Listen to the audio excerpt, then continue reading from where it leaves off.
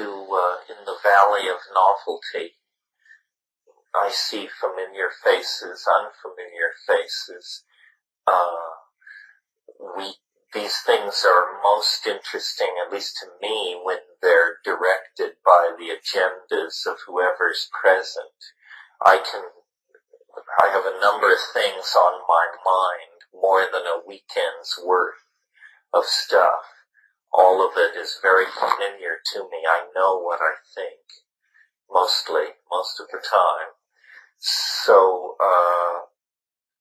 don't be afraid to interrupt, to ask questions. If you're not getting what you want, it's fine to take it another direction.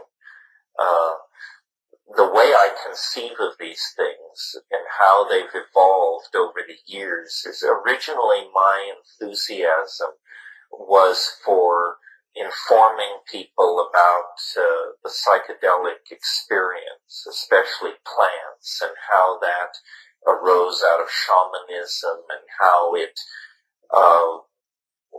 was evidence for Jungian models of the psyche, and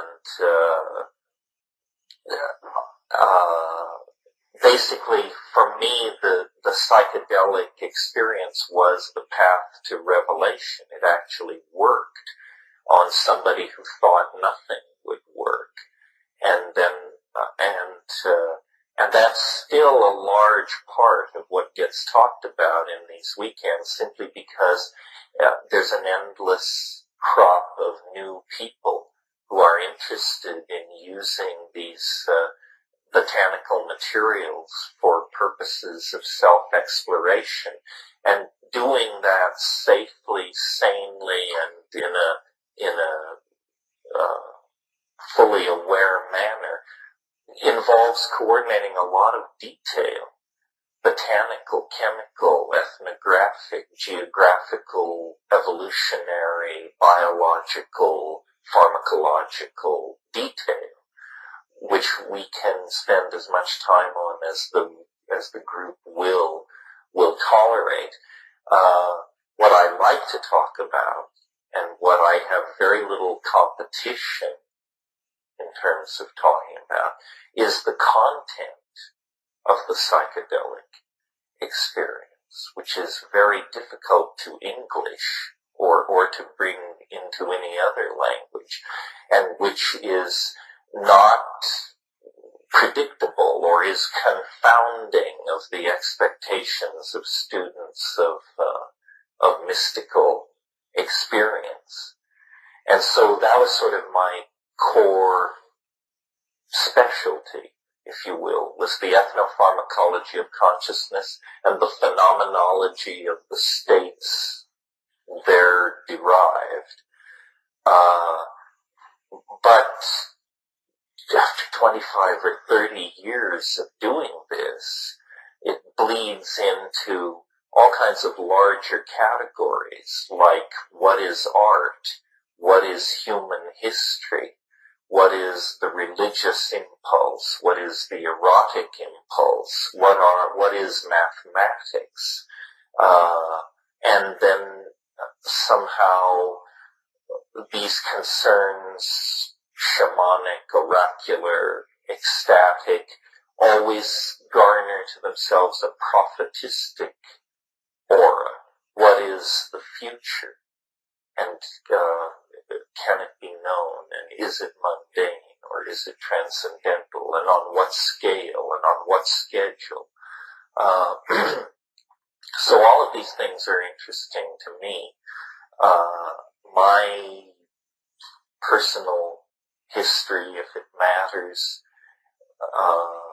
I grew up in a very middle-class family in a very small town on the western slopes of Colorado, which is about as white bread culture as you can possibly achieve. It was a very stable environment to be brought up in. It was the 50s. It was all, tube furniture and bad television. And, but the ground I happened to be fortunate enough to walk around on, fossils 150 million years old scattered through it, dinosaur bones, extinct fishes. And as a kid, I was a loner, and I spent a lot of time in these dry arroyos and washes where these fossils and stuff could be found. And then, people informed me of the age of these things. And I can remember when I found out that 1,000,000 years is 1,000 years, 1,000 times. It was like I got it. I mean, it was the largest thing I could get at that stage of my conceptualizing reality. But then suddenly the reality of the size and scale of nature snapped into focus for me. And I've been thinking about this recently because one of the things you'll find out about me if we get to know each other is I have a skeptical and cranky side, and I'm forever puzzled by why people believe some of the seeming to me dumb things that they choose to believe. And I spend a lot of time thinking about what is a dumb thing to believe, and how do you judge in a shrilly competing ideological marketplace the various claims, counterclaims, nostrums, ideologies, therapies, insights, revelations that are being peddled. And so my intellectual development, if you want to put it like that, was sort of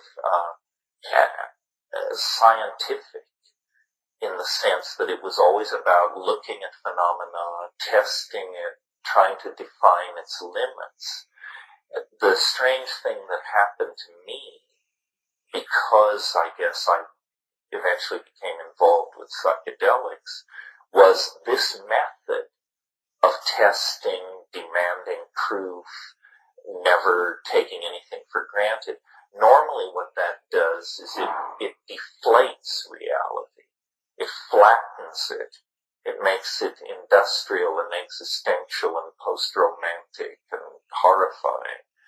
But in my case, it didn't, because psychedelics are actually a kind of miraculous reality that can stand the test of objective examination.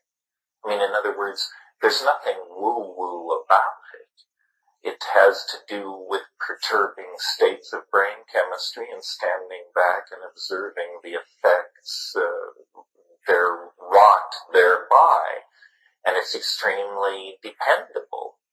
And from a medical point of view, it's extremely safe and non-invasive. I mean, one of the paradoxes of pharmacology is that the substances which most dramatically affect the mind do so at tiny doses and with very little sequela. This is extraordinary. I mean, it's almost as though the mind, in this case, is a phenomenon very different from the body, where, to achieve major effects in the body, often massively invasive procedures or large doses of invasive chemicals have to be used. Someone once said to me, referring to LSD, that if you wanted a picture at the molecular level of the power of LSD, imagine an ant that can rip the Empire State Building apart in 30 minutes. One ant. In terms of the scales and the sizes of what's going on, that's a reasonable analogy to the power of LSD. So I explored all kinds of fringe areas when I was a kid, magic and telepathy and Ouija boards and various invocations, some of which interrupted my career as an altar boy. He couldn't have it both ways, it turned out.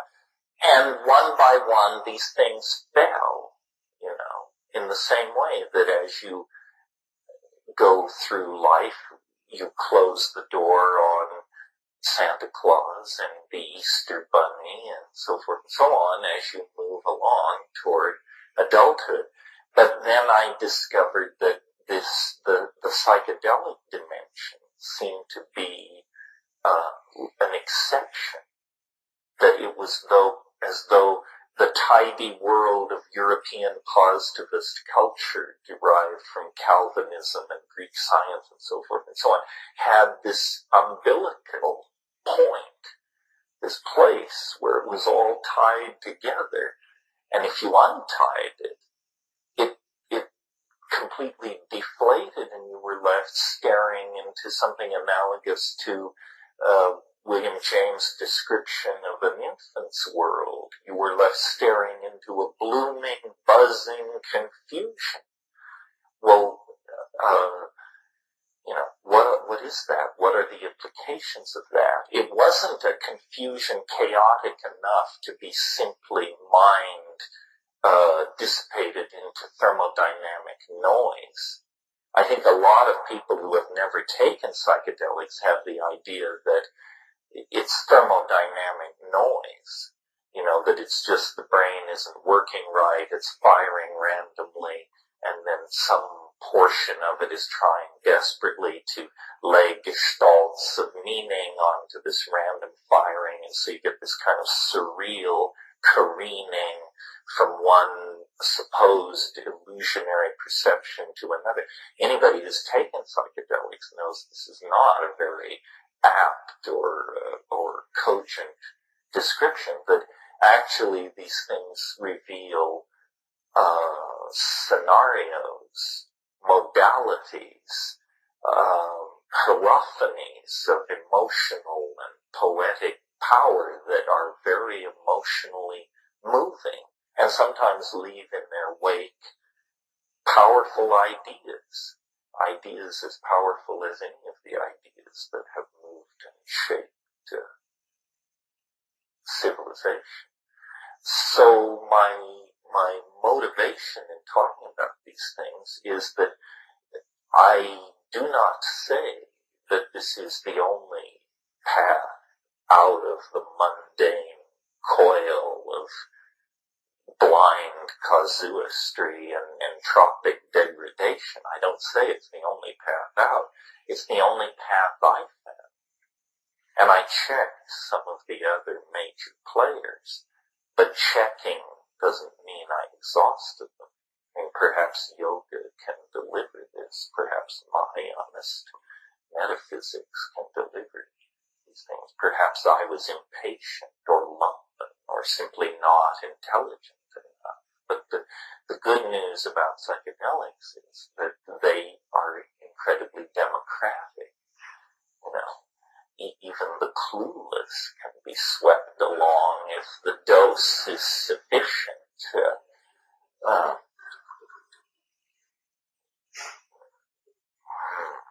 Yes. Well, so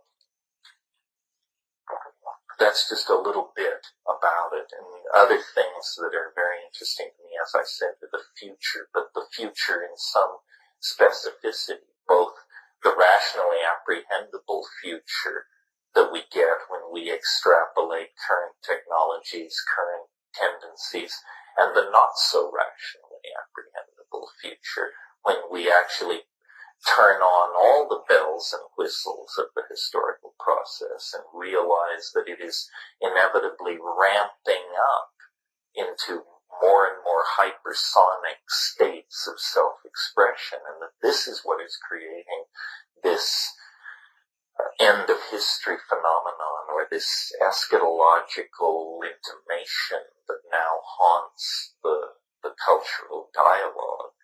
There is something deep and profound moving in the mass psyche, driven by historical forces long in the process of unfolding, but now exacerbated and focused by new communications technologies that are essentially prostheses, extensions of the human mind and body of enormous and unpredictable power, or with unpredictable consequences. So, in a sense, what began for me as the psychedelic experience, a personal experience triggered by a relationship with a plant based on certain definable pharmacological phenomena, has become like a general metaphor for understanding being in the world and our historical dilemma, because in a way they're fractal adumbrations of each other.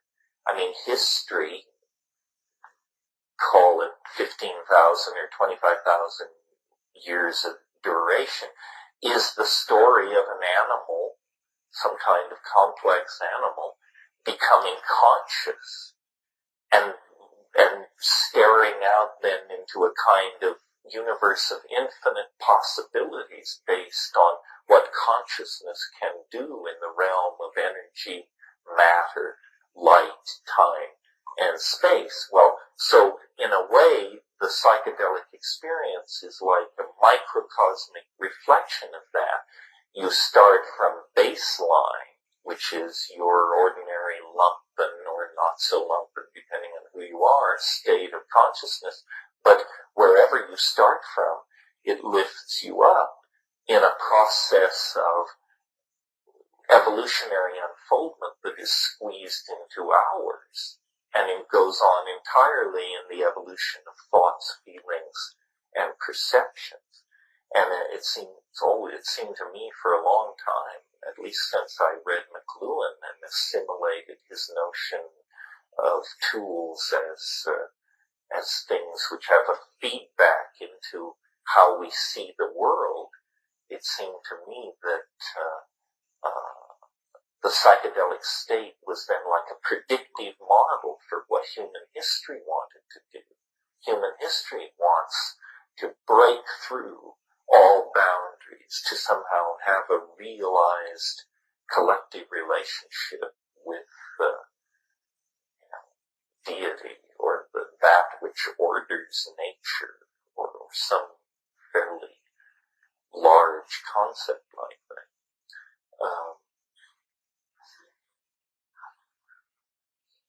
Yeah, the implications. It's all in the implications. It has to do with how much intelligence you bring to it at the beginning.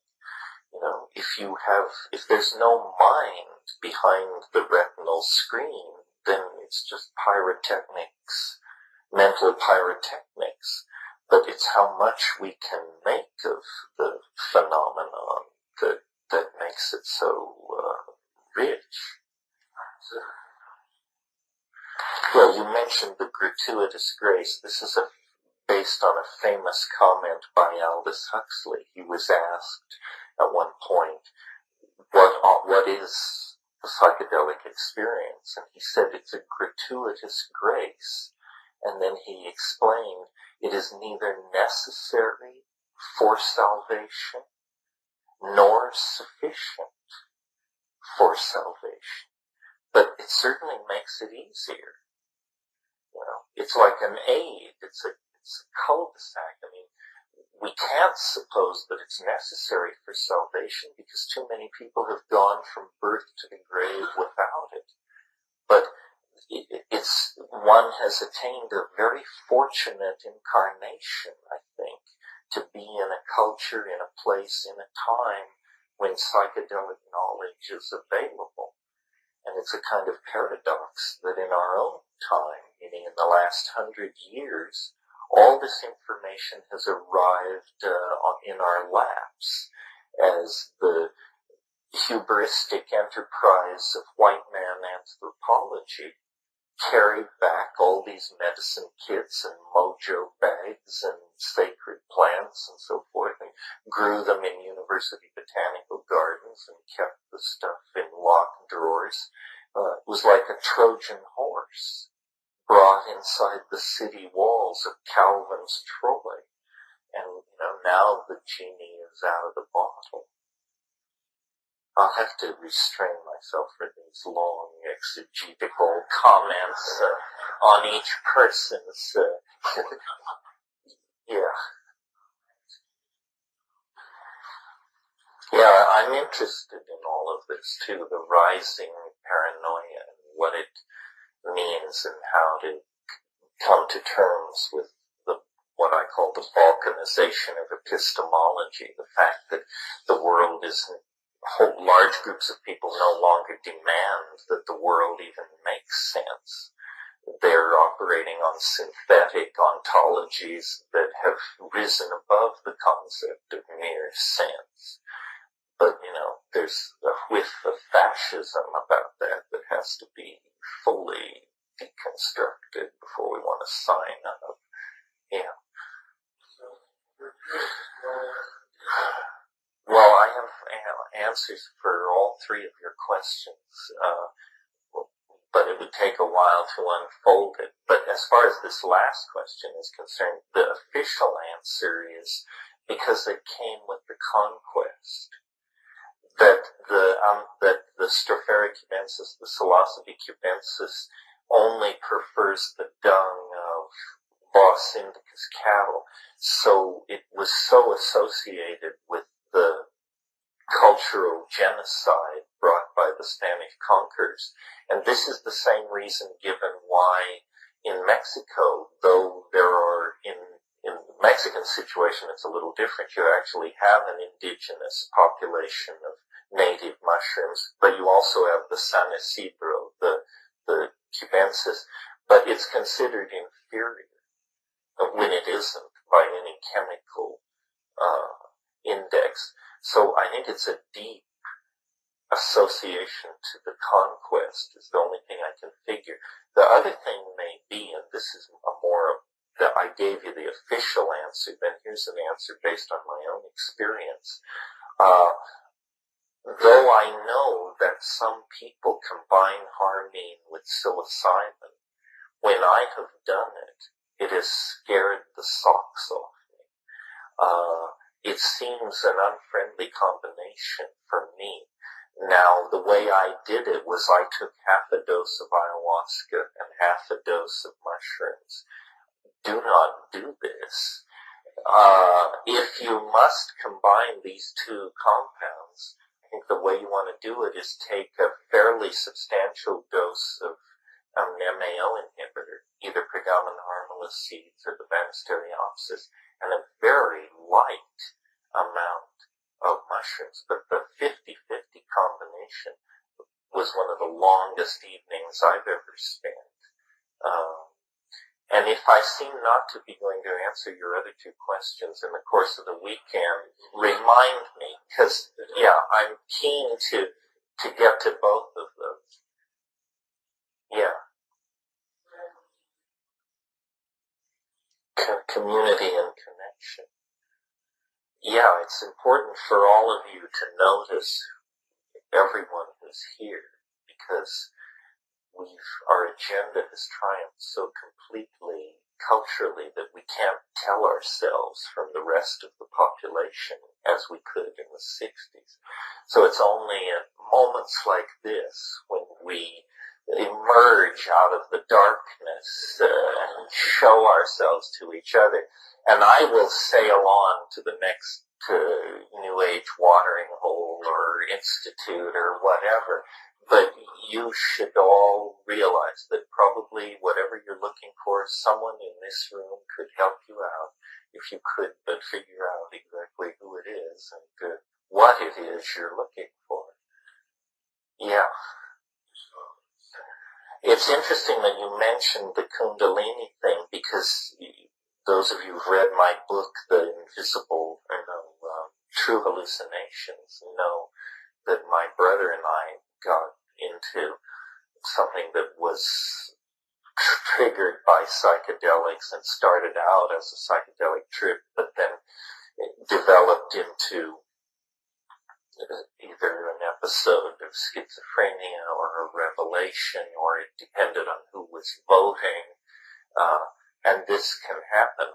These things are, the path goes further than most sojourners wish to travel, I think. I mean, the power is immense, and once you find the way, it isn't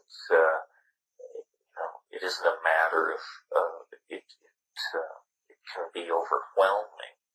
Someone once said the yogin and the schizophrenic are divers in the same ocean, but one of them has learned how to use scuba equipment, and the other is simply drowning.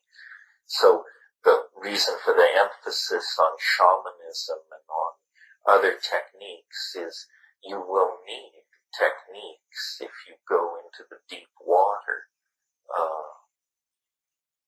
and they can make your life very simple and save you from unnecessary suffering. Not all suffering is necessary. Maybe no suffering is necessary. Yeah, one of the things that I'm keen to talk to you about is, there are various models of the psychedelic experience, that it's the Jungian unconscious, that it's the ancestor world, that it's this or that. The one that I'm most struck by is it's the world of the Platonic ideals. It's a world very closely related to mathematics. And in a way, the shaman is a hyper-mathematician, not in that he proposes theorems and solves them, but that he perceives hyperdimensionally.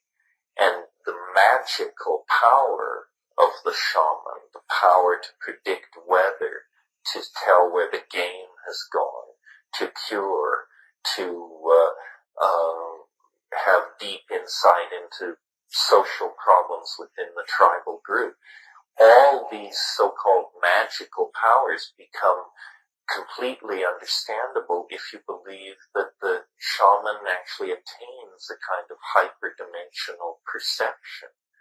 And, also teaching here this weekend is my old buddy Ralph Abraham, who's one of the world's leading exponents of chaos dynamics, and he has told me many times that the DMT flash for him is simply and straightforwardly a perception of hyperspace, a coordination, and this is why metaphors like inner eye and inner seeing make sense, because of course in hyperspace the inside of the body is no more secret from perception than the outside of the body. So, mathematics is one of the few things I still trust at this point. Yeah, that's my motivation, is based basically on curiosity. I mean, I'm fascinated that we've gotten this far. I mean, given that the most economical situation would be pure nothingness, what is this? I mean, why is nature doing these things? And why is organization have such tenacity? And what does it mean that we appear so late in the process and represent such a difference in the rest of nature? It's very mysterious. We get used to reality because it's so stable, but in fact it's an absolutely confounding situation. Besides the DMT flash, the only other thing that I know that's as confounding as that is ordinary consciousness and incarnate being in a body. It's just so improbable.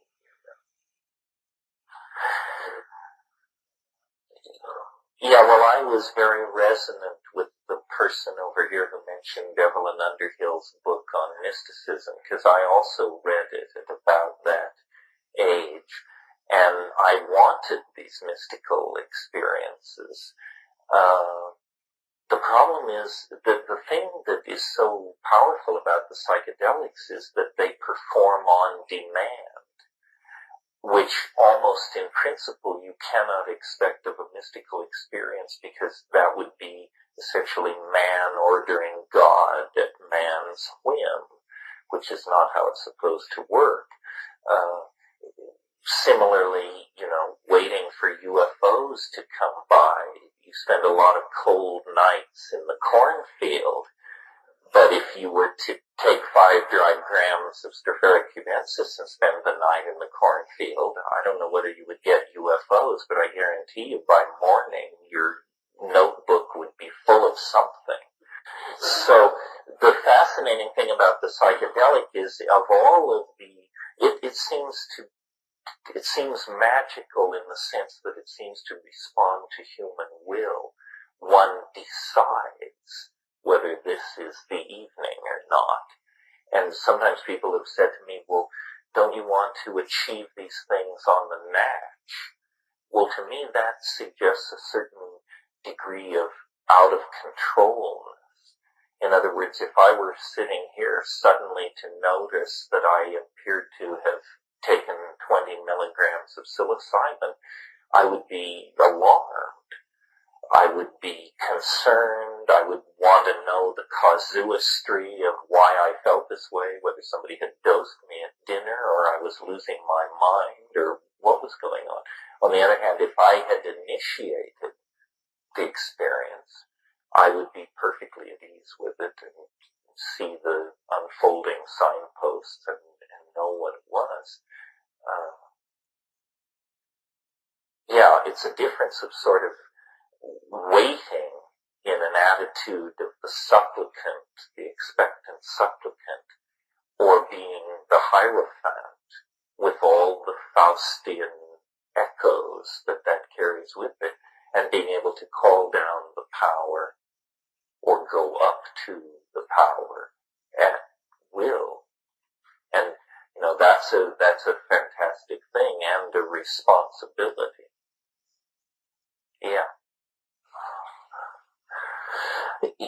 One of the things that inevitably downloads out of all this psychedelic stuff is, because it's central to understanding our nature anyway, is how do we relate to our sexuality, to our relationships, to our obligations to biology and romanticism and so forth and so on. And you mentioned monogamy and monotheism, or was that the one? Yeah, well, part of what happens with a career like mine is everything you ever say is taped. So then your ideas may change over time, but people will listen to an 8-year-old tape, a 6-year-old tape, and so you're like imprisoned or liberated. I haven't figured out which, because you must account for every opinion you ever held, even if you no longer hold it. The toughest thing to figure out is relationships. It is the yoga of the West, but it's harder than yoga. And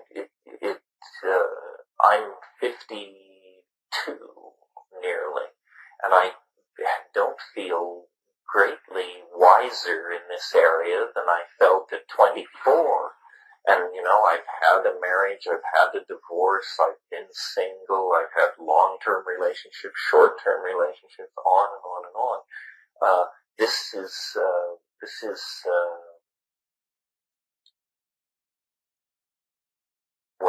Part of what I'll say in a larger context is we shouldn't seek for closure. We shouldn't, part of what the psychedelic point of view represents is living a certain portion of your life without answers, just accepting that certain dilemmas will never resolve themselves into some kind of a complete answer. That's why psychedelics are so different from any system being sold, from one of the great elder systems like Christianity to the latest cult out of Los Angeles, these cults, these cultic answers, always invariably provide a complete set of answers to life's dilemmas at the price of being absurd, but this doesn't seem to bother people. So part of what being psychedelic means, I think, is relentlessly living with unanswered questions.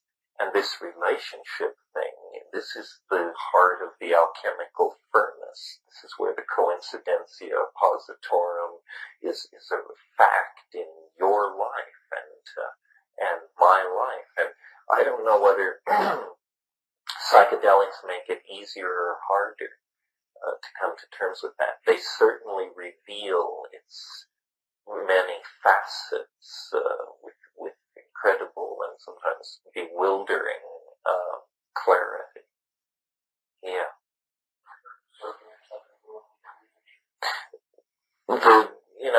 It's a frustrating situation because the literature tells you that DMT occurs widely throughout nature, distributed through grasses, mammalian brain tissue, leguminous trees, rubiaceous plants. But when you actually go to try and get it out, you encounter two problems. Either it's spread very thin,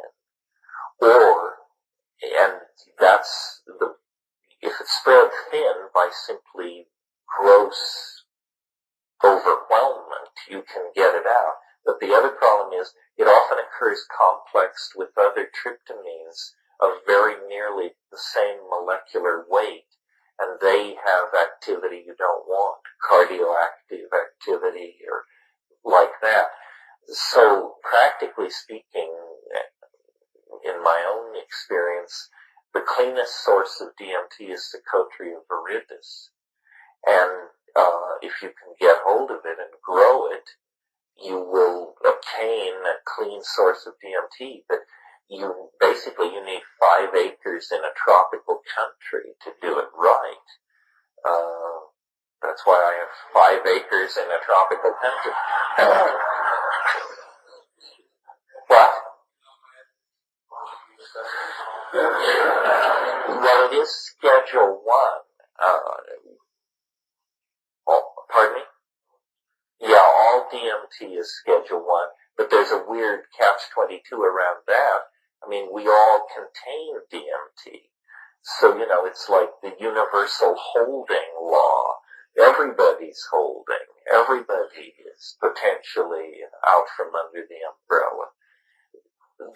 Probably, though you may not wish to hear this, the shortcut, the easier path, is to just tighten your belt and learn organic chemistry and make it then from scratch or, from tryptophan or indole or something.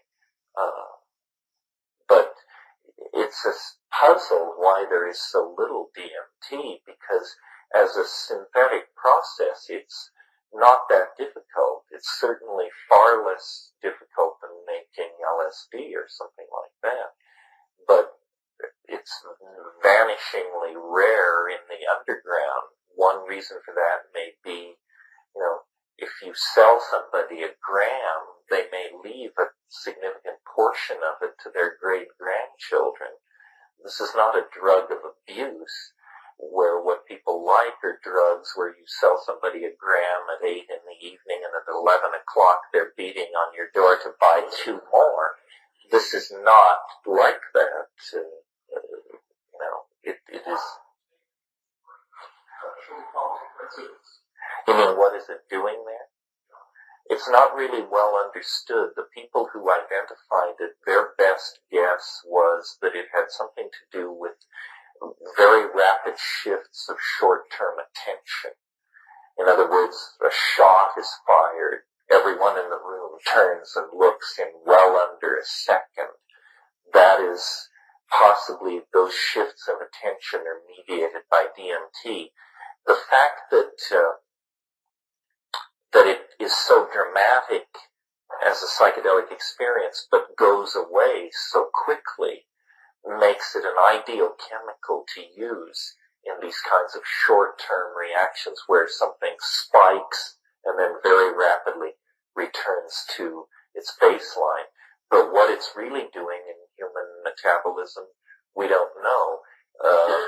DMT, like many psychedelics, competes with serotonin for the serotonergic bond site.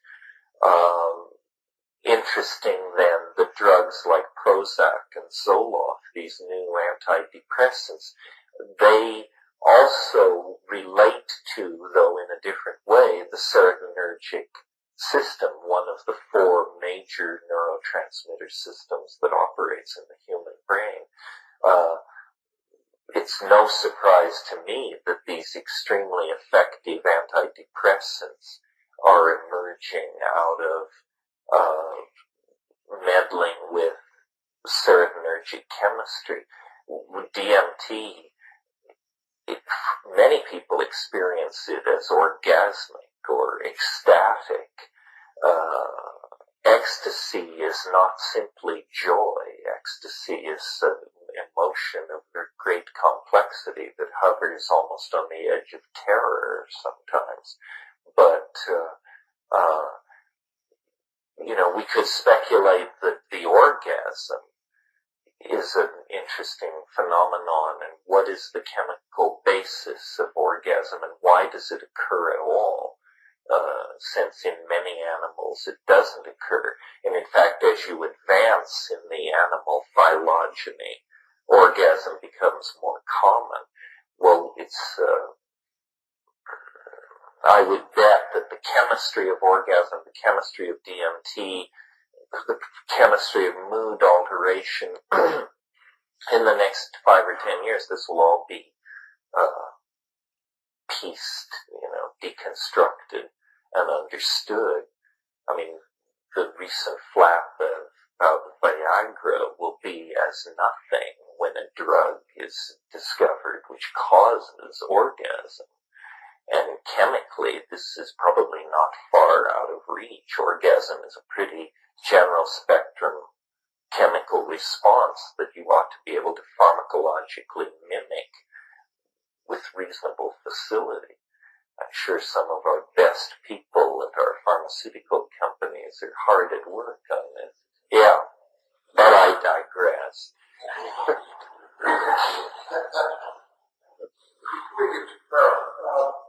Could you talk a little bit about the emotional? As a source of DMT.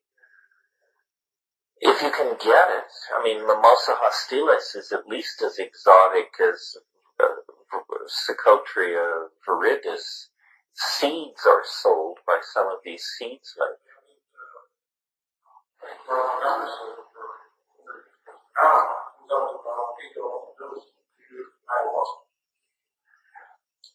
That sounds fine.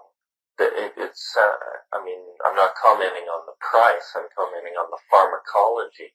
And if you take 2 grams of Pegomen harmala seeds well ground and a sufficient amount of the root scrapings of Mimosa hostilis, which is the Brazilian species, and then the conspecific Mexican species is Mimosa tenuifolia, teniflora. As far as we can tell, chemically these things are equivalent. That works. Basically, if you're serious about pursuing this, you need to get into the habit of growing things and gardening, or you need to sharpen up your chemistry chops and actually become a synthetic chemist.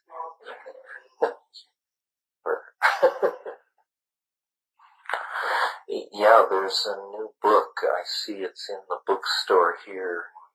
The Maya Cosmogenesis 2012, John Jenkins' book about Mayan archaeoastronomy. If you're interested in all that, his book pretty much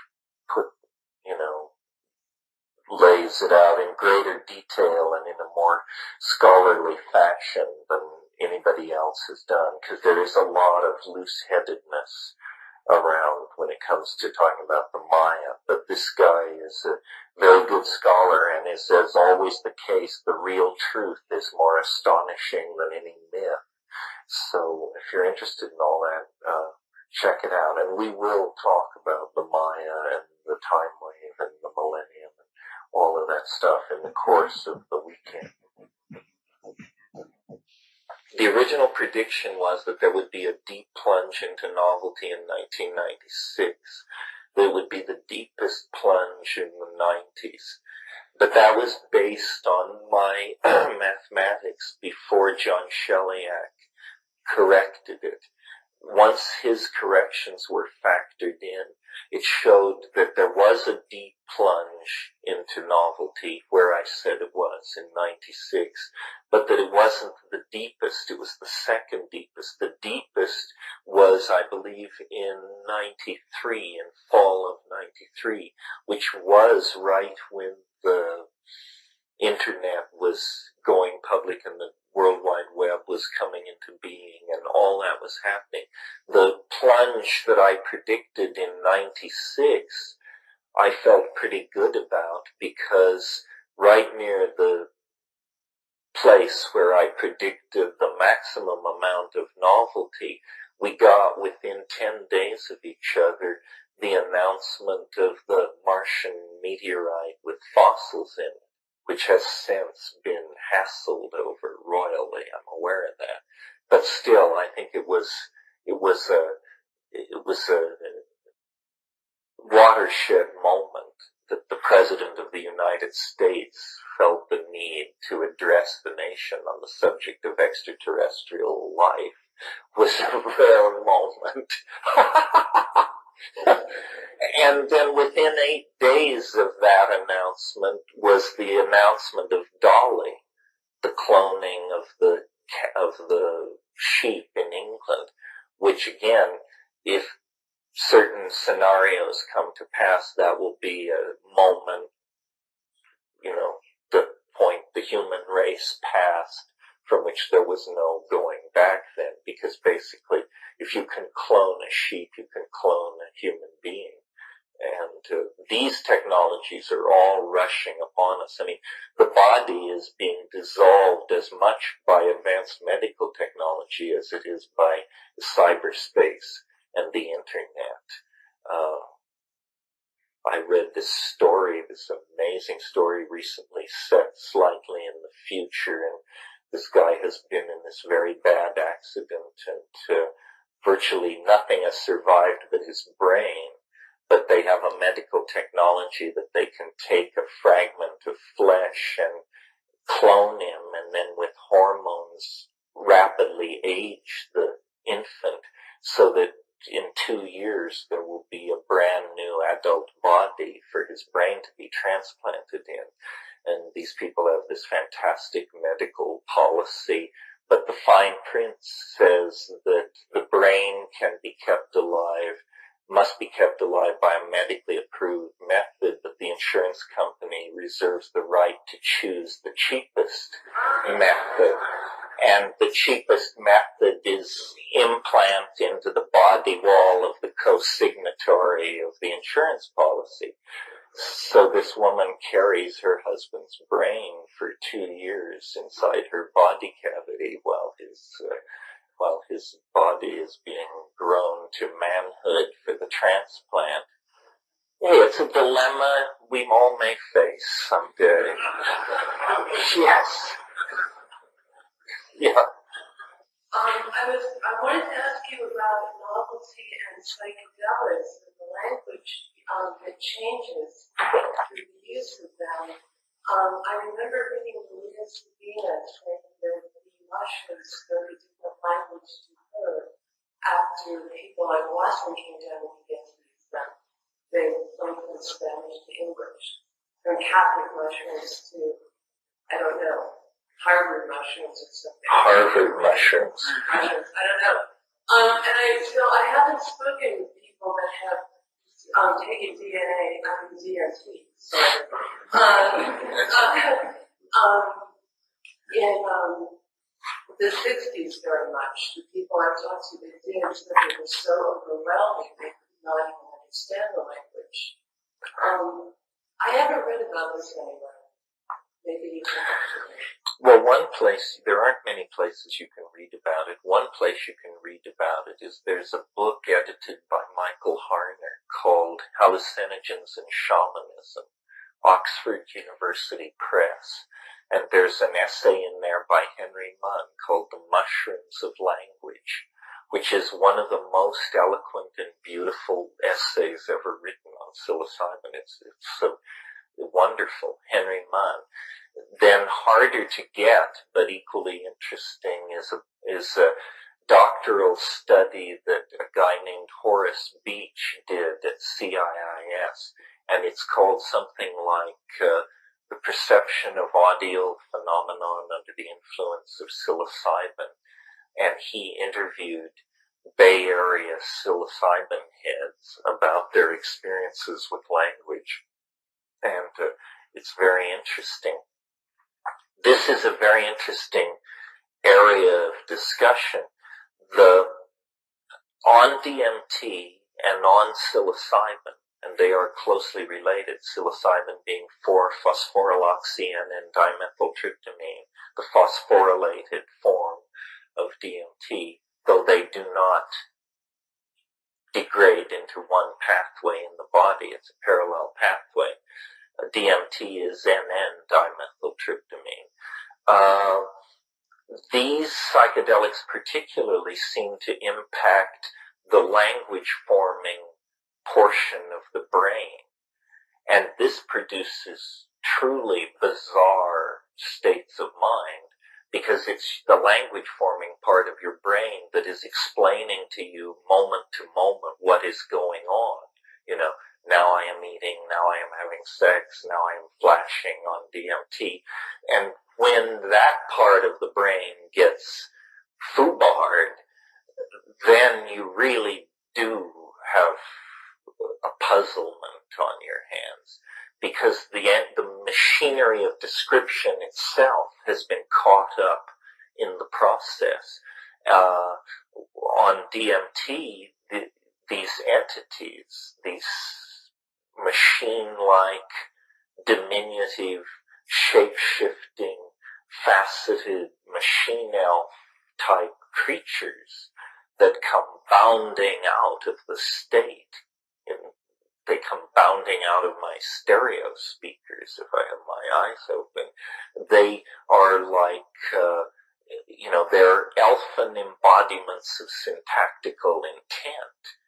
Somehow syntax, which is normally the invisible architecture behind language, has moved into the foreground.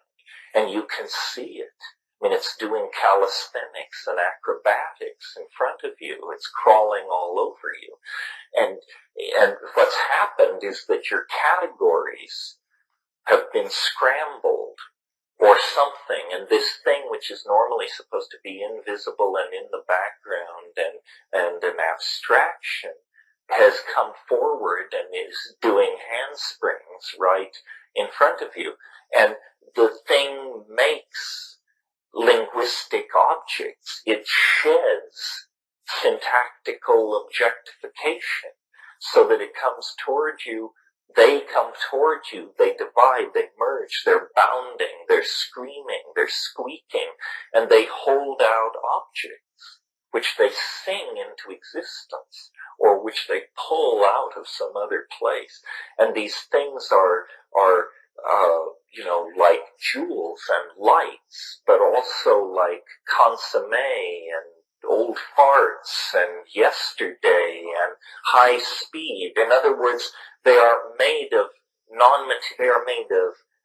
juxtapositions of qualities that are impossible in three-dimensional space. What they're like is, and in fact this is probably what they are, what they're like is they're like 3 and 4 and 5-dimensional puns.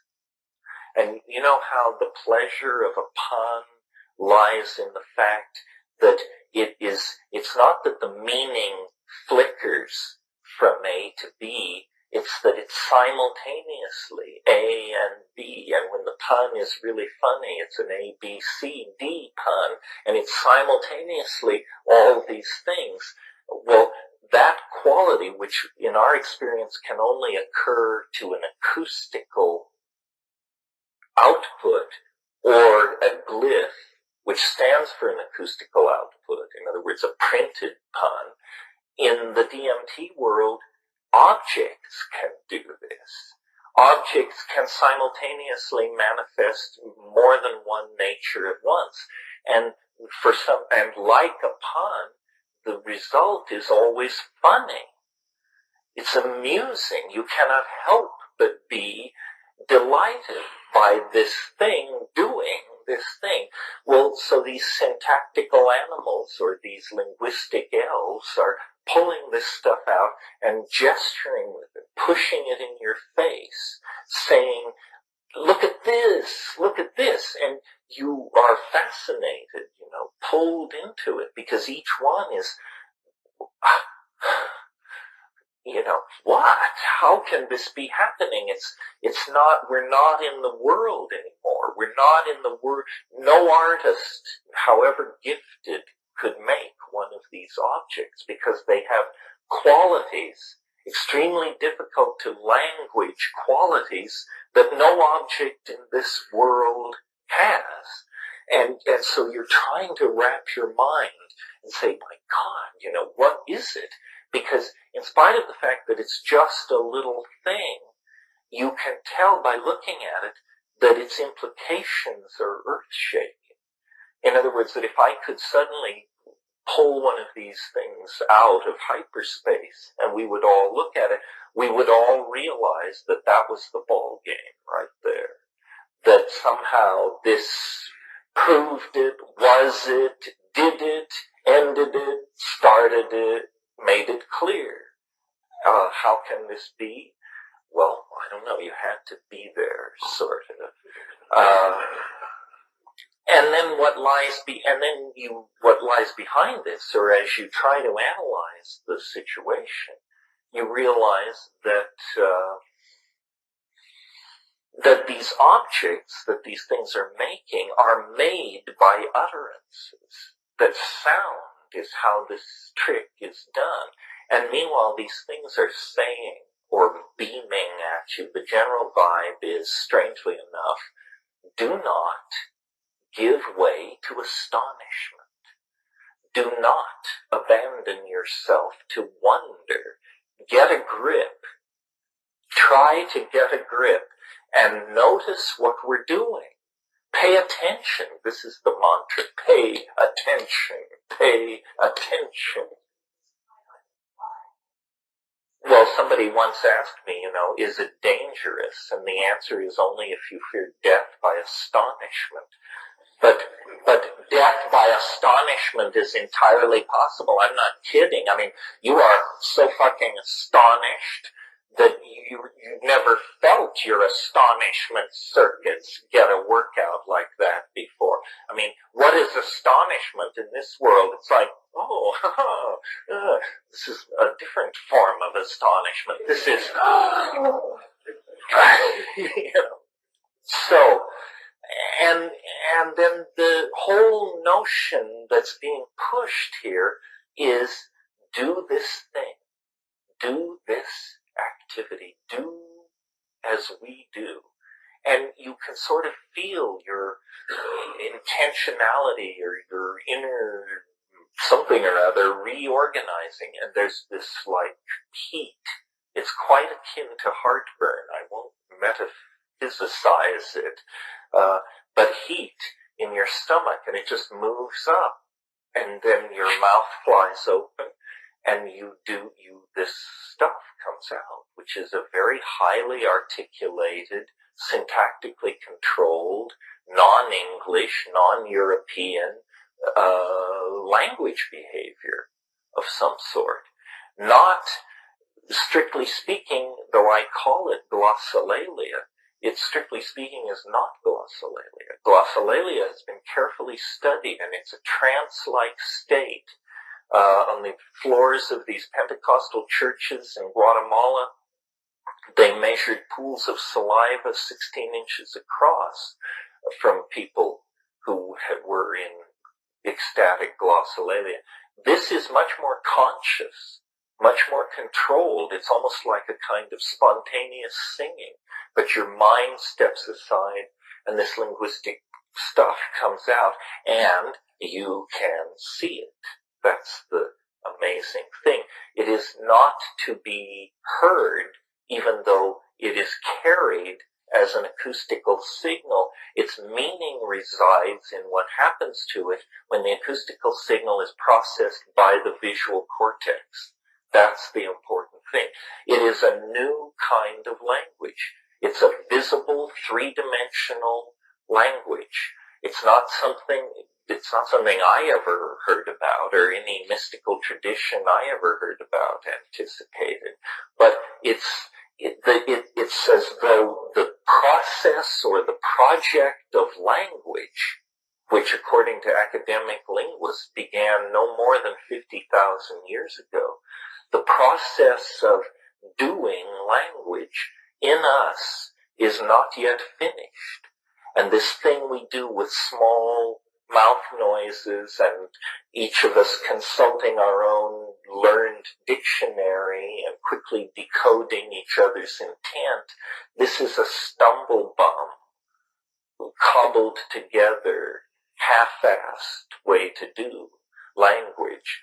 And what we're on the brink of, or what these psychedelic states seem to hold out, is a much more seamless kind of fusion of minds by generating topological manifolds that we look at rather than that we, localize into designated meaning. And I didn't mention ayahuasca in this rap, but ayahuasca being along with the mushrooms, a natural and shamanically used for many millennia doorway into these places. And what you find in ayahuasca groups in the upriver tribal situation is people that the whole way the ayahuasca taking is set up is to facilitate singing. The shamans get loaded, then they sing, then they go outside and take a leak and smoke and talk. And in those intervals you hear people say things like, I liked the violet and yellow part, but I thought the olive drab with the silver spattering was way over the top. And you think, what kind of a critique of a song is that? Well, it's the critique of a song that is designed to be looked at. Nobody talks about the sound. Everybody talks about the visual impression left by the sound. And it was these groups, these ayahuasca-taking groups, that when the German ethnographers got into the Amazon in the early part of the 20th century, they called this chemical telepathy. They recognized, that, and the reputation of ayahuasca is group states of mind.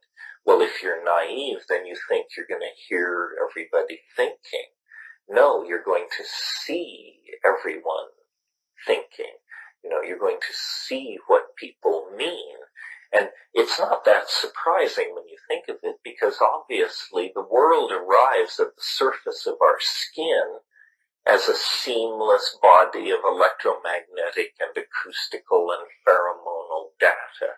It's just that our eyes, our nostrils, our ears, our skin, we break up this incoming flow of data.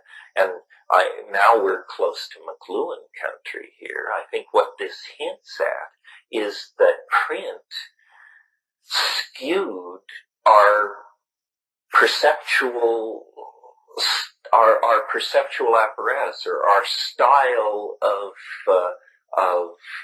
parsing perceptual data toward the acoustic space, so that for us thought became a voice, and very early in the Western tradition this is so.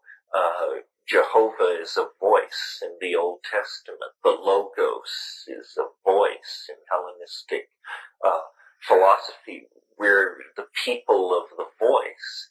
But apparently, there's a passage in Philojudaeus where he talks about the etymology of the word Israel. And he says Israel means he who sees God.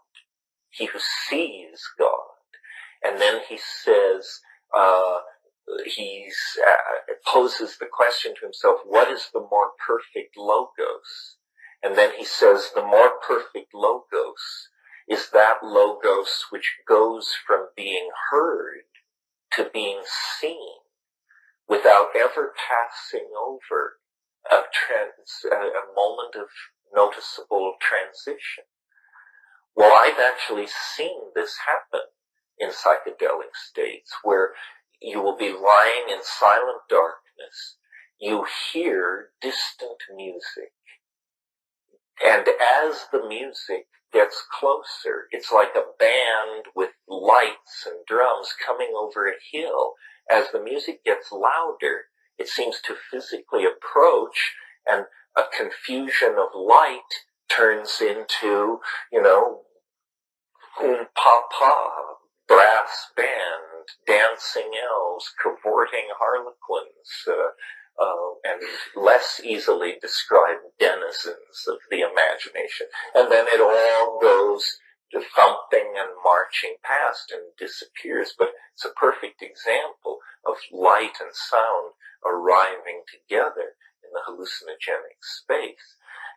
The fact that we've talked here or mentioned that we have DMT in our pineal glands, in our brains. What we haven't said is we also have compounds in that same organ, very much like what's in ayahuasca. Occurring in the human pineal gland is a compound called adenosine. But when you give it its physical chemical nomenclature, it turns out it's 6-methoxy-tetrahydroharmalan. It's a very near relative of harmine and harmaline. So it doesn't strain me to believe that perhaps in looking at this phenomenon, we have actually put our finger on the place, the cutting edge of the evolution of consciousness right now at the biochemical level. What's happening is there's a shifting or an acceleration of the concentration of harmine-like alkaloids and DMT in the human pineal, and it's affecting our ability to process language, and it's pushing and exacerbating a bias toward visual understanding. And I see this then also reinforced and accelerated by the evolution of media. In the last 150 years, we go from photography to color photography to moving colored photography with sound, with stereophonic sound, and pointing toward virtual reality with more and more money to be made at each step of the way. And clearly, with the amounts of money now, we're outspending defense for entertainment. We will produce simulacrums of imaginary worlds, and engineering bench tests will be to make it as much like Hawaii as possible, or as much like Tibet as possible. But what people will really want to do with these things is make worlds as strange as we can stand that are in these virtual places. So whether it comes through a natural evolution of the human nervous system or the evolution of an advanced interface with prostheses that create virtual realities, I think the transformation of how we do language is part of this acceleration into singularity. Yeah. I believe you made a reference in one of your books to Julian James' book, The Origin of Consciousness, the Breakdown of Biochemical Mind, and the way we evolved and God was like an auditory hallucination before, I guess, our consciousness really developed, and we were Yeah, Julian Jaynes, I didn't win him too many friends, but he wrote a big book and had this theory that this thing, which we call the ego, is so recent in human beings that it actually didn't exist at the time of Homer. And he goes into Homer and he shows that the God always breaks through in situations of crisis and danger. And he felt that before Homeric times, people were essentially like ants or something, that their behavior was largely instinctual, and that the only time they encountered this phenomenon of free will, the interrupting of the instinctual pattern, was in situations of great crisis and impending danger. And then this thing would literally almost come out of the sky and say, get your ass out of there, save yourself. Well, then over time, this ability to access this higher informational thing was like, again, the metaphor of insisted, closed over with the membrane of the self and made part of the machinery of the self, and that this is what the ego is. The ego is a Greek god that you have frozen like an ice cube behind your eyes, and that you think you are this thing, and that, this is just a cultural myth, a necessary weird idea, no more a true statement about the nature of the mind of the hominidae than anything else.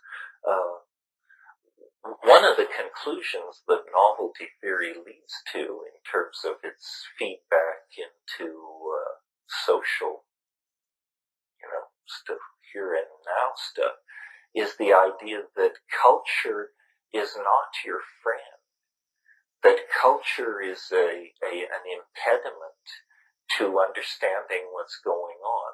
That's why, to my mind, the word cult and the word culture have a direct relationship to each other.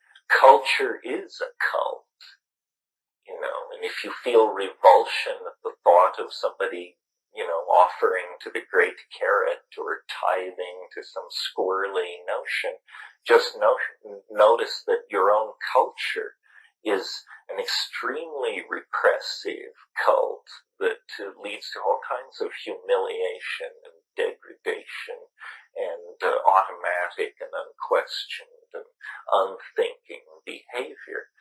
There's a tendency to want to celebrate culture, springing both from the French deconstructionists and their fascination with culture, and then the effort to build pride through ethnicity thing. Well, that's all very fine, but I think the cultures we should all revere are our ancestral cultures. The cultures most of us have our roots in. The actual culture we came from was probably fairly squirrely. I mean, the American family is what keeps American psychotherapy alive and well. This is a cauldron for the production of neurosis and, in some cases, little else. So, part of what psychedelics do is they decondition you from cultural values. This is what makes it such a political hot potato. If there's anything, since all culture is a kind of con game, the most dangerous candy you can hand out is candy which causes people to start questioning the rules of the game.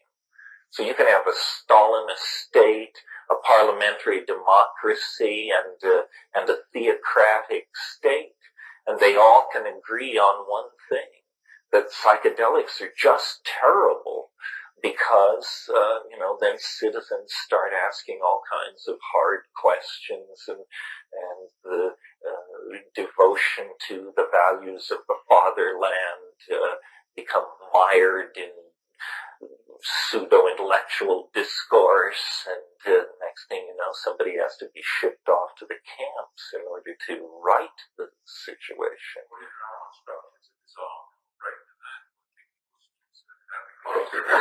Oh yeah. No, it definitely works in the personal life. Like I've been building a house in Hawaii, and while I've been building it, I've definitely cut back my intake of psychedelics because I don't want the answer to the question, is this a good idea, until it's too late to do anything about it.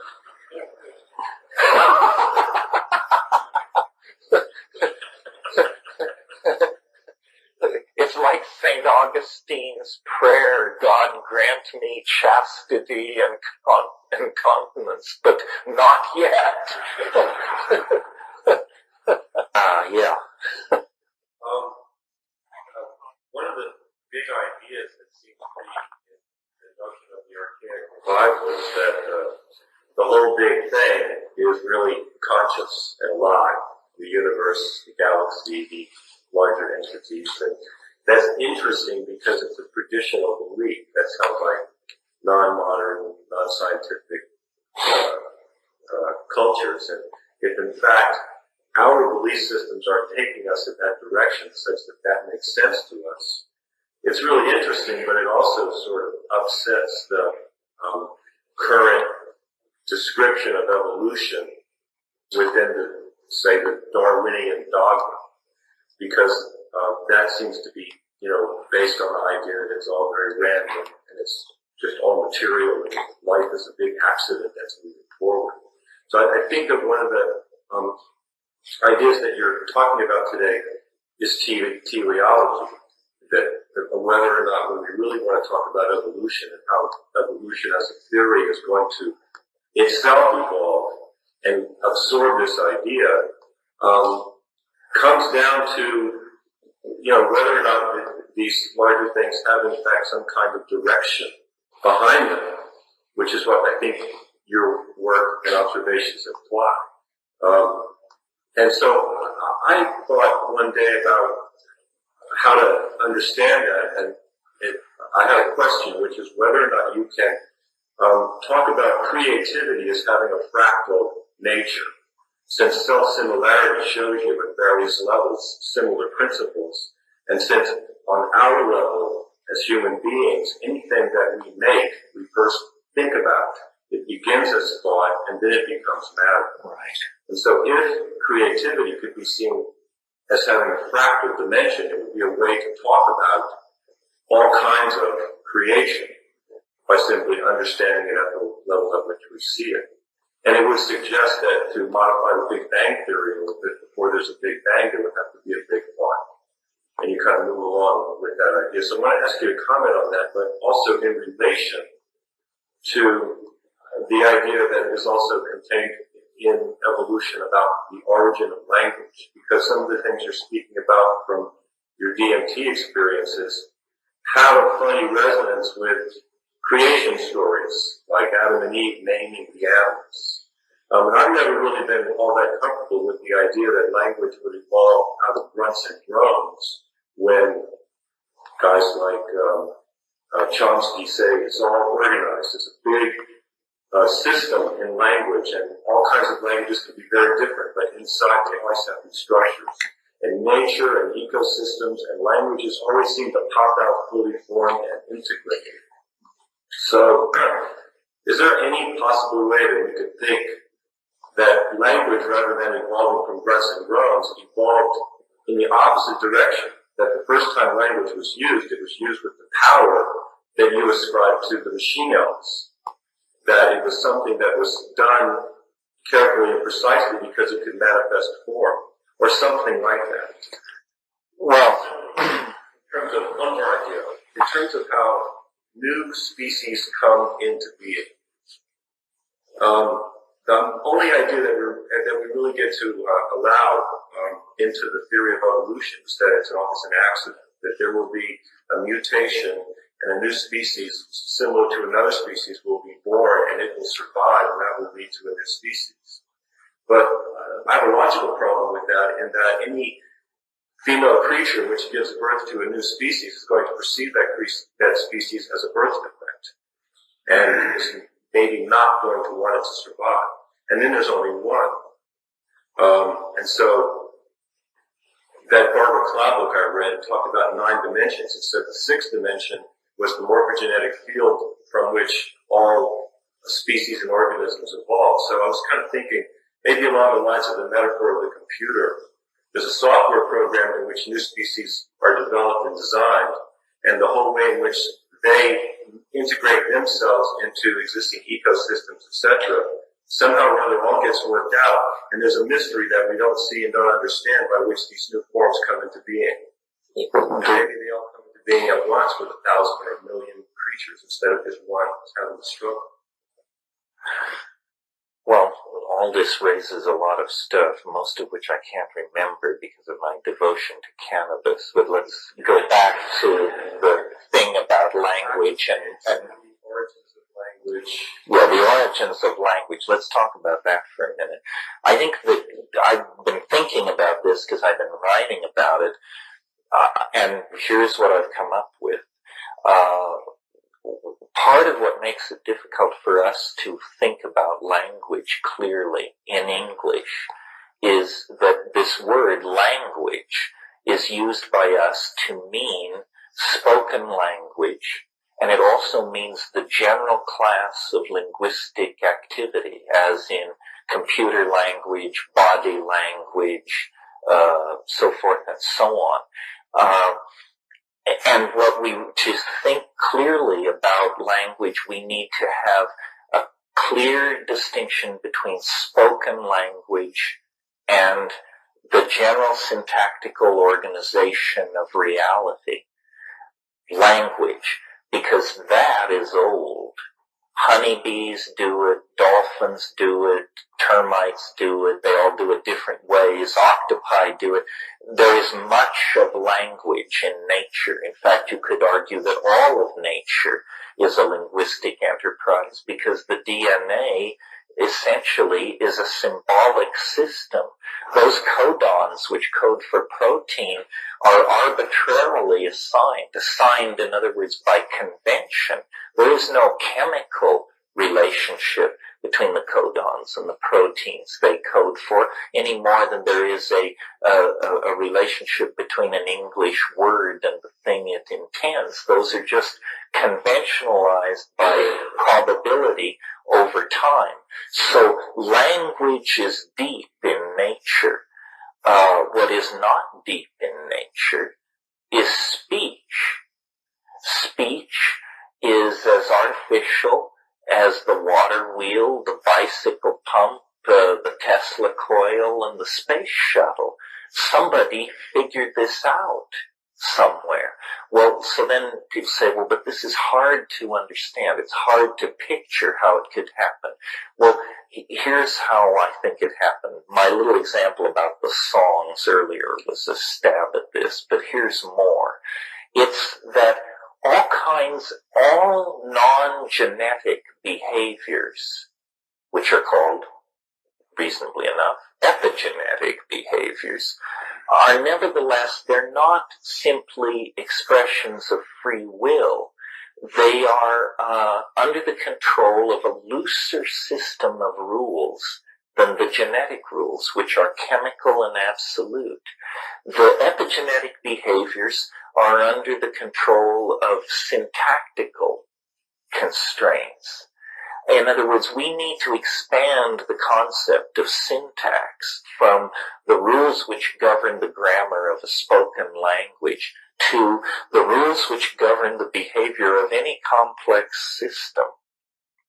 So, for example, before speech among human beings, I think it was probably very touchy-feely.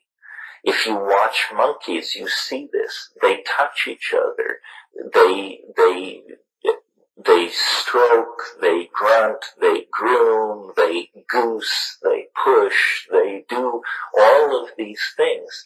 The repertoire of this kind of behavior, if you're good at it, may be on the order of having 4,000 or 5,000 words. in your vocabulary.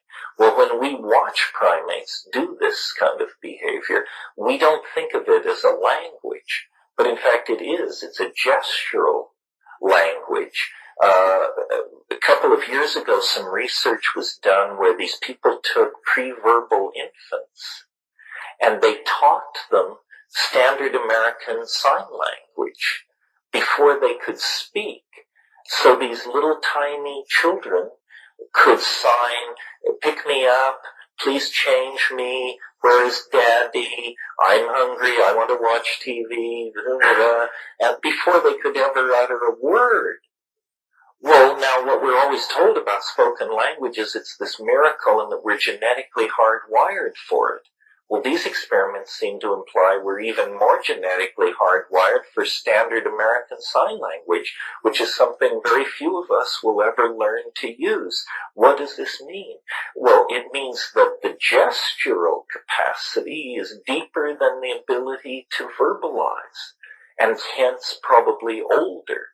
So I think there was a gestural language as complex as standard English, probably, in place before anyone ever uttered a word.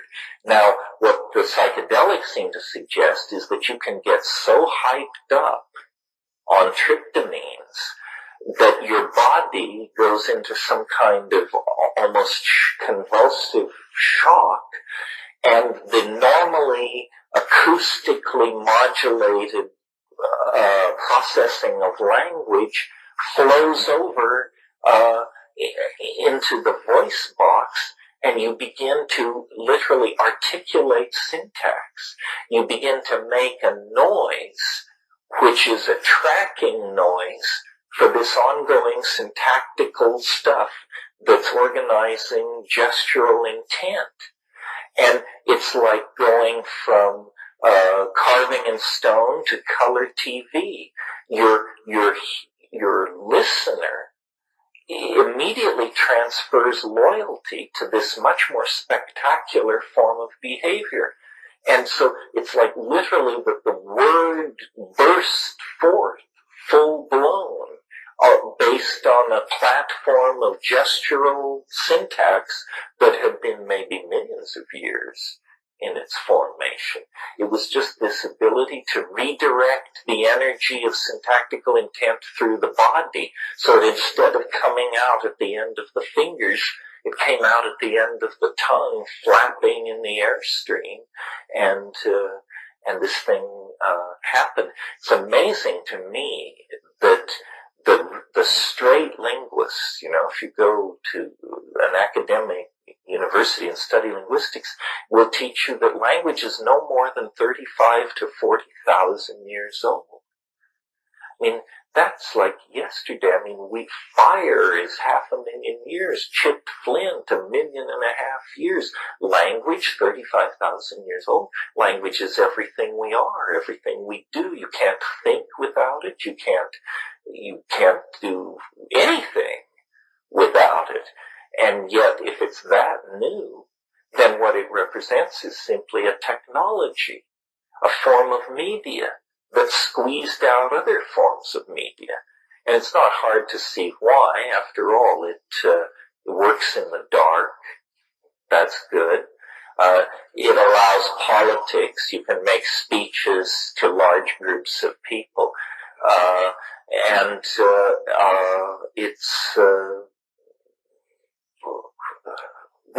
It's just very portable. It's the cleanest technology ever put in place. When you think about it, it's one of the weirdest abilities human beings exhibit. And when you go forward to reading, you realize this is an animal in some kind of an informational tizzy. I mean, the idea that you would make marks in clay which signify tongue noises, which signify designated objects, so that these pieces of clay can be lugged hundreds of miles, so that other people can reconstruct your thought by looking at these pieces of clay. This is bizarre. For animal behavior, this is absolutely, it's just how they manage to do that. And of course, the picture writing we understand, but there is similar to the breakthrough to speech is the breakthrough to a phonetic alphabet, where you see, we don't have to portray the thing we intend. All we have to portray is the sound of the word that signifies the thing we intend. And then, you're just roaring forward, and from there to the printing press, what is it, a couple of thousand years or something, and then there's no going back. So that's the part about language. Now, what was the second part after that? Well, just whether you could think about creativity as a principle that could have a practical dimension, and that would be a way to think about design on a larger universal order that's having some consciousness. Well, if you think of the universe as an engine which it produces and conserves novelty, and you think of it as a fractal thing, a fractal hierarchy built up and built downward of subsets of itself, then in a sense, every creative act is the paradigmatic act of the Big Bang. I mean, it always struck me, that the end of the novelty wave, which is up, down, oscillate, zero, it's like, it's a general map of all process. We could be describing the life of the energy output of a star, or the firing of a single neuron, or the birth and death of an economy.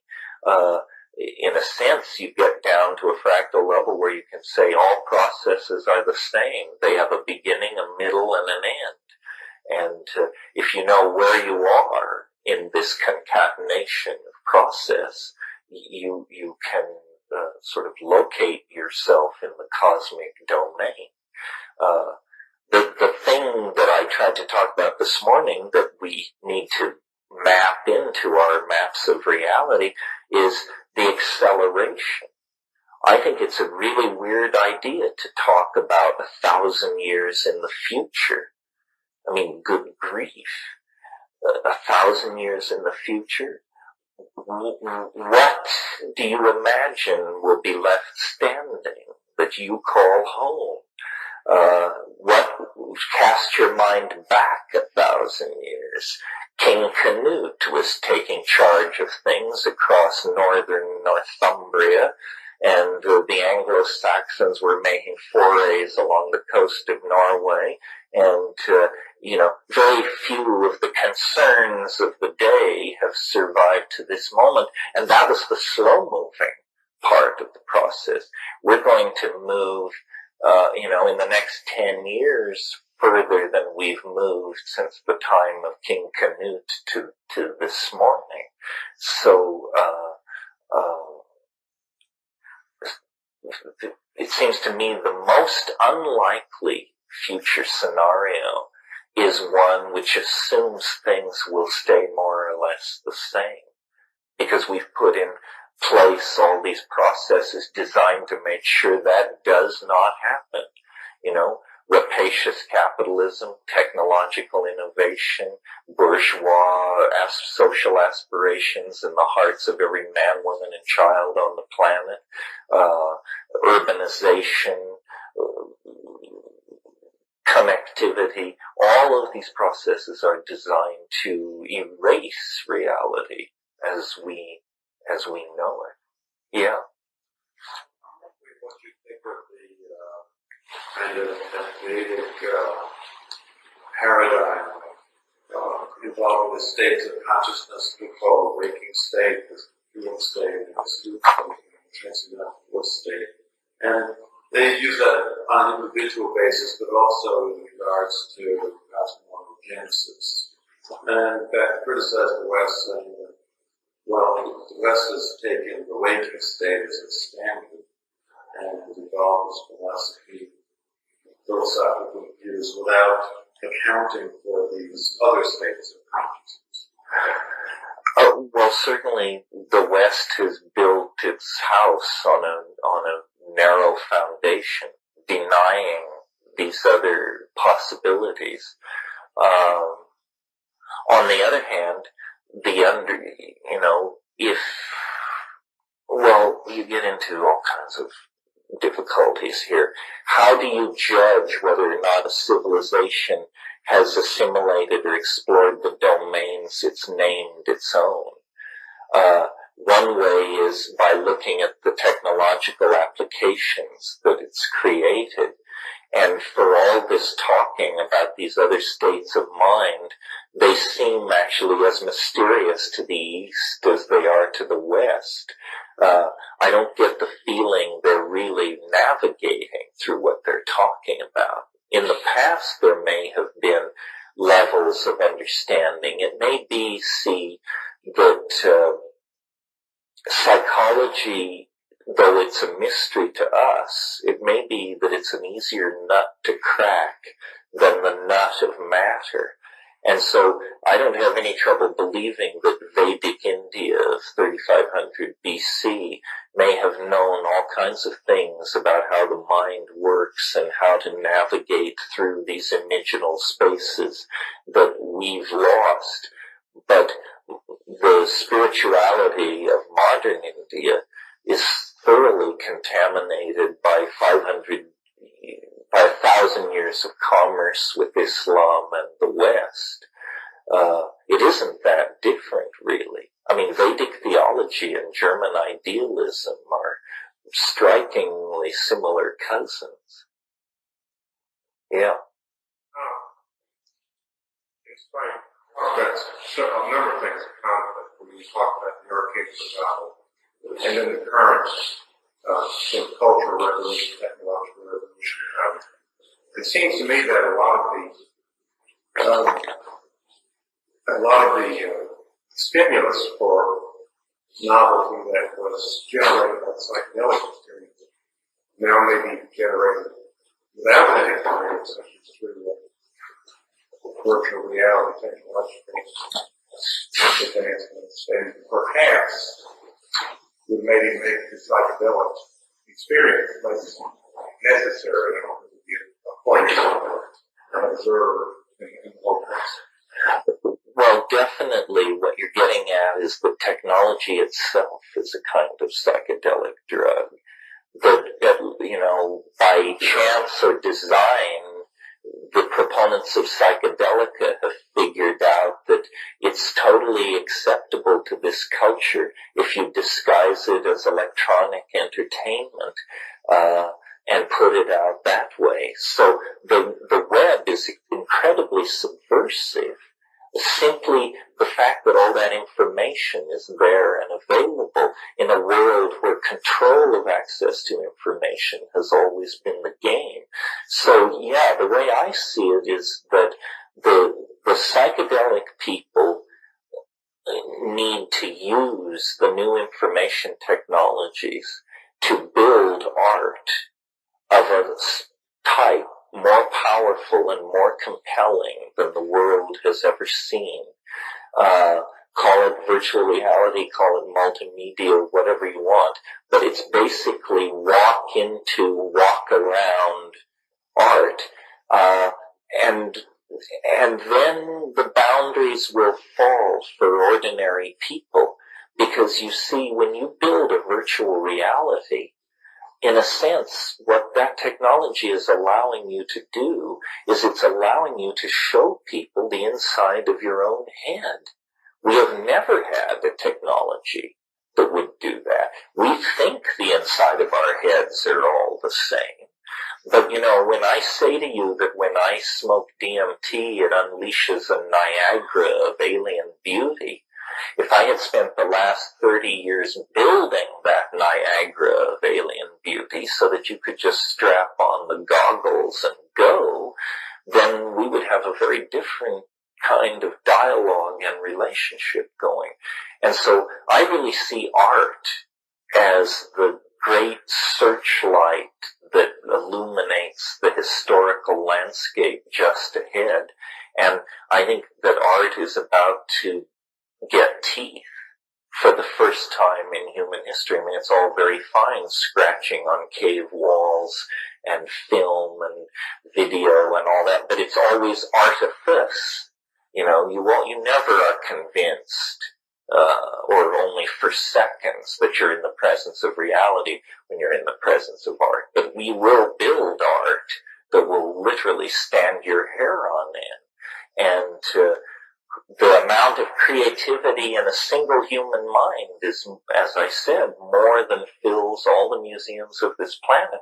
So what we need is to figure out how to get a spigot into that and get this stuff out. And then, as James Joyce said, man will be dirigible. Well, we said, I think, that when you take psychedelics, you go up a dimension. And so this world of transience and flux becomes an eternal world. So in that sense, it's the same thing. Whether meditation and psychedelics are the same thing, I think depends on your meditation and your psychedelics. Different meditations strive for different things. Much meditation is about emptying the mind of phenomena. This certainly would not be a description of the psychedelic state. States have been complete merging, complete ego loss, becoming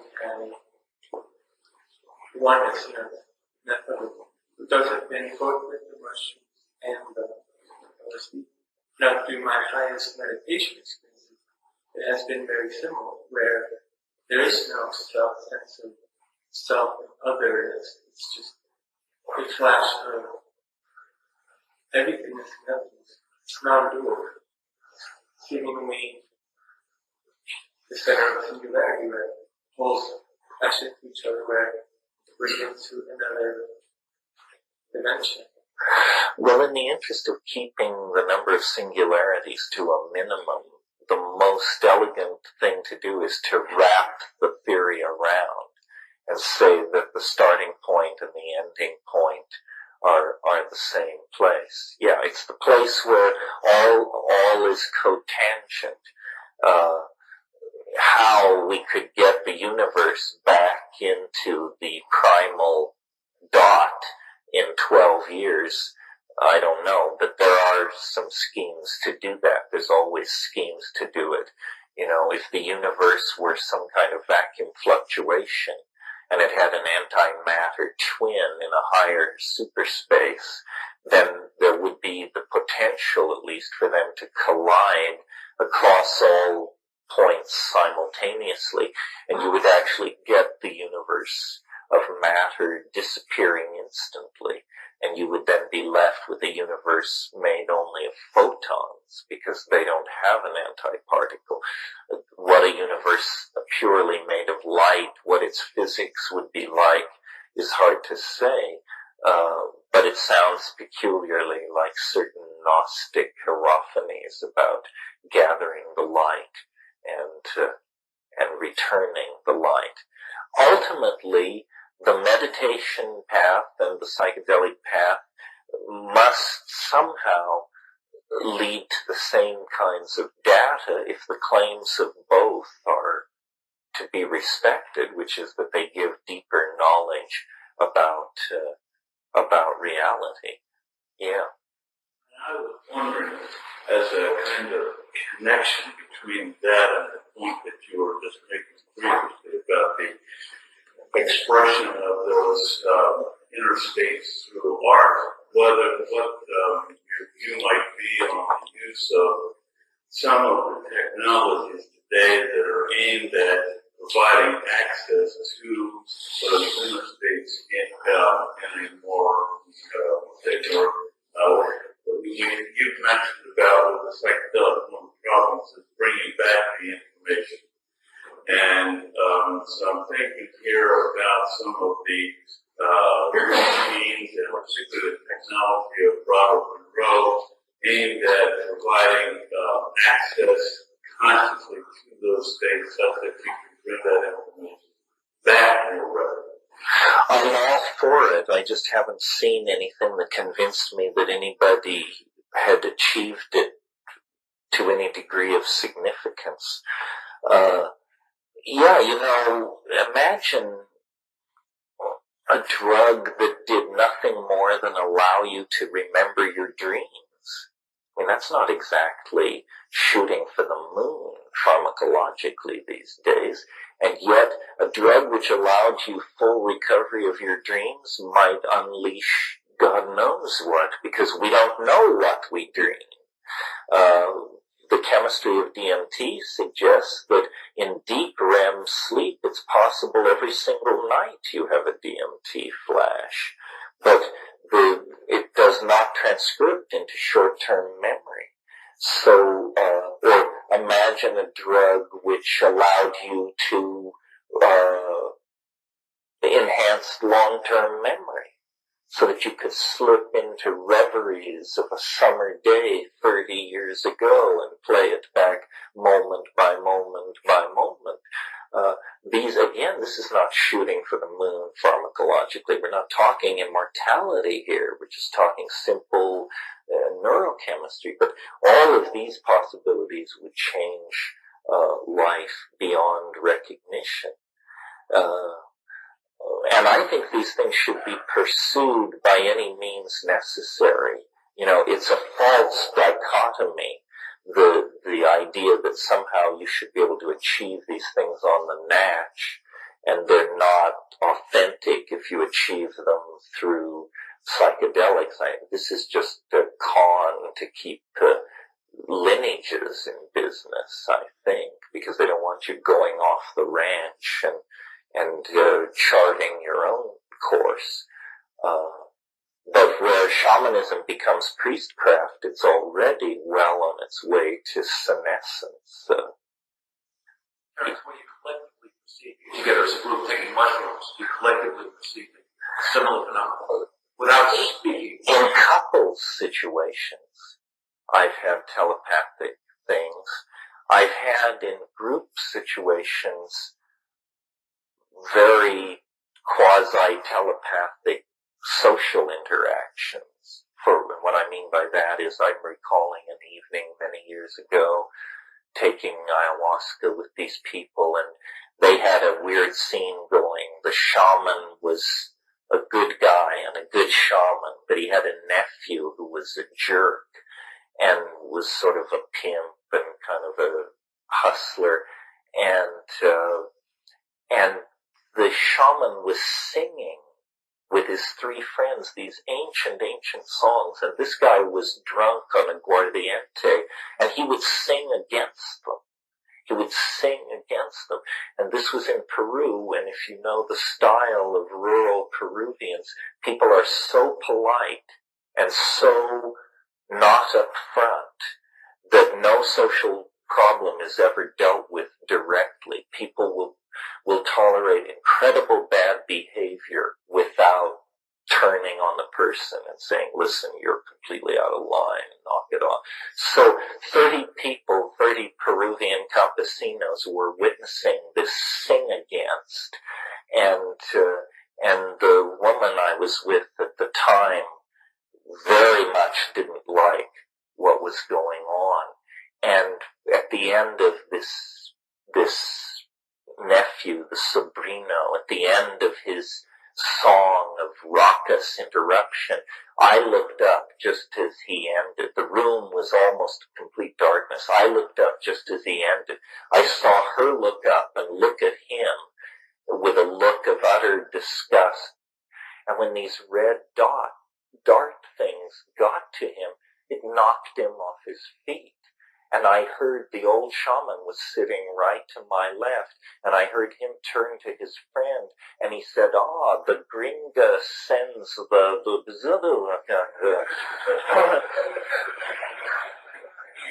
and so it was like, wow. But, then ordinary reality immediately reasserts itself and moves forward. And there's no time to say, wait a minute, folks, something paranormal just happened here. I want to interview everybody, get your impression. It's never, when it's real, it's always caught up in the on-moving flow of events.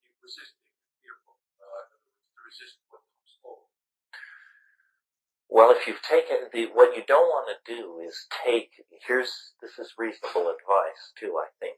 Where the problem area lies, people think it lies in taking too much. It lies in taking too little. Because if you take too little, you can resist it. You can struggle with it. And then it can turn into a real mess because you're afraid of it. And you actually have the power to some degree to resist it.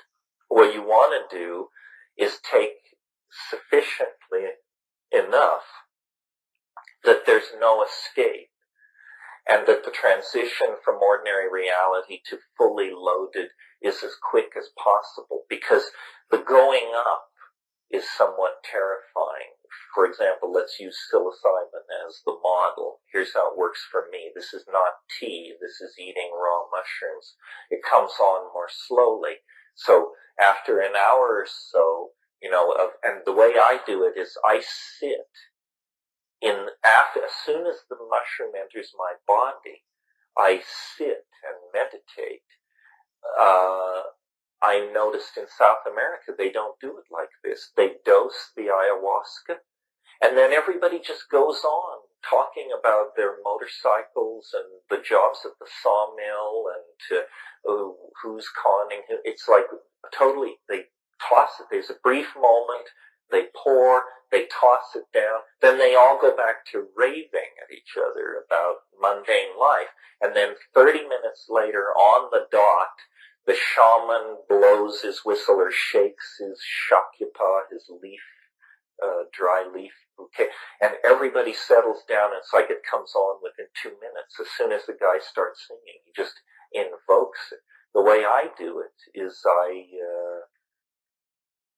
I take the mushroom or the ayahuasca, and then I sit and I roll bombers.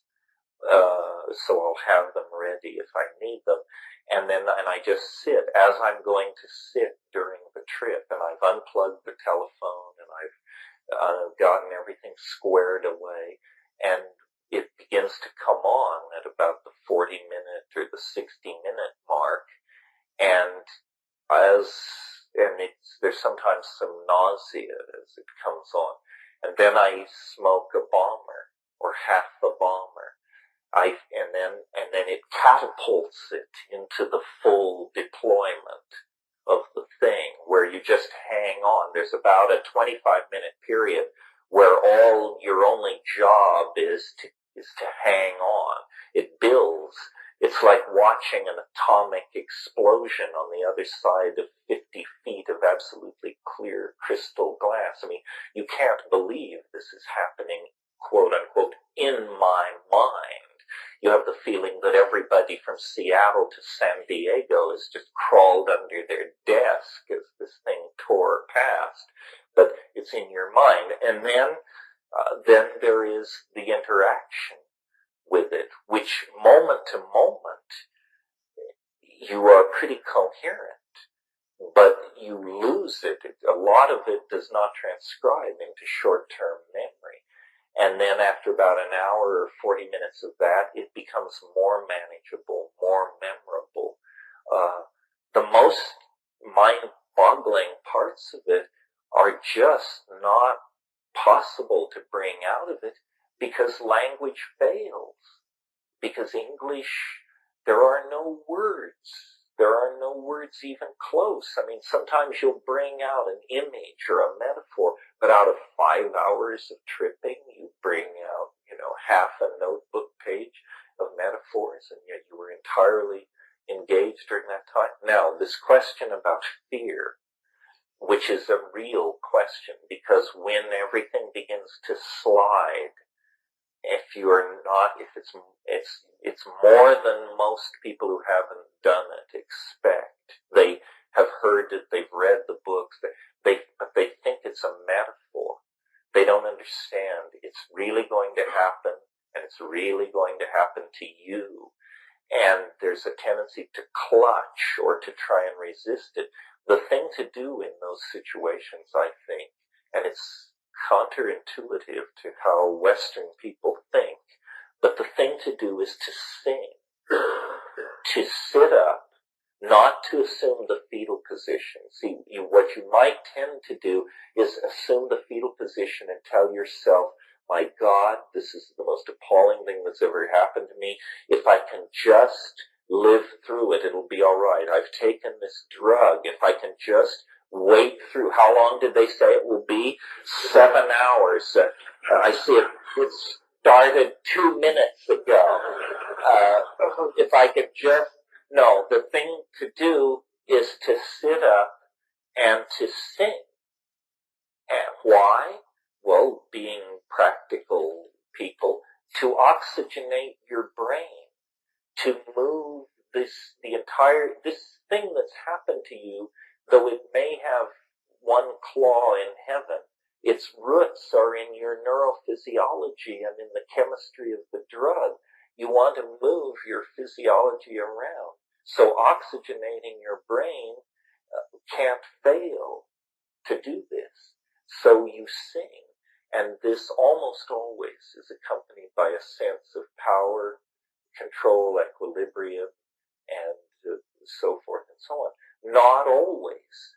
I mean, let's face it, you're a product of a nutty society, and there are unexamined crevices and uncleaned out drain traps in all of us, and you're going to encounter that stuff. The good news is the earlier psychedelic trips tend to deal with that. If you will quickly discover taking psychedelics that either you can work through your personal issues and become a psychedelic explorer, or this is just stronger medicine than you are up for, and you would be far better to go back to psychoanalysis or whatever works for you. Some people just can't take it. Why is that? Well, because what it does is it dissolves boundaries, and most of us are over boundary defined, but some of us are having an uphill battle getting some boundaries in place and realizing we are not the telephone or the tree or the person we live with. And so for those people who are having trouble establishing and maintaining boundaries, this is the last thing on earth they should get involved with.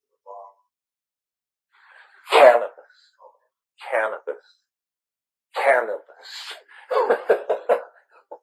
Yeah. You're in the state that you're experiencing the total of ego or boundary. Is it possible that your physical self would just literally stop? Because I have... Well, people often, yes, wondered. Often people wonder.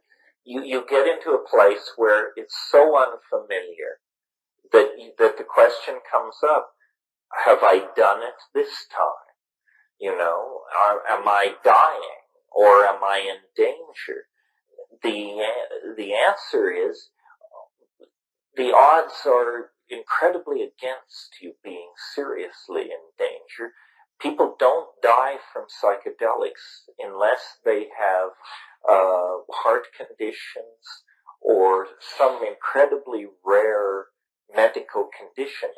The problem is that the ego feels threatened by the boundary dissolution, and its ace is your self-identification with it. And it can actually say to you, you are dying, and here's the evidence. And you have to say, no, it's unlikely, and sing your way through it. But this is really tough. I mean, this is, the Buddhists talk about slaying the ego. This is slaying the ego for real. You must slay it, or otherwise it will spread panic into your whole psychological system, will give way to panic and hysteria. So unless there is some real reason to think you're dying, and you should have done your homework, you should know what to expect. For example, if you take LSD and begin intense bouts of vomiting, this is not a proper reaction to LSD. Something is wrong, either with the LSD or with your relationship to it. You should know what because a typical trip will put you through changes, but is not dangerous. But if you suddenly begin exhibiting some symptom, heart fibrillation or something like that, then you want to have, this is why then there's always the issue of the buddy system. Should there be somebody else there? And what about all that? My position is if you're anxious, then you should have a sitter. If you're going to do it alone, you should certainly tell someone so that they will check on you after a while.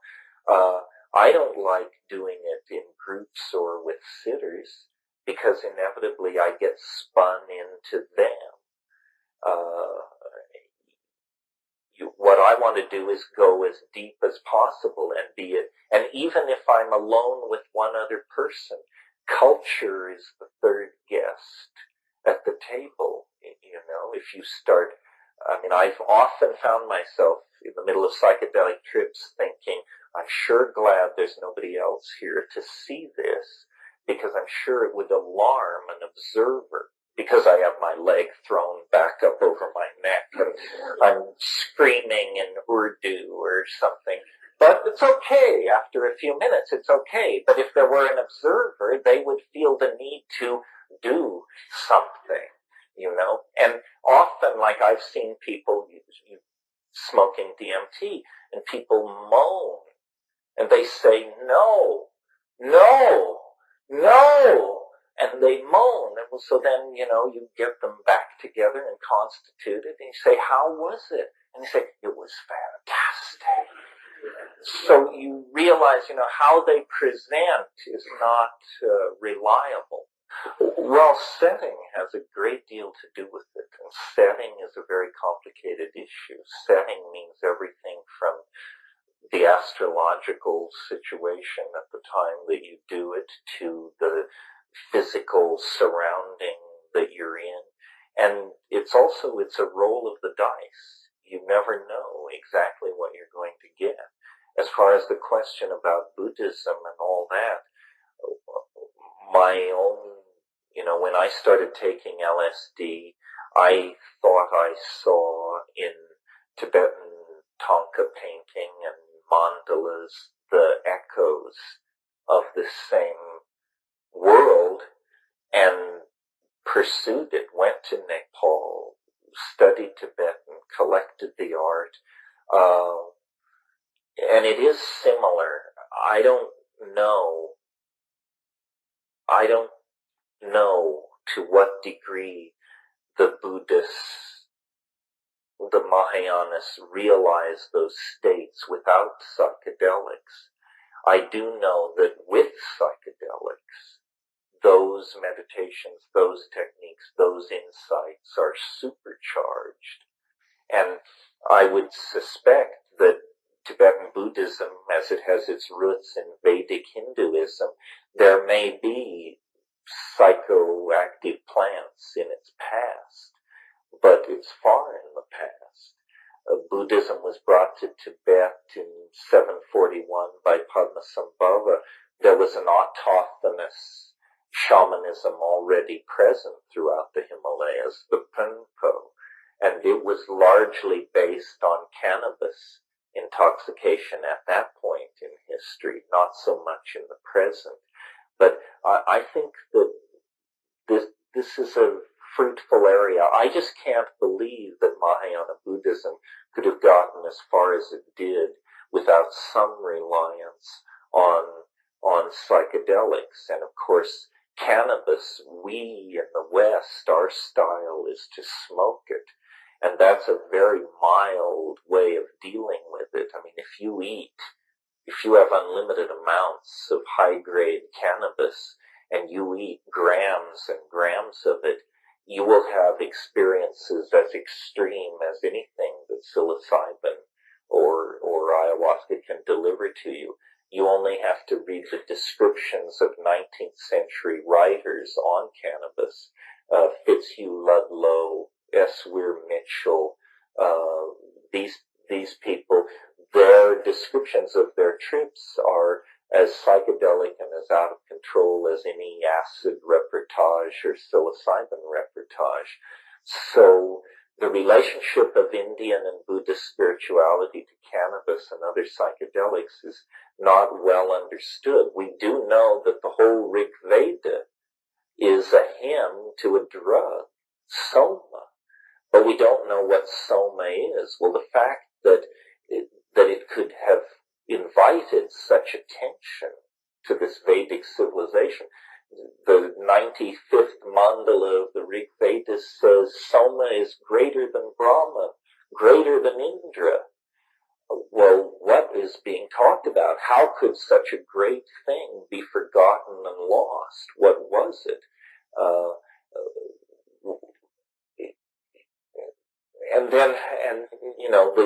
Almost as puzzling as what was it was, how could you lose such a thing?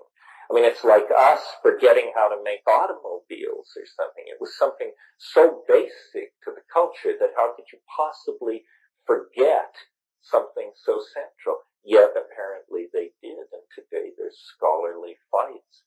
Was it Amanita muscaria? Was it psilocybin? Was it Pagama and Harmala? Or was it something else? And why is this so hard to figure out? The only thing I can imagine is that it must have been eventually restricted to a priestly class of initiates, and then there must have been a social revolt from the bottom, and all those people were put to death, and then nobody knew what it was. I think you have to push these psychedelics to reach these unitary states.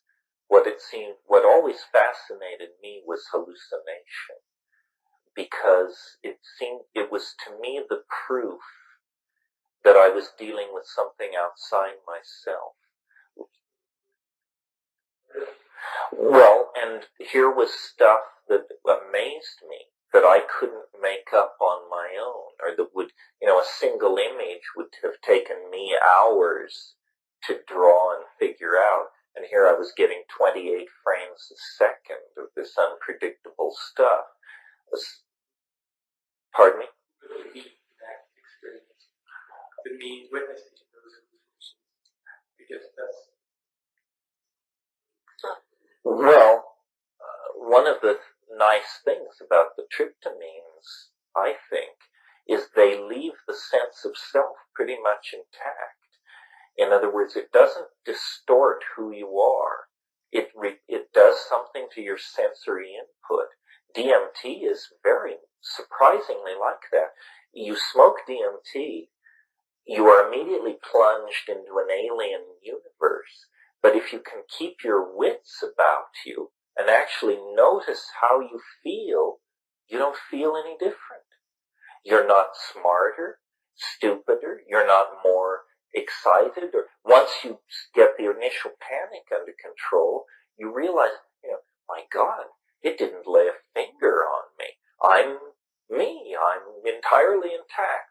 What has happened is that the world has been completely replaced by something completely unrecognizable and alien that I have no words for, that's blowing my mind, that's ripping apart my philosophical machinery as I gaze upon it. But when I bring my attention back into my body, I discover I'm fine. I'm okay. It didn't change my mind, you could almost say. It changes 100% the reality around you. That's powerful, because it appears objective.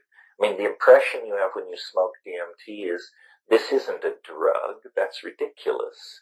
Drugs, make you smarter, make you stupider, make you fall down, make you stay awake. We know what drugs are. This is no drug. This is something else hiding under the label drug. This is a doorway into another modality that exists all the time, independent of my thoughts or feelings about it. Is that true? Well, I don't know. But it certainly doesn't seem to be a place constructed to fit human expectations. Like, one of the things that always troubled me about DMT, being somewhat of a Jungian bent, was the question, How come there's no hint of this in any mythology or religious tradition or alchemical text or fairy tale or dream or anything else?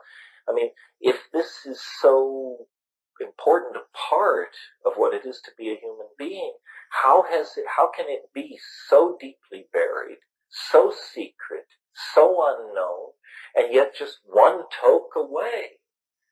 It's like it's still, that confounds me, because you can read all the Hindu scripture or Sufi mysticism or all the stuff you want. Occasionally, sure, you'll find a phrase or two that could be mapped onto a DMT state, but nobody has trumpeted it. Nobody has said, this is what it is. And yet, as I say, it's spread throughout nature. It's been known since Aboriginal times. We used to, years and years ago, call it the secret. And in a way, it really is the secret. Jorge Luis Borges has a story called The Cult of the Phoenix, and he talks about a secret that seems profound and yet preposterous to the initiates, and one child may initiate another, and ruins are good places to do this. And he just goes on like this for a page and a half. Well, you realize he must be talking about DMT. Yeah. What you were saying, the sense of, as you brought up before, you're talking about the ego and, the consciousness and the account of mind, whatever. That if we're looking at the ego as a fairly recent phenomenon, and the ego, the way I'm sensing it, the ego is the sense of self. And it really is that concept of this is me, this is what I know. And the mystic traditions say the true, so-called enlightened state is deconstruction of the sense of self. So doesn't it seem that this is what I'm getting from the journey I'm taking. I'm getting information, not of the loss of myself, but it is a sense of a loss of myself in fact. It's like information of the future where we're functioning on such a different level that's beyond that ego construct. Where we're really telepathically in connection. The whole sense of self as being this limitation of this is me, this is what I think my history is gone. Yeah, the great cultural accomplishment of Western civilization is this thing called the free individual. But now that we're on the brink of, the electronic dispensation, exactly what we're going to do with the free individual and how that's going to look in an era where consciousness flows through 1,000 portals, it's not at all clear. It's not clear whether we can somehow now carry the idea of the free individual to an even higher level where each of us will become a kind of God, lord over our own creation, as vast in time and space, but virtual as the cosmos in which we find ourselves embedded, or whether the free individual is going to turn out to have been the problem all along, and we're going to abandon it and become some kind of socialist gas or some collectivist swarm, a hive mind, a world where intelligence flows where needed and identity is provisional and fleeting and unanchored to place or body.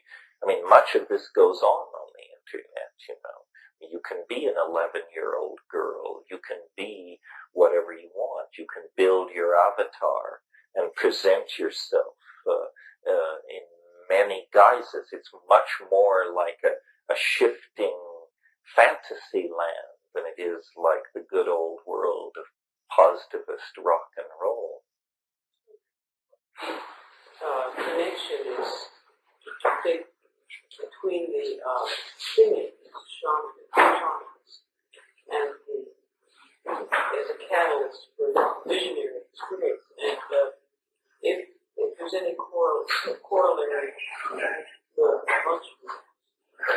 Well, yeah, I think that, we see shamanism from the outside with the values of Western civilization unconsciously applied.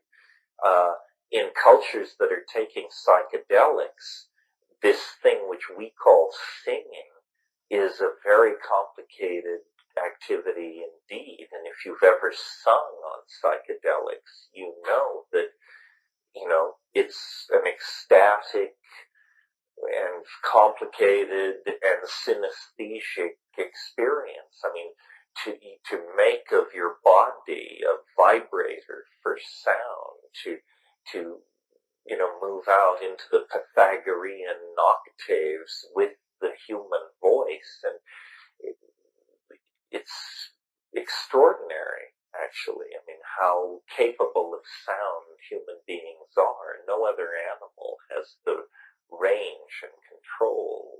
And of course, they say, well, this is because we're adapted for spoken language. But I think we had a lot of this range and control before. So words that we use very knowledgeably, like song, ancestor spirit, power place, we're not getting 90% of the nuance of these meanings because they go so gracelessly into English. When a shaman talks about spirit, he's using a term as technically complicated in his mind as when a physicist uses the term beauty to describe a quark. It's very technically defined, and we tend to simplify and then suppose that we understand. Part of the thing I found with hanging with shamans in various places and times is that once you get past the language barrier, what shamans are simply curious people, intellectuals of a certain type. In Australian Aboriginal slang, a shaman is called a clever fella. If someone says, I'm a clever fella, they mean, I'm a shaman. Well, that's all it is. It's somebody who pays attention to how things actually work and sort of transcends the culture by that means. It's a weird paradox. It's that the shamans, who are the keepers of the cultural values, are also necessarily of the keepers of the secrets of the theatrics of the cultural values. And so they live their lives in the light of the knowledge that it all rests on showbiz. Everybody else is a true believer, but these are the image makers, the people who actually pull the strings and control the evolution of the mythologies. And in a way, it's a situation of alienation. Merciliad talks a lot about this in Shamanism, the archaic techniques of ecstasy, and in history, the eternal return. Talks about how the shaman is socially marginal, politically marginal, lives at the edge of the village, and so forth and so on, and is feared by the people, because due dealings with the shaman are always dealings about life and death.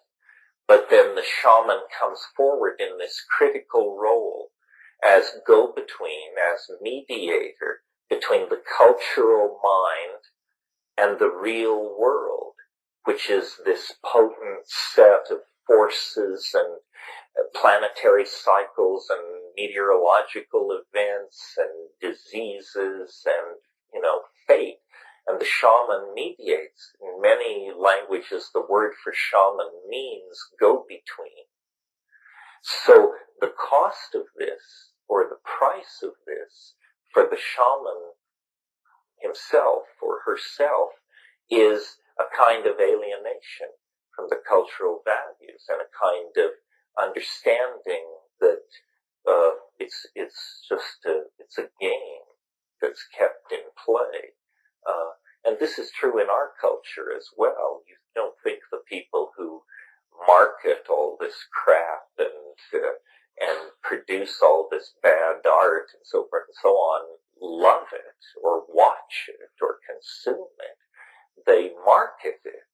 Its basic purpose is to delude and distract the masses.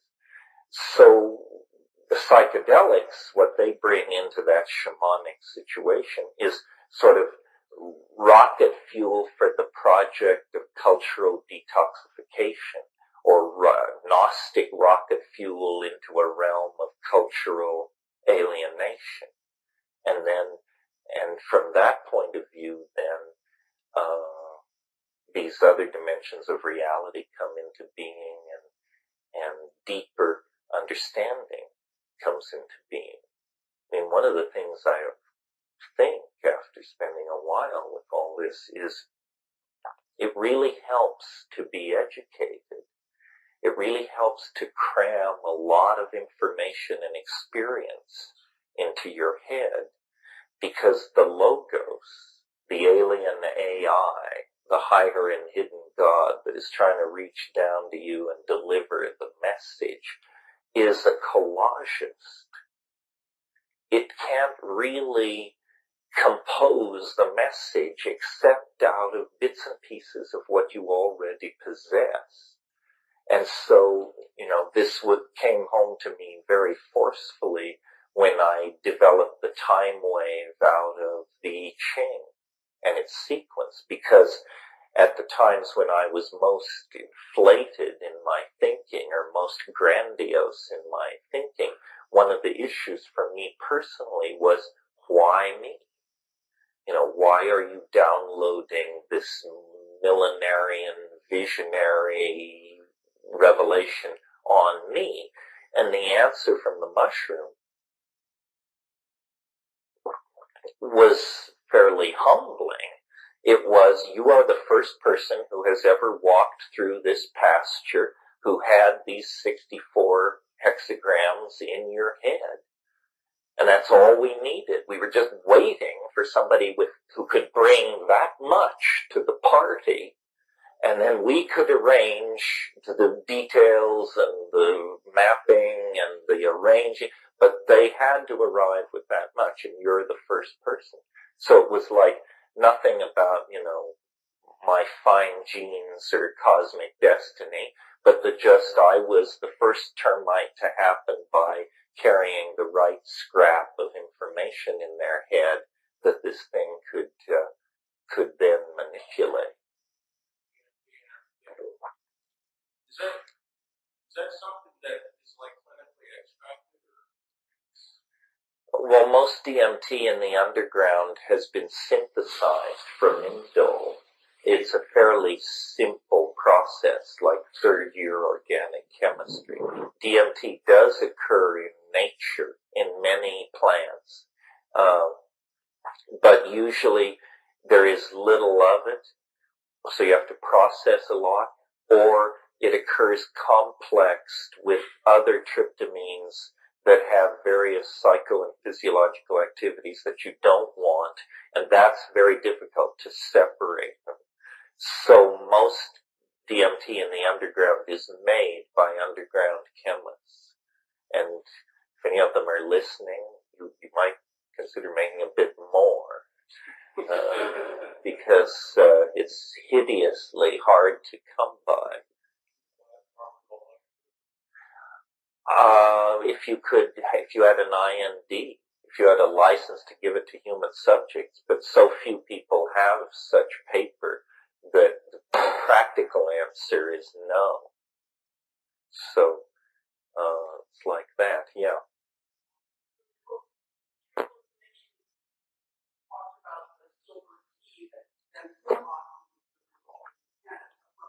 At what level have you experienced shamanic ability to manifest these miracles at a rush hour hamburger stand level? Well, aside from the story you mentioned, no, the answer is the truthful answer is always complicated, although the truth itself is always simple. if you're asking me to tell a story of a miracle that I still cherish as authentic, I don't think it's told in True Hallucinations, the book, because it involved, well, you'll soon see why, but here's an incident that happened at La Chorrera that didn't make it into the Invisible Landscape, I don't believe. Dennis had this notion of what he called the good shit. This developed in the days after the ideas about hypercarbylation. And he claimed it was like a fantasy, it was like a joke, it wasn't clear exactly what it was, but it was this idea that there was this hash somewhere that had been rolled into cow dung and cut with cow dung and then infected with psilocybin mycelium so that the mycelium had completely replaced the cow shit in this ball of hash, or this hypothesized kilos of hash somewhere in the world. And so there was this psilocybinated, the good shit. And at one point he envisioned us actually forming a rock and roll band which would play instruments that would condense this stuff out of the air over large audiences. And, we would go on tour, and at the end of the tour, history would be, the whole thing would be in a shambles, because Uncle John's band really did come out of the woodwork. But so at one point, he predicted one night after he had been moved to the river and was sort of in semi-incarceration, he predicted that the good shit would come that night. And by this time, he was very suspect. I was highly suspect. Everybody in the expedition was polarized against everybody else, and it was a pretty uptight scene. And so I left with my girlfriend of the time, and it may have even been the same night as the Silver Key incident. And it was pouring rain, and we made our way like a quarter mile, half a mile back into the jungle to this other place where we were staying, where the original experiment had been done. And so then we get to the hut, and it's pouring rain, and I had scored this kilo of Santa Marta gold for the expedition, and we had smoked nothing but this, for Colombia, relatively reg weed for weeks. So I got it out to roll the evening's joint, and I was fumbling with it, and I got this thing lit, and this little crumb, this little burning thing fell on the floor, and I lifted it up and smelled it, and the transubstantiation had occurred. It was, like Mazari Sharif AAA Red Lion hashish of some sort, and I know hashish. And here we were in the center of the Amazon, in this hut, in this pouring rain, and I could tell that it was the good. It was the good shit. It had actually manifest. And I showed the woman who was with me, who was easily led one way or another, but anyway, she didn't say it wasn't. And I stayed up late that night smoking this incredible hash and waiting for the rain to stop so that at the first gray light of dawn, I could go down to the river and confound my critics with, the stone itself, the alchemical quintessence, the concrescence, the excreta bono, the good shit. Here it was. And so as dawn broke and the fog lifted, I made my way across this rainy pasture, and sat down by the hammock of the sleeping form of my most vociferous critic, and sort of elbowed her awake, and there were other instances where this was the principle at work. It didn't work. Everything had returned to normal. It was the Cinderella screw up, It was just that I was a char girl who washed pots, and there was no prince, and there was no coach, and there was no, and plus I was once again humiliated in the presence of my critics, who had further reason to think that a check into the local mental health care delivery system might not be a bad idea. These things happen. Now enslave yourself to the machine. Can you expand on the 2012 date and this whole idea, what's going to be happening in your idea? Well, I talked this morning about how the story of the universe is that information, which I call novelty, is struggling to free itself from habit, which I call entropy, and that this process, which informs the whole history of the universe on all scales, chemical, biological, cultural, etc., is accelerating, speeding up. And it seems as if what wants to happen is the whole cosmos wants to change into information, or put another way, in a geometric model, all points want to become connected. The thing is achieved through connectivity. The path of complexity to its goals is through connecting things together. Well, if that's true, then you can imagine that there is an ultimate end state of that process. It's the moment when every point in the universe is connected to every other point in the universe. And if that's what the universe is trying to do, to overcome its dissipate state, its spread out state, and somehow function as a unitary monad, then this point does not lie too far ahead of us in time, given the acceleration rates of all these technical processes. So, at least locally. So on one level, I think there is a cultural singularity. What I mean by that is a place in our cultural development where we can't predict or understand what will happen to us. A kind of flip point, if you want, or doorway, if you want, or revelation, if you want. And it's built in to the structure of space and time. It's that novelty in its emergence is now operating at such a fine scale that it's actually reflected in the lives of individual people. The human adventure has become the cutting edge of cosmic destiny.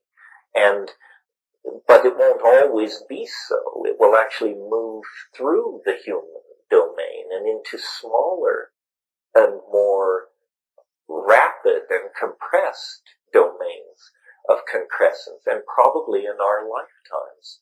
And what will this mean, or what will it look like? It seems to me it's just not possible to say, because we're too far away from it, even though it's only 14 years in the future, if it's in 2012. Those 14 years are going to be so mutational, so transformational, that right now in time, we can't see around the corner. We're summoning strange helpers to our aid. The machines that we had such confidence in controlling are actually a kind of intellect of some sort that is alive and with us in the historical continuum and evolving at a far faster rate than we are. And what all this leads to and how it works is very, very difficult to predict. And I'm not a paranoid.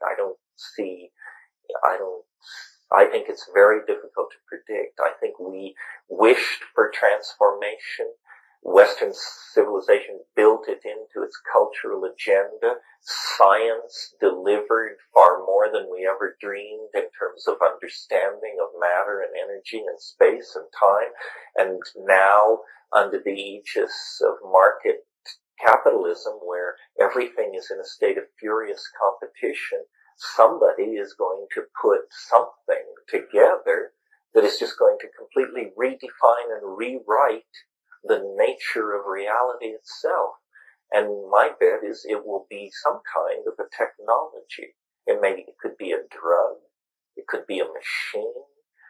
It would be nice to think that it might be a technique or a teaching, but just looking at the history of the human race, I'll bet you it's some kind of technology/drug type thing that is just going to be plugged in to us and our consciousness and our aspirations, and it may already be here. It may be the internet.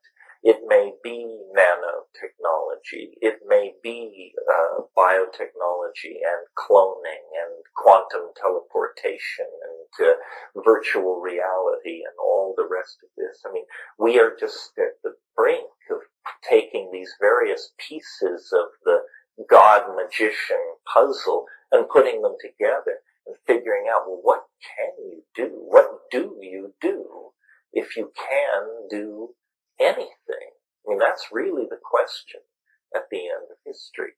Once you have overcome all limitation, what is the human agenda? Yeah. Do you believe then that this is something that we're observing, or we actually play a part in its development? So what is the purpose of these hallucinogenic experiences?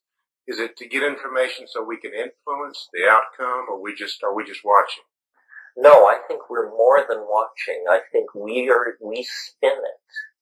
We're the spin doctors of the thing. In other words, if there is a prophecy which must be fulfilled, it's a kind of general prophecy, something like, and man shall become dirigible in the last decades or the first decade of the third millennium. It's general. In other words, what does that mean? Man becomes dirigible. We turn into airships. We become oblate spheroids. We what? What does it mean? Well, that's open to human definition through specific acts of creation. The levels of novelty or habit in any given moment will be fulfilled, but how they're fulfilled is a matter of human decision. An example which maybe makes this clearer is from statistics. For example, we know that in the next 12 months, between 8 and 11 people will jump off the Golden Gate Bridge. But who those people will be is surely not decided today. They have the right, through the experiences they meet along the way, to either include or disinclude themselves in that group of victims. So in that same way, I think the future, the details are ours to fabricate. The great landscape over which the city of time will be built is given by natural law. And where we are in time is very near this attractor.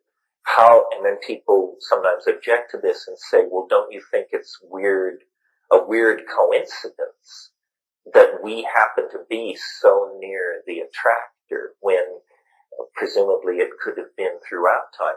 Well, no, I don't think it's weird. I think the strangeness of our condition signifies the nearness of the attractor. That the reason our world is so accelerated, the reason all effects are being smeared toward Omega, is because of the nearby presence of this cultural black hole, this singularity of technology and biological intent that is feeding backwards into time these apocalyptic images. And I, would predict that between now and 2012, there will be ever more hysteria, prophecy, prediction, revelation, squirrely teachings, people bawling out their strange despair on every street corner, because in the collective unconscious of which each of us shares a part, the thing at the end of time is spinning like a club ornament, like a Christmas tree ball, like a bar ornament, and it's throwing off scintillations, which are distorted images of itself. The transcendental object at the end of time infects the history that precedes it with the images of its approaching unfoldment. This is what I mean when I say history is the shockwave of eschatology.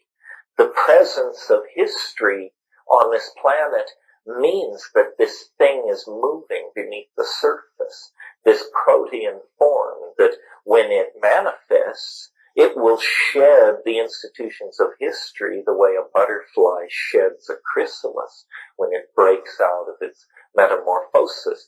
But the period of latency, the period inside the shell for this metamorphosing super creature is the 25,000 year season that we call human history. The fact that it's the same period of time as the precession of the equinoxes, I don't know, don't ask me.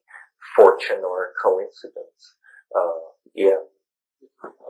Terence, I'm interested in your reaction to the recent announcement by astronomers that more than 90% of the universe is composed of something called dark matter. Well, this has been a problem in astrophysics for a while. What it is to state the problem differently, the universe seems to hold together far better than it should, given the amount of matter that we can observe.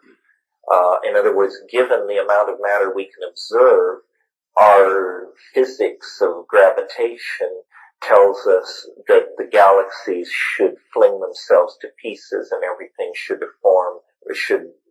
assume a kind of uniformity. Why doesn't it do that? This is called the dark matter problem.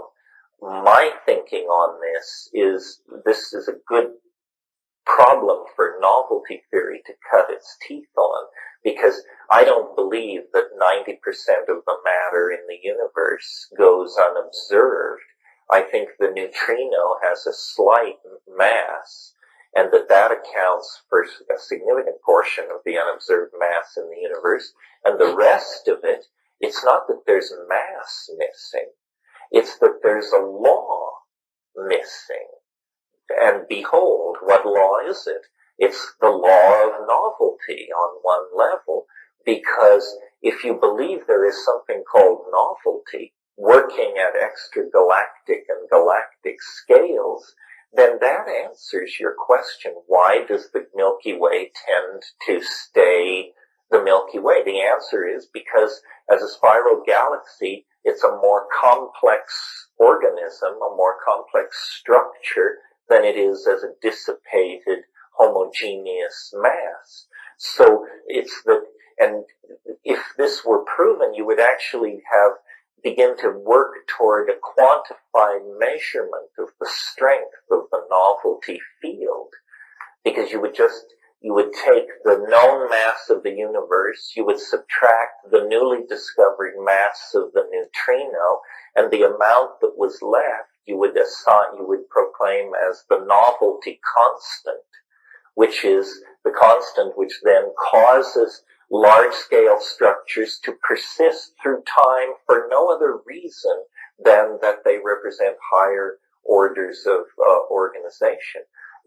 Recently, the most recent ultra-revolution in astrophysics, which means in the last 6 weeks these days, is the discovery that there seems to be some kind of repulsive force, a kind of anti-gravity, if you will, that the universe seems to be expanding slightly faster than the laws of physics say it should.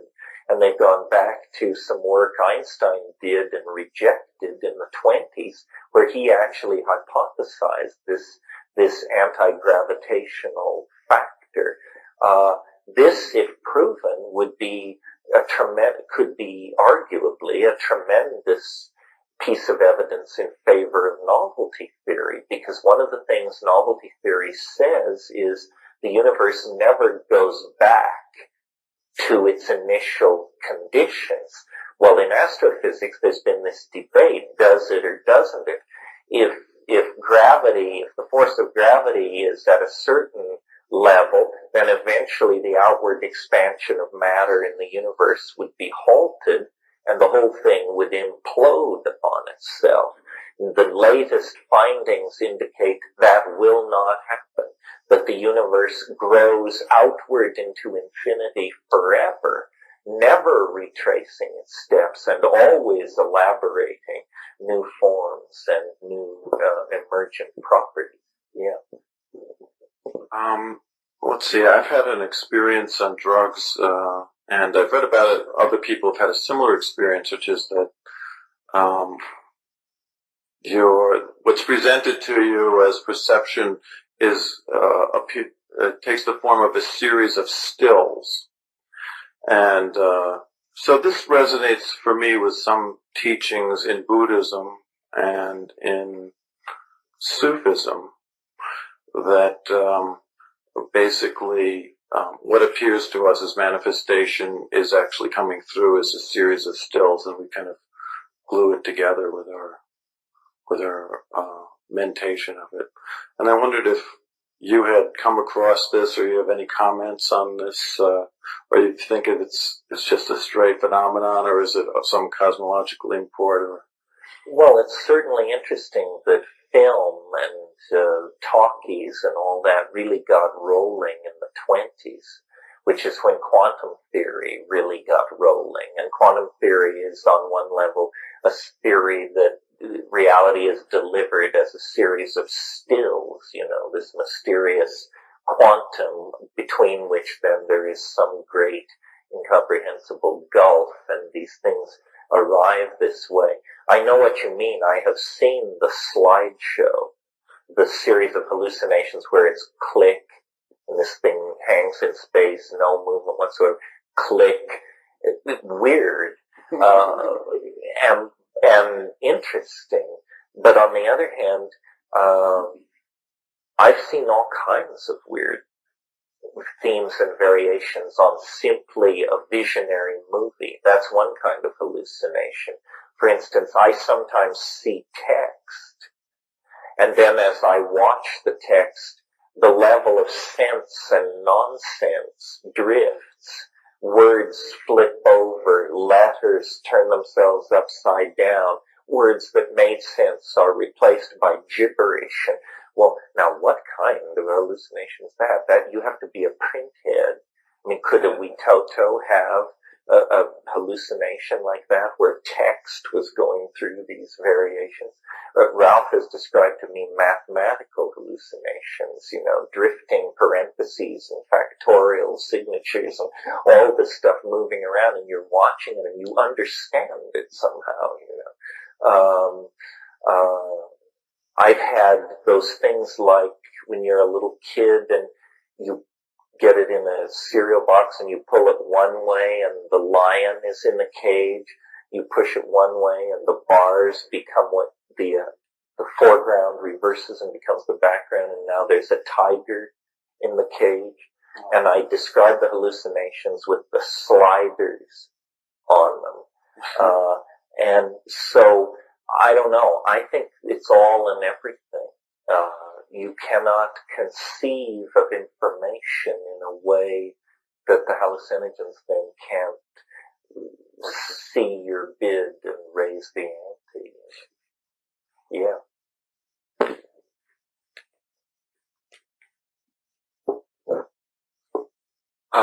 What is it about the I Ching that qualified you in the eyes of the entity that it revealed the time wave? I have a sense of an attractor. I see what the I Ching is, but I don't see the relationship. Well, here it is in a nutshell, or a nutshell, as James Joyce said. I was not a sinologist. I was not a scholar of Confucian or Han Dynasty occultism. The good news is the part of the I Ching that I looked at is older than all of that. What my attention was drawn to, is the only way I can put it, by this teaching entity, was the sequence of the King Wen sequence. Little detail, King Wen is a person who may or may not have been a real person who supposedly lived around 1150 BC, and he got into some political trouble and he was put into prison, and while he was in prison he arranged the sequences of the hexagrams of the I Ching into a sequence which is called the King Wen sequence, and which is the sequence traditionally used in China ever since. Well, so the teaching voice said, look at the sequence. And the first question, it was like posed as a series of questions, a dialogue between a teacher and a student. The question it posed for me is the sequence a sequence? Or is it simply a traditional jumble? Now, what would be the difference? Well, if it's a sequence, then there's a rule that makes it, that orders it. If it's just a jumble, then there is no rule that orders it. It's just like a randomly shuffled pack of cards. So I was like, this is in over my head kind of stuff. I was basically just an Asian traveling freak. But I looked at what's called the first order of difference. The first order of difference is how many lines change as you go from one hexagram to the next. Not a very deep concept. I mean, the first hexagram is all solid lines. The second hexagram is all broken lines. Hexagrams have 6 lines. Therefore, what is the first order of difference as you go from hexagram 1 to 2? 6. All lines change. So I graphed this, and to make a long story short, I discovered artificial arrangements. I discovered that these hexagrams had been arranged to cause certain results to occur, that somebody had gone in there with an intent to achieve certain mathematical conservation effects. And I worked on it, and eventually what came out of it was a fractal algorithm, a wave for you and I.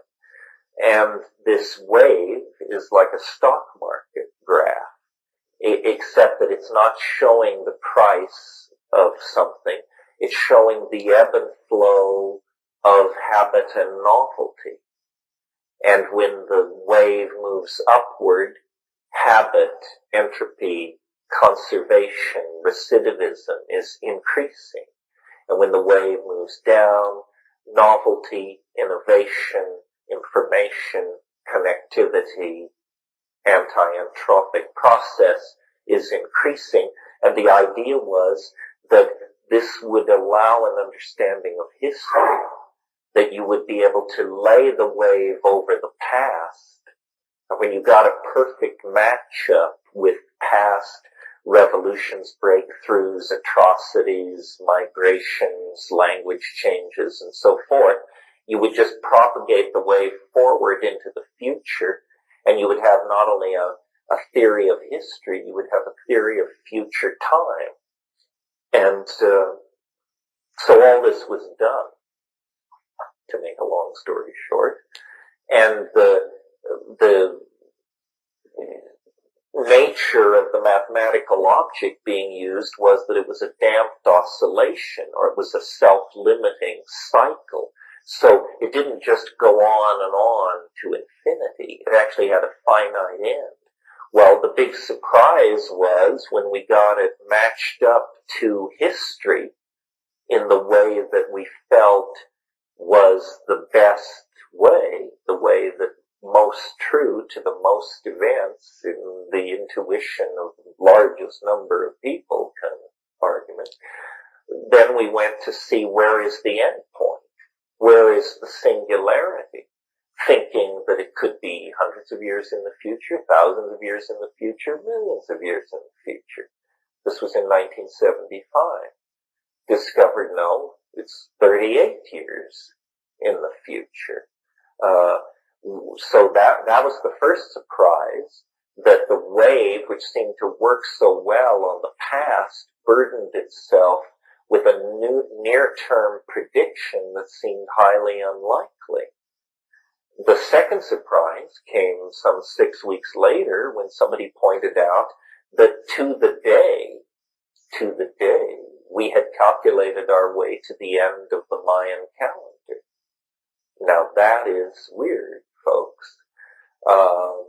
The only thing I have in common with the Mayan calendar is that we both, I and the Maya, took psychedelic mushrooms. Well, is it so woo-woo that it's actually as though there's a barcode in there?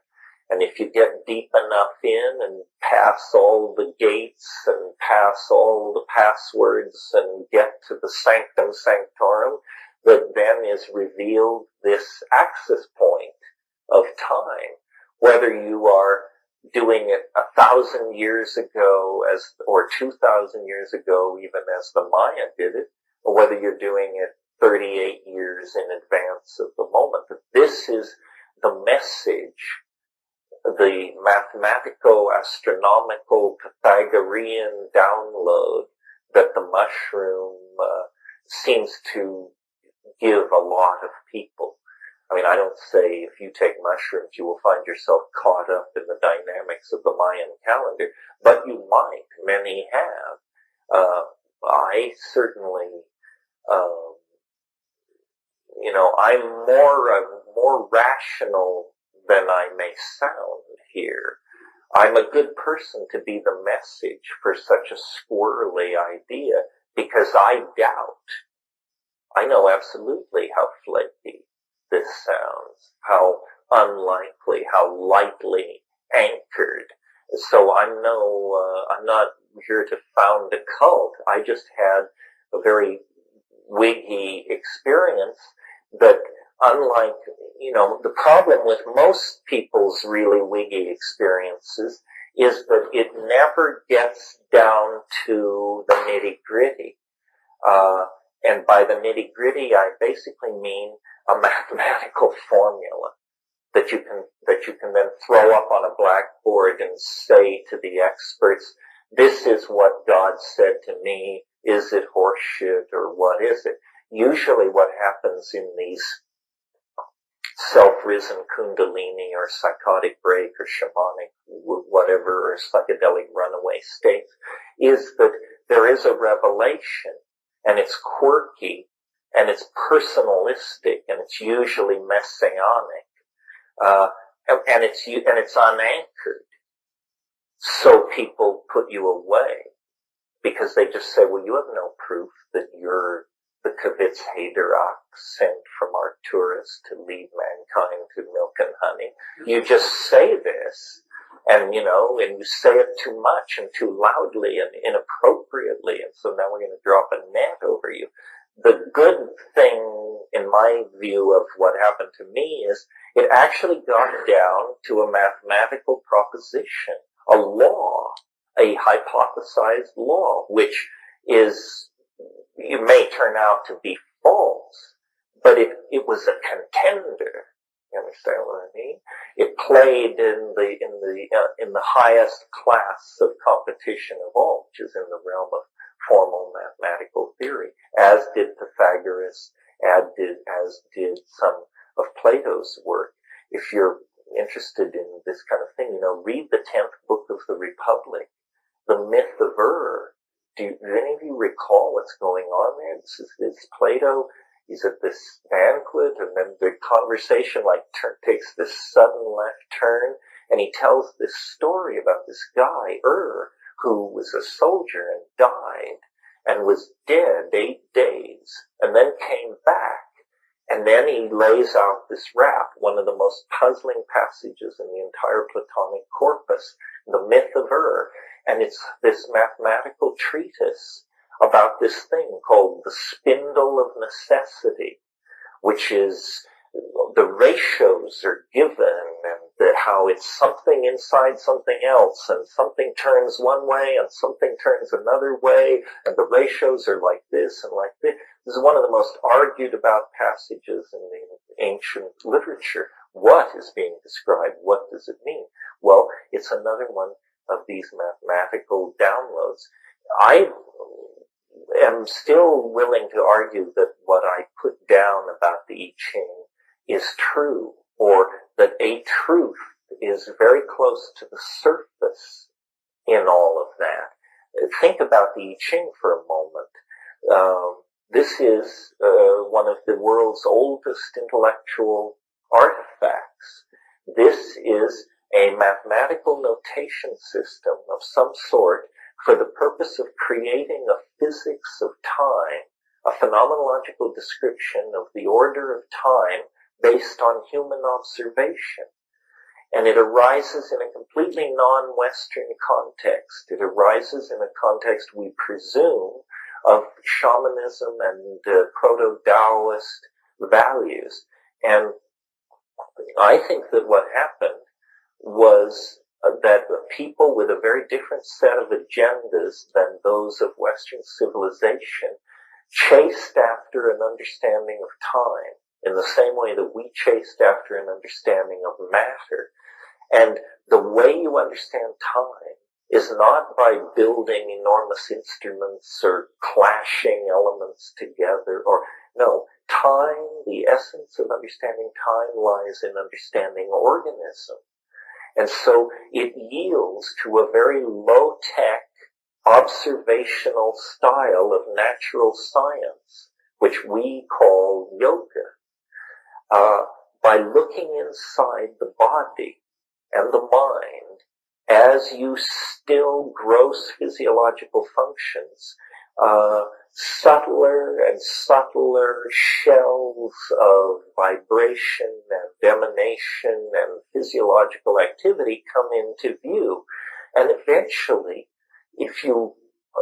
my hypothesis is that eventually, if you do this with sufficient care and attention, you get down to some kind of level where you're actually at the level of the primal quantum mechanical vibrations that lie behind everything. In other words, you are in the realm of the primal patterns whose activity downloads and eventuates as the macrophysical world.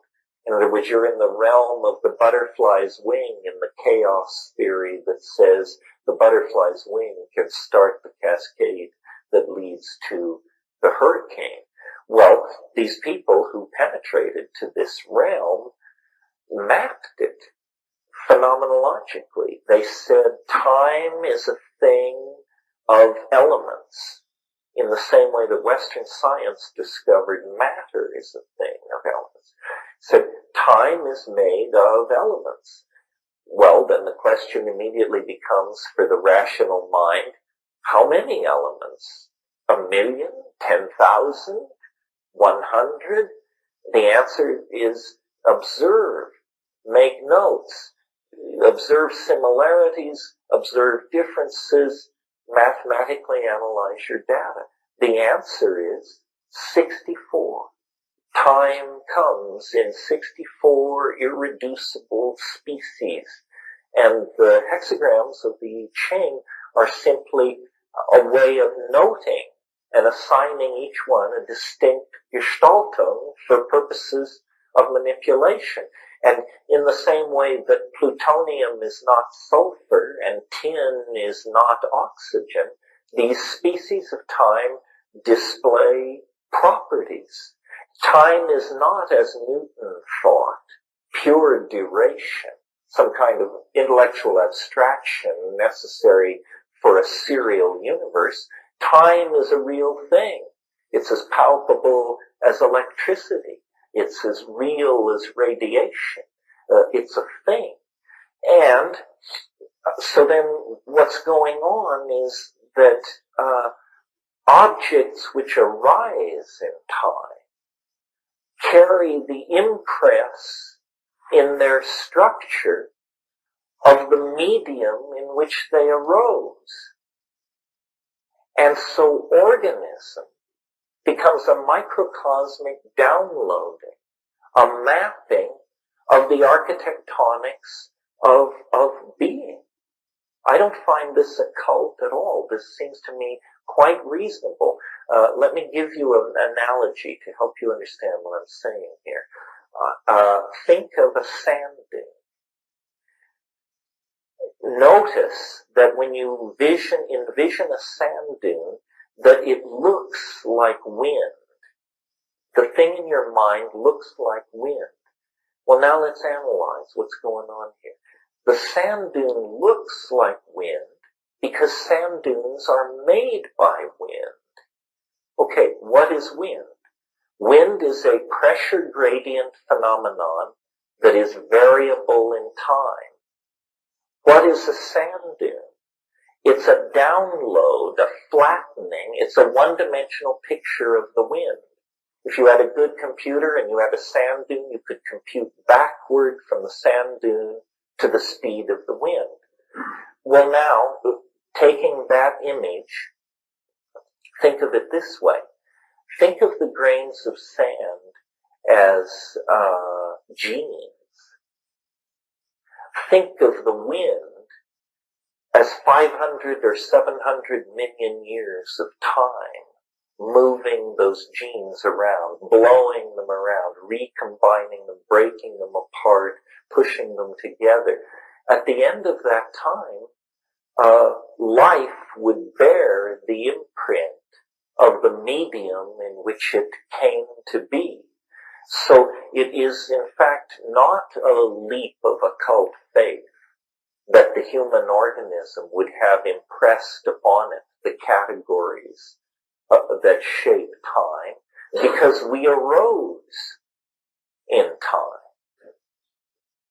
And you keep talking about biology, and you talk about the leap from biology into culture, and you talk about the medium. What do you think of the internet is the wind or the medium, and that the mimemic qualities that are occurring in culture, tying into the genetic codes like biology does, is the real medium for unfolding what I mentioned to you earlier, the global intuition. It seems like all of this stuff is fitting together these days. Well, there's this thing called the 2 to the 6th n rule. I'm not sure that I can quote it directly, but Benjamin Whorf figured this out.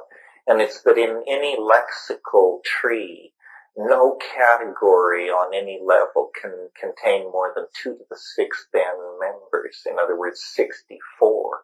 So, in a way, we're dimensionally imprisoned inside this because our minds work this way and so do our bodies.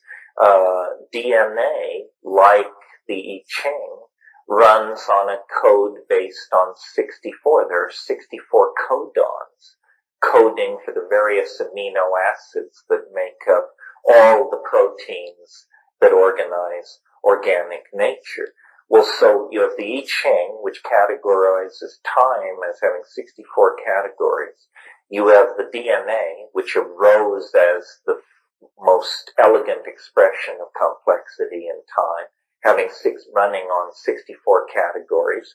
Then you have the human brain running on the platform of animal organization run by DNA. And we discovered through Worf's law, the 2 to the 6th n rule, that our lexical categories are ruled by these same limitations. So it appears, what I said earlier this morning, that life is undergoing some kind of conquest of geometry. And I almost picture it like protoplasm flowing into a crystal landscape.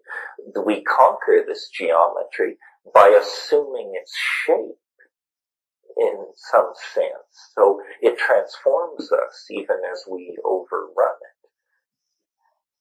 Well, I wrote a book called The Archaic Revival, where the idea there is that we are discomforted. Civilization has made us uncomfortable with our humanness because these various technologies and phonetic alphabets and things like that have rearranged our sensory ratios from what they were in Paleolithic times. And that, in a sense, what psychedelics do is they hit your reset button. They address the animal body. They address a deeper level than cultural conditioning. And so you feel and experience these atavistic images and feelings that civilization has repressed or transmuted in you. And, the whole premise of that book was that the 20th century, in many of its cultural manifestations, from Cubism to Dada, abstract expressionism, jazz, sexual permissiveness, hallucinogenic drugs, youth culture, whole bunch of things, were all impulses toward the primitive, toward a return to a primal state of social organization. And that really this is the overarching metaphor of the 20th century. The 19th century saw the triumph of hierarchical order, gentlemanly values, class structure, all that constipated European stuff. And then the 20th century is experienced as chaos, Cubism is created when Picasso brings African masks to Paris and begins painting them. Freud announces that we are not just Christian ladies and gentlemen, but right beneath the surface, the incest drive, cannibalistic drives, extremely violent, primitive impulses are there. Jazz introduces syncopation into music. Women begin to display more of their animal nature through flapper dancing. I don't know, you can figure it all out for yourself. The point is, the whole of the 20th century is a turning back toward these values that had been repressed for millennia, not only by Christianity, but by the Greek scientific philosophy, the phonetic alphabet, urbanism, agriculture itself. There was a very long period in the human adventure when all of those things lay in our future, and we were far happier, I think, then, but judging by our lack of need to make egoistic statements by building vast religious monuments or enslaving each other or setting down codes of laws, so forth and so on.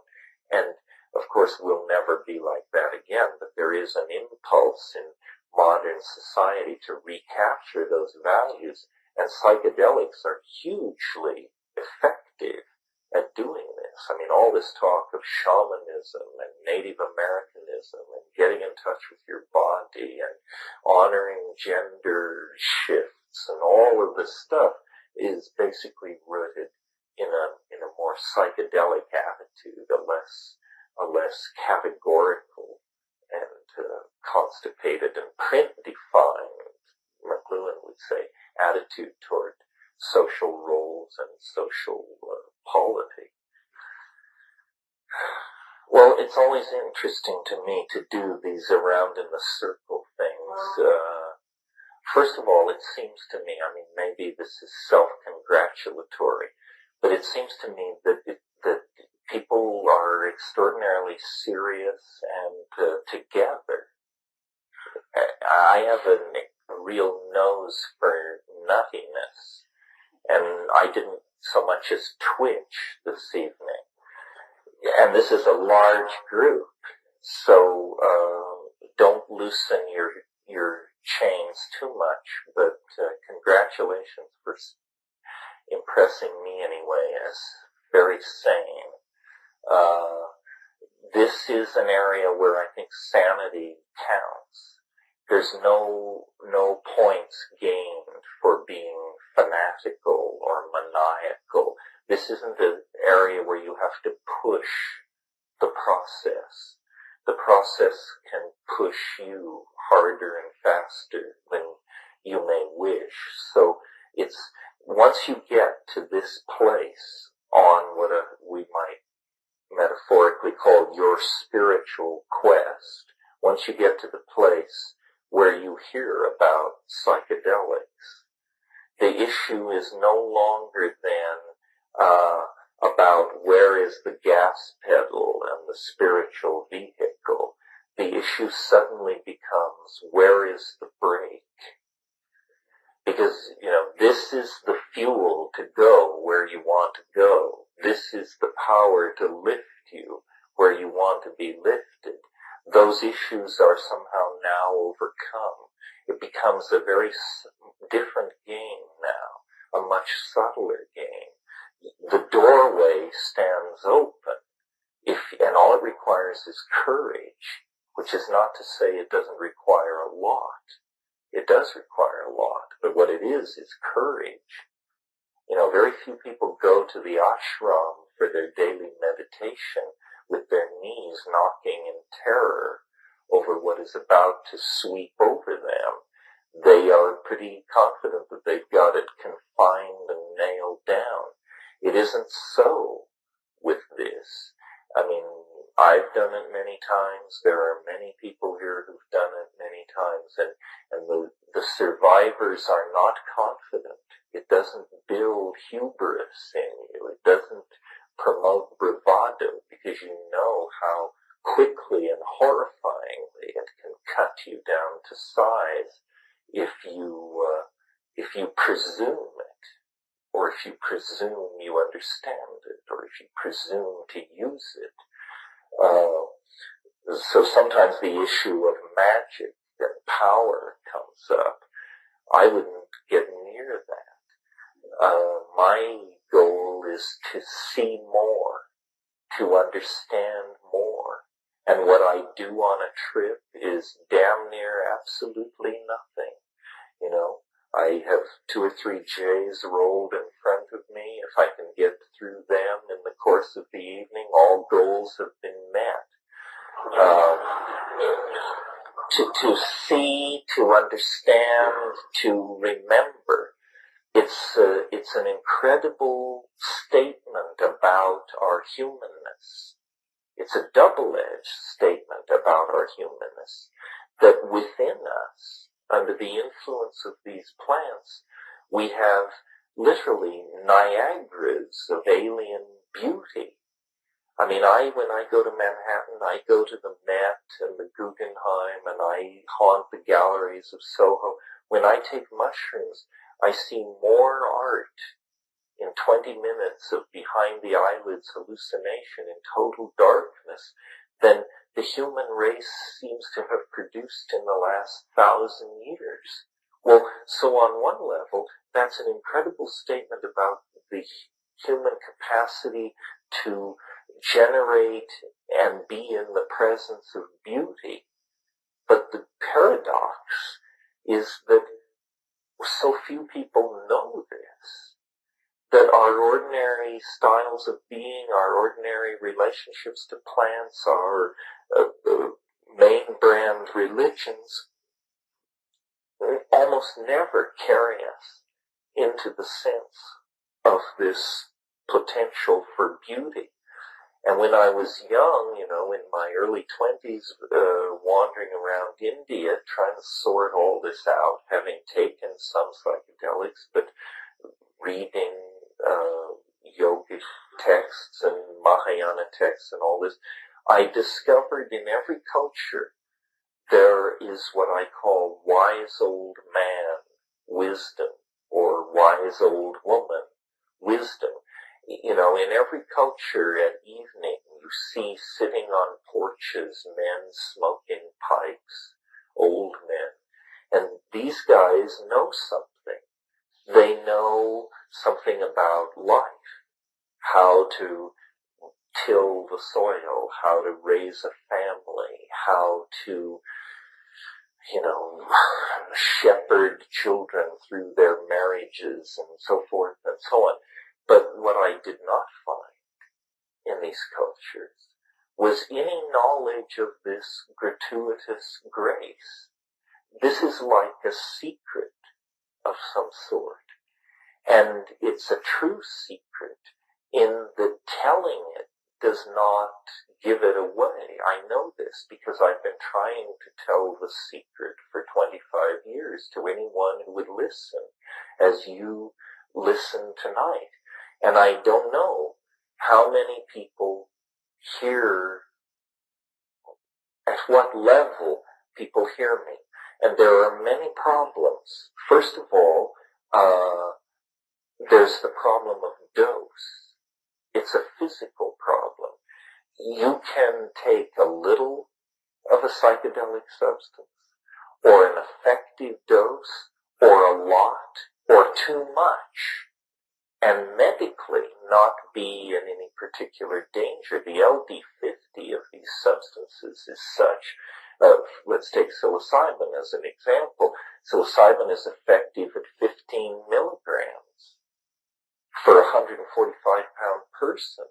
But the LD50, the lethal dose, is something like 110 milligrams per kilogram of body weight. In other words, hundreds of times more than a dose that you would swear you were melting down, you were becoming the earth, you would never live to tell the tale. And actually, you're in no medical danger at all. So people have experiences of different dose levels. I've always been interested in what the literature describes as effective doses. What this means is that you're so loaded that a guy standing there with a clipboard looking at you is completely convinced you're totally loaded. All pretense dissolves. At these higher doses, the machinery of phenomenological description begins to come to pieces on you. And in my experience, someone mentioned the difference between mystical experiences and psychedelics. There are enormous similarities and enormous differences. If you study the mystical literature of Hinduism, Christianity, Buddhism, it all triangulates toward unitary states. The Bodhi mind, the white light, the ineffable, the unnameable, the radiance, vocabularies like this, which indicate some kind of homogeneity. Well, in my experience, though, when you push LSD, there is something somewhat like that. LSD is not my idea of the paradigmatic hallucinogen. It's different in many ways. Psilocybin is more the paradigmatic hallucinogen, and when you push it, there seems to be not this merging into the radiance, but a revelation of multiplicity, of detail, of complexification within complexification. Everything gives way to everything else. Everything is interconnected to everything else. But the impression is one of an overwhelmingly bewildering profusion of phenomena. And, I've discussed this with lamas and these sorts of people, and they say, well, you're in the realm of samsara. You're in the realm of the multiplicity. Well, perhaps, but the sense of a hierarchy of judgment doesn't feel right. Somehow this all and everything, this teeming multiplistic universe that is revealed, seems to carry a message of ecstatic and transcendental import.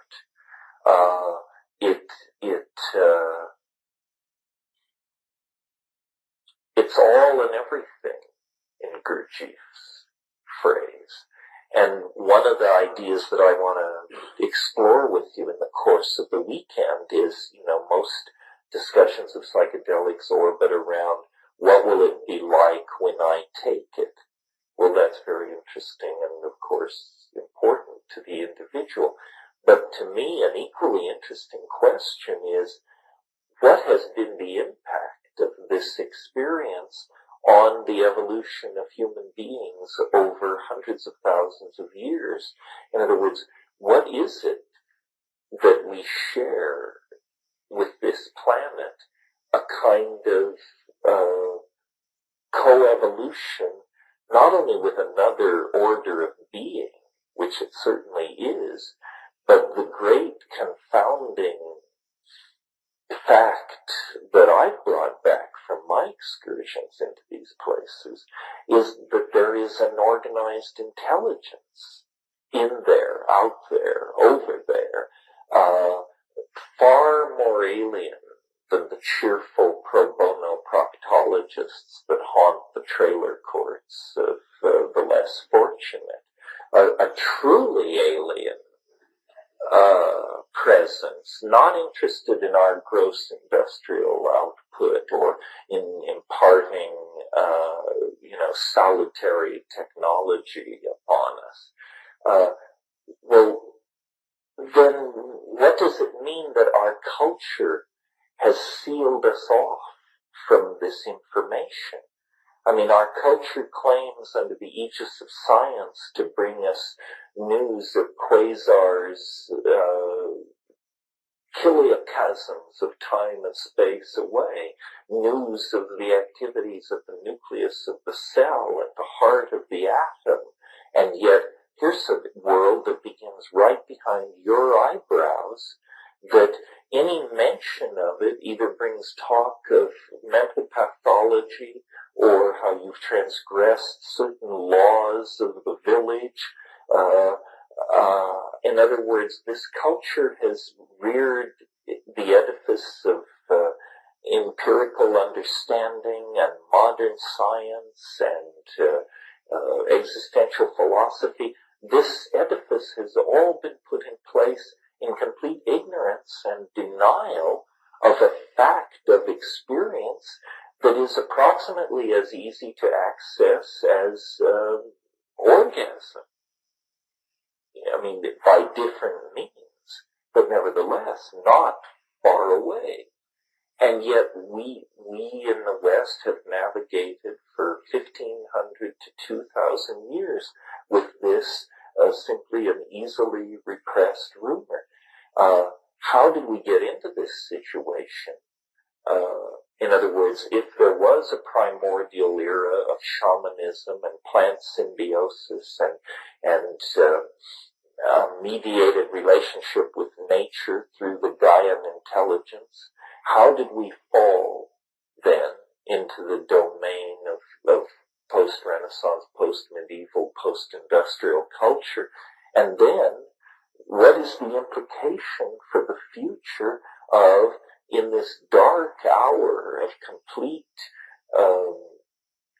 overcommitment to technology, economic solutions, rational reductionism, materialism, so forth and so on.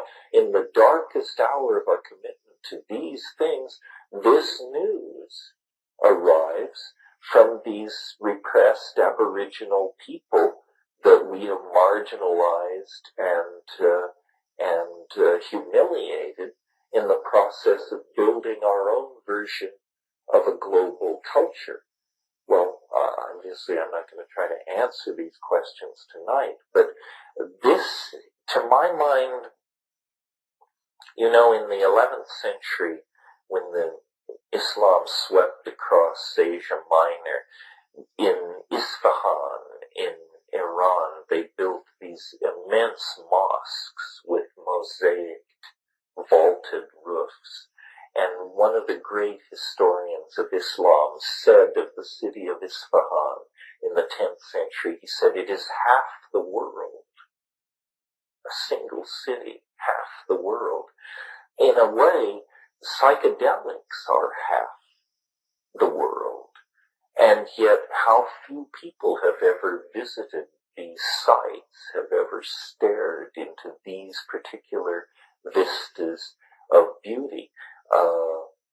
And as was said in going around the circle, the impact of these psychedelics, where they hit us hardest, is in the domain of visionary imagining and the effort to communicate about our visionary imaginings. In other words, where they hit us hardest is in the domain of art and invention and novelty. And we have built a culture that, however hostile it may be to the psychedelic experience, it is incredibly friendly toward novelty, innovation, creativity, cultural evolution, celebration of difference, so forth and so on. So I would like to believe that the long prodigal journey of Western humanity to a well-nigh perfect understanding of the nature of matter and energy and space and time, that prodigal journey can only be redeemed and made meaningful if the things learned in the shamanic descent into history, which it is a shamanic descent. I mean, we have achieved what the alchemists only dreamed of, and we've achieved it, strangely enough, by abandoning their illusions. They were epistemologically naive. You do not discover fusion by endlessly rarefying mercury. You do not disentangle DNA by heating chemical vessels in horse dung. We had to abandon the naivete of alchemy to achieve its goals, which were mastery of space and time, control of human longevity and health and psychological well-being. Well, at the center of the alchemical ideal was the idea of the stone, something part mineral, part mental, part spiritual, something drawn out of nature, but perfected by human artifice, and then reflecting back upon man a perfect world created through magic. This is the faith of the Renaissance magi, Marcello Ficino and Campanella, and these people. It's a different idea than the idea of man as a fallen creature, or science's notion of man as a mute witness to a meaningless universe. The magical ideal that these things fertilize and support is the idea that humanity is somehow the co-partner, a full partner in creation, and that what God has brought into being, the human imagination can perfect. And it's a necessary faith for our time, because the power that we have is so great. If the power that science has given us does not serve a transcendental ideal, then it will serve some kind of fascist ideal, and most people will be reduced to equations and parts of a machine that does not serve the human individual or the human community. Psychedelics are a catalyst for the imagination. They raise the ante in the historical poker game. They show that there is more than one way to skin a cat. And we have come to a place of bifurcations, immense choices. The decisions and the processes that are put in place in the next 20 years will probably put the stamp on whether humanity and this planet are made or broken as a cosmic concern. Well, consciousness is the key. What is dragging our boat is an absence of consciousness. You know, we have one foot in angelhood and one foot in the identity of a carnivorous ape. And the tension between these two on a global scale is excruciating. So if psychedelics, if there is one chance in 1,000 that they contribute an increased measure of consciousness to this situation, then they are a precious gift, a resource, an option, a possibility to be explored. I don't advocate these things because I think it's a sure thing or a safe path to the eschaton. I advocate them because they're the only game in town. You know, if hortatory preaching could have done the trick, then the Sermon on the Mount would have been the turning of the corner. But we have Buddha, we have Christ, we have these examples of enormously insightful spiritual beings who have delivered their message, and humanity has continued to flop on the seamy side. So it's not about an idea. An idea is not sufficient to transform us. It's about an experience.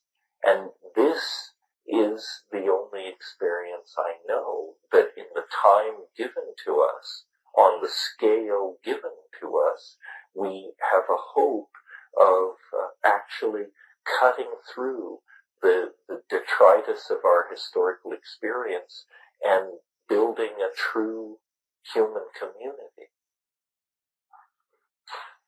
On days this nice, my parents used to make me go outdoors.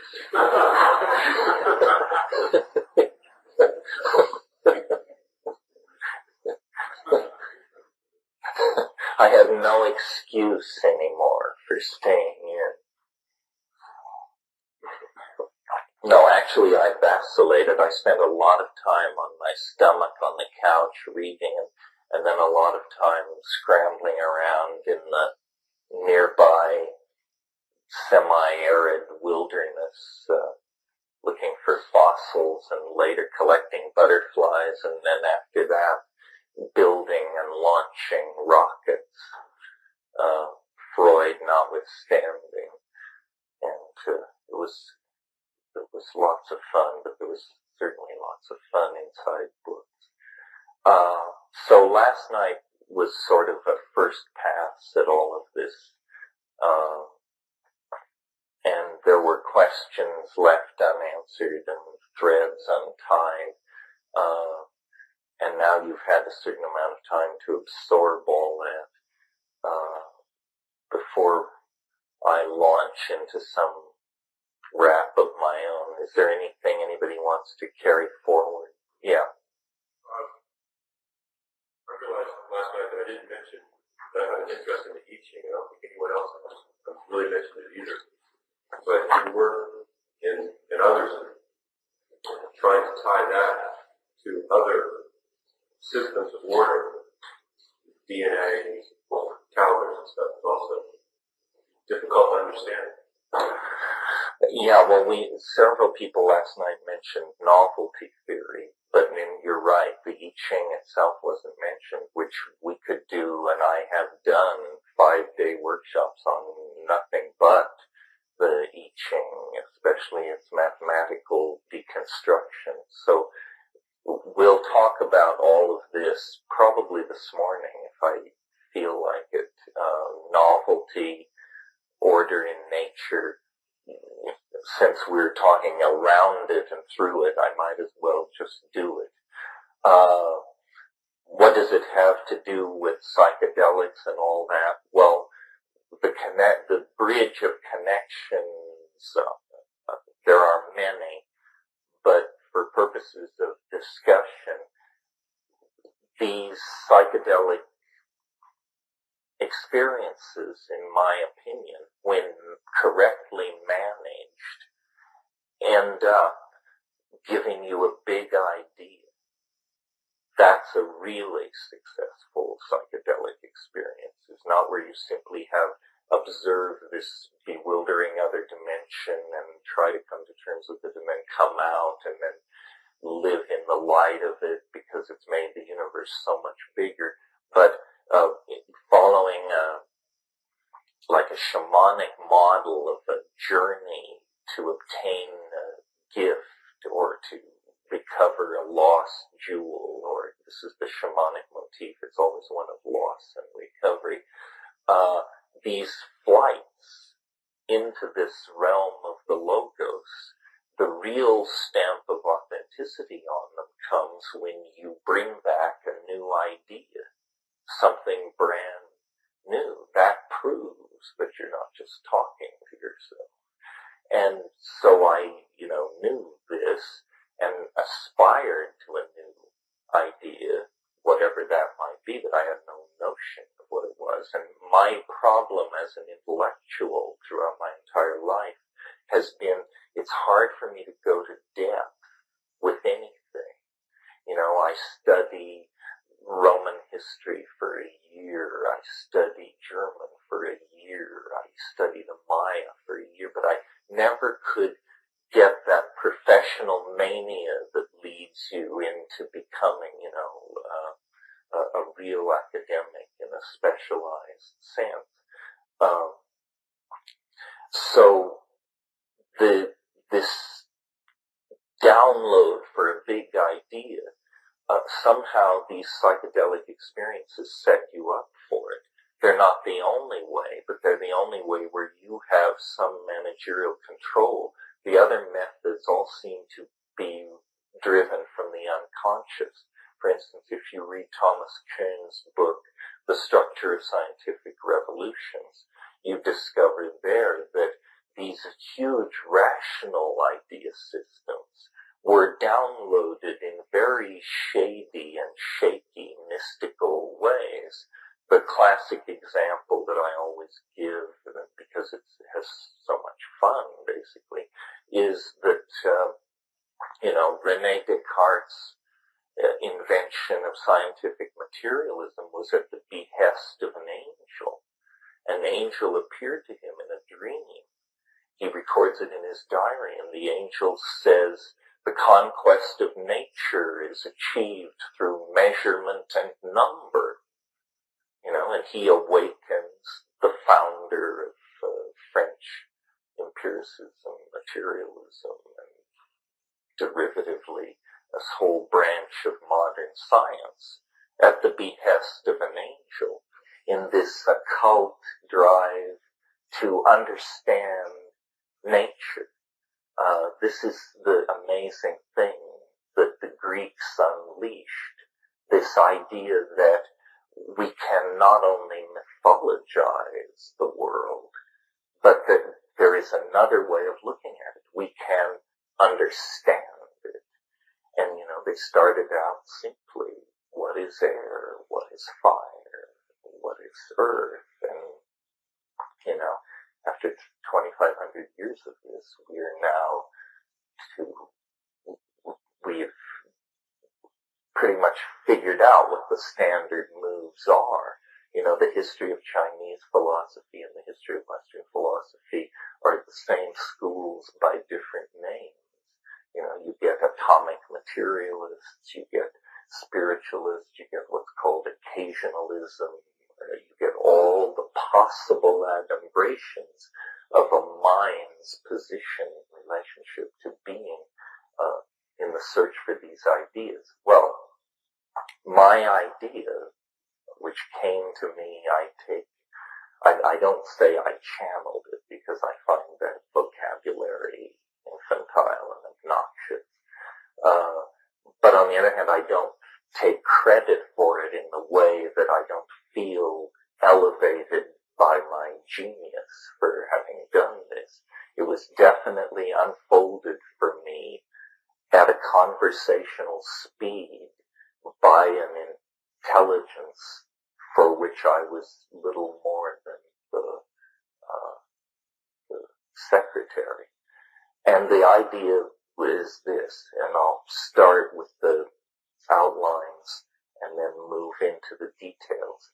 First of all, that two facts about nature have been overlooked by science, and that these facts are so overwhelmingly obvious once you begin to talk about them, that ordinary people like you and I, by talking about them, can actually satisfy ourselves that these two aspects of nature, these two related aspects of nature, have been overlooked or not properly weighted in philosophical discourse. And here's what they are. The first one is, as you go back in time from the present moment, the universe becomes a simpler place. This is a huge generalization, and it's true.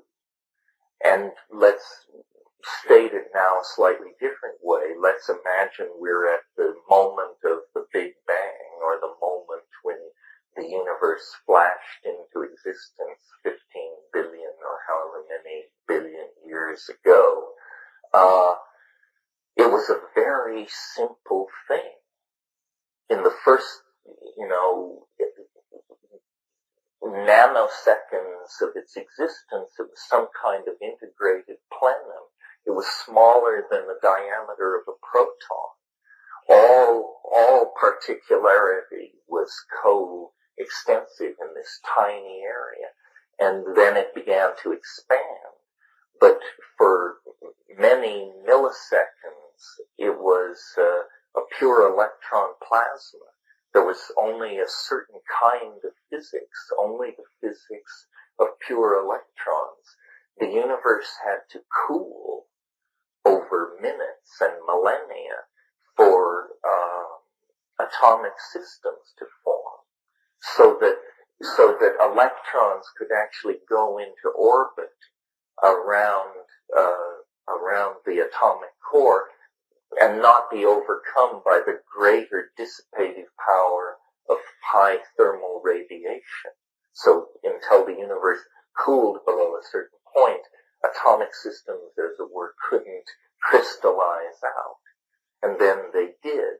And there were at that moment a whole new set of phenomena in nature emerged, in David Bohm's phrase, emergent phenomena. There had been only a universe of pure electrons. Suddenly there was a universe of hydrogen and helium atoms, much more complex organisms, if you wish. Well, so then the whole story of the universe is a story of progressive complexification accompanied by this phenomenon of cooling. And the universe of hydrogen and helium atoms, under the influence of gravity, these things were aggregated into huge masses where pressure rose at the center of these masses from the weight of the stuff above. And at a certain point, the curve of pressure passed through a point where a new phenomenon, hidden in the structure of being, but previously not by any phenomenon proclaimed, emerged, a new phenomenon, fusion. The stars began to burn, and this process of nuclear burning, this nuclear chemistry, created heavier elements.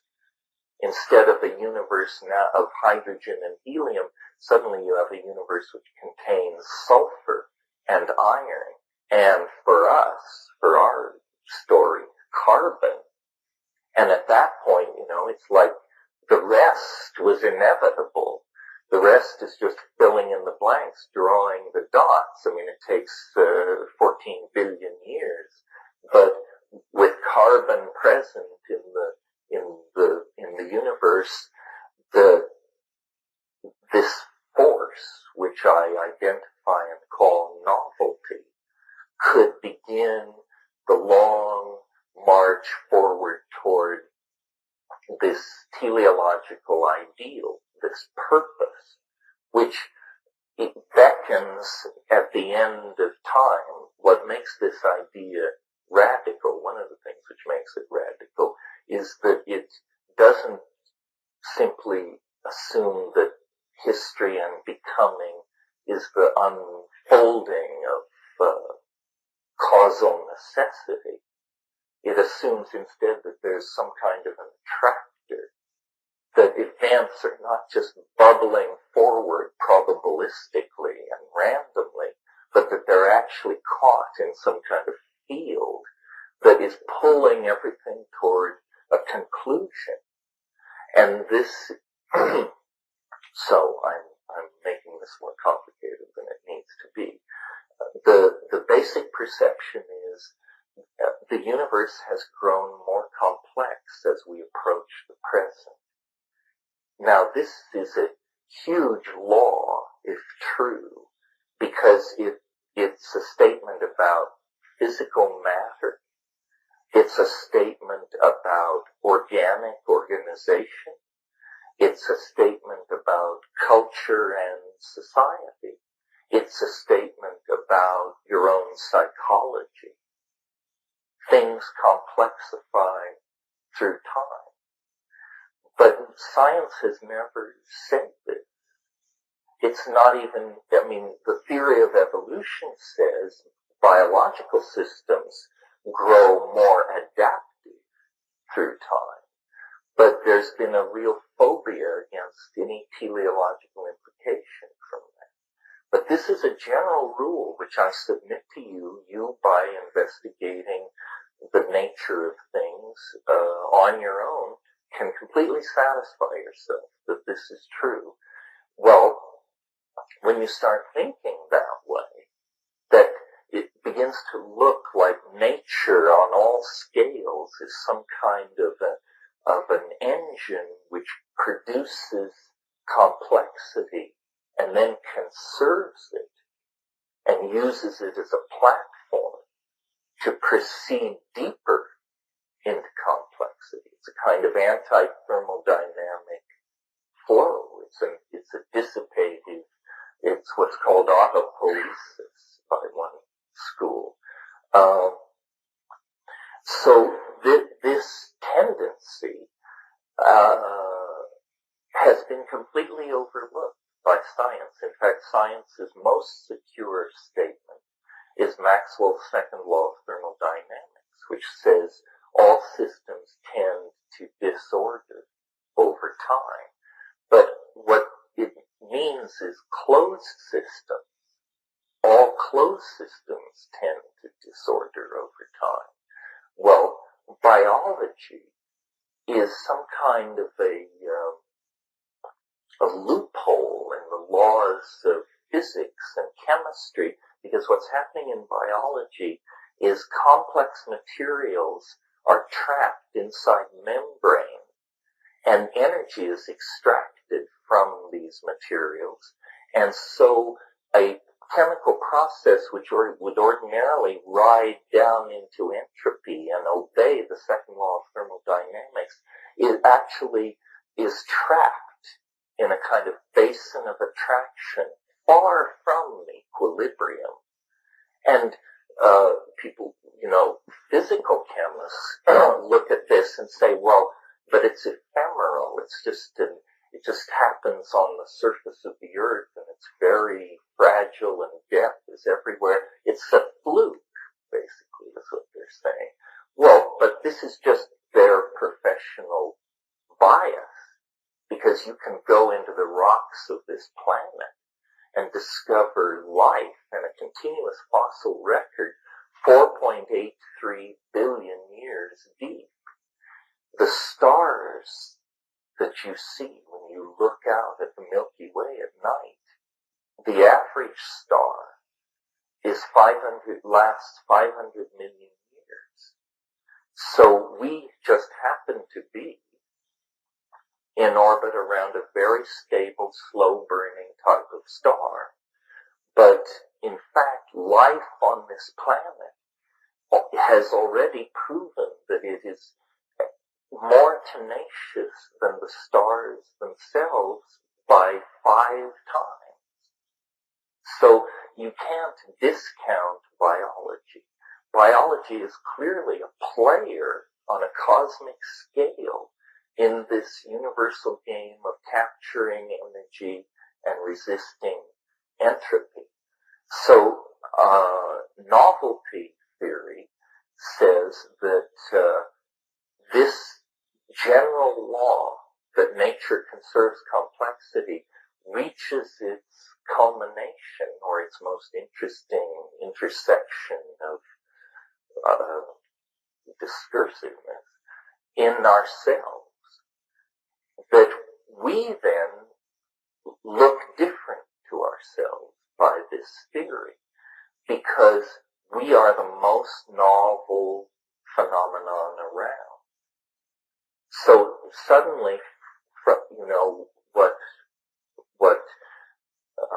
positivist materialism teaches about man's place in nature is that we're lucky to be here. It's a cosmic accident. Purpose is conferred. It's this totally existential, you're on your own, make it up, don't make it up, who cares, doesn't matter anyway, kind of modernism. If in fact nature, we have identified nature's purpose as to create and conserve complexity, then suddenly we are returned for the first time since the 16th century to the center of the cosmic stage of a universal drama of salvation and redemption. Isn't that weird? I think so. Yeah. Thinking about making that shift to considering the human experience is kind of central to our understanding of the planet. And then seeing some of the environmental movements like Earth First that place a large emphasis on valuing ecosystems and other animals and plants as on the same level as it's kind of a dichotomy, I think, between some of the movements trying to save the planet. Some environmentalists would rather see humans not even be here, and that is a way to put the necessary factors in place to save the planet. Whereas this side of the argument says that we need to realize how special we are and what's going on up here to be able to rebalance things. It's kind of a strange line to walk between valuing ourselves and not overvaluing ourselves. Can you see that? No, I agree. It's very tricky. There's almost like a bifurcation where it's hard to see how you can have the cake and eat it too.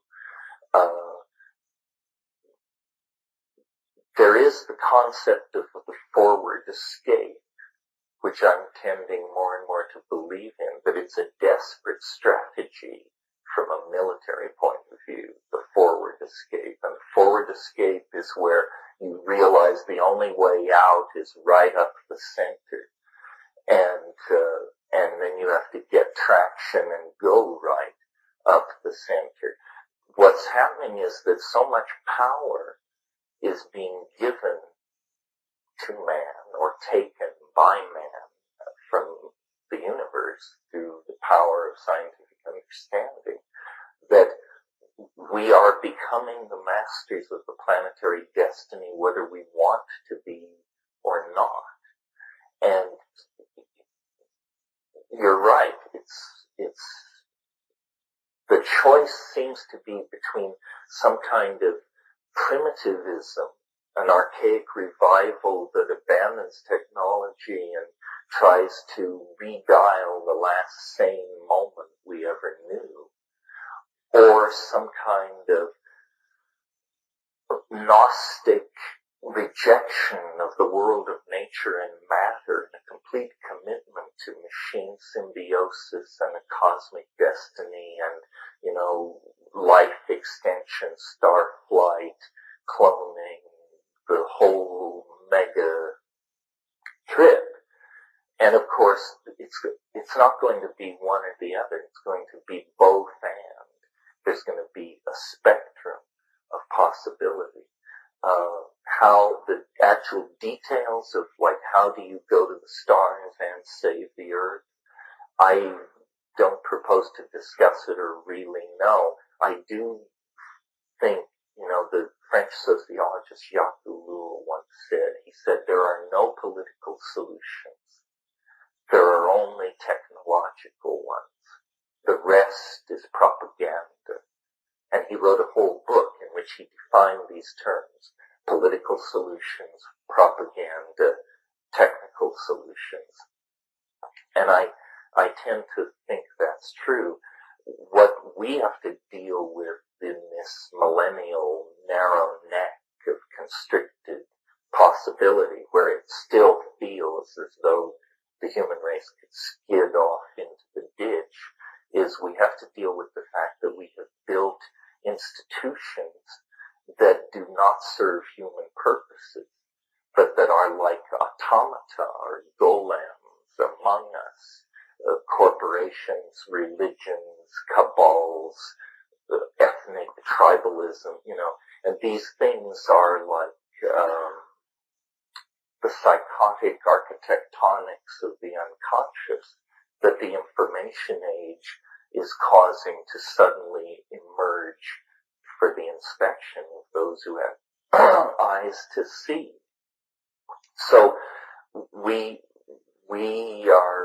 our humanness is not endangered by our machines. It's endangered by these institutional entities and the most spectacular and obvious example, of course, without getting into this whole thing, it is corporate capitalism. Simply because corporate capitalism has the intelligence of a termite at the organismic level, and all it understands is its agenda, and its agenda is to take cheaply extracted raw materials and fabricate them into expensive finished products which are sold to well-heeled markets in the high-tech industrial democracies. And it can't propagate that cycle on the closed surface of this planet much longer without the contradictions becoming unbearable. But it doesn't know that. It has a very low-grade intelligence. So how we communicate, we're all ready to switch on a dime to the new paradigm if we can just figure it out. The problem is to switch these enormous dinosaur-like institutions in which we have invested our lives and our economies and our scientific research establishments and our civil hierarchy and so forth and so on. But the way I think of it is, I think that, Maxwell's laws of thermodynamics are only part of the story, and that you also have to look at the work that Ilya Prigozhin did in the 60s and 70s, where he showed that there is this principle which they called different things, but basically it was random perturbation to higher states of order, and that this occurred in systems of all levels of complexity, that actually sometimes systems spontaneously organize themselves into more complex forms. So in the entropic state that you're talking about, which resembles a Bernoulli gas, a model of dissipation of the particles of gas, the opposite end of the spectrum would be this notion that all points in the matrix become cotangent, which requires a higher dimension, but is still trivial. And that's what I think it is. I think that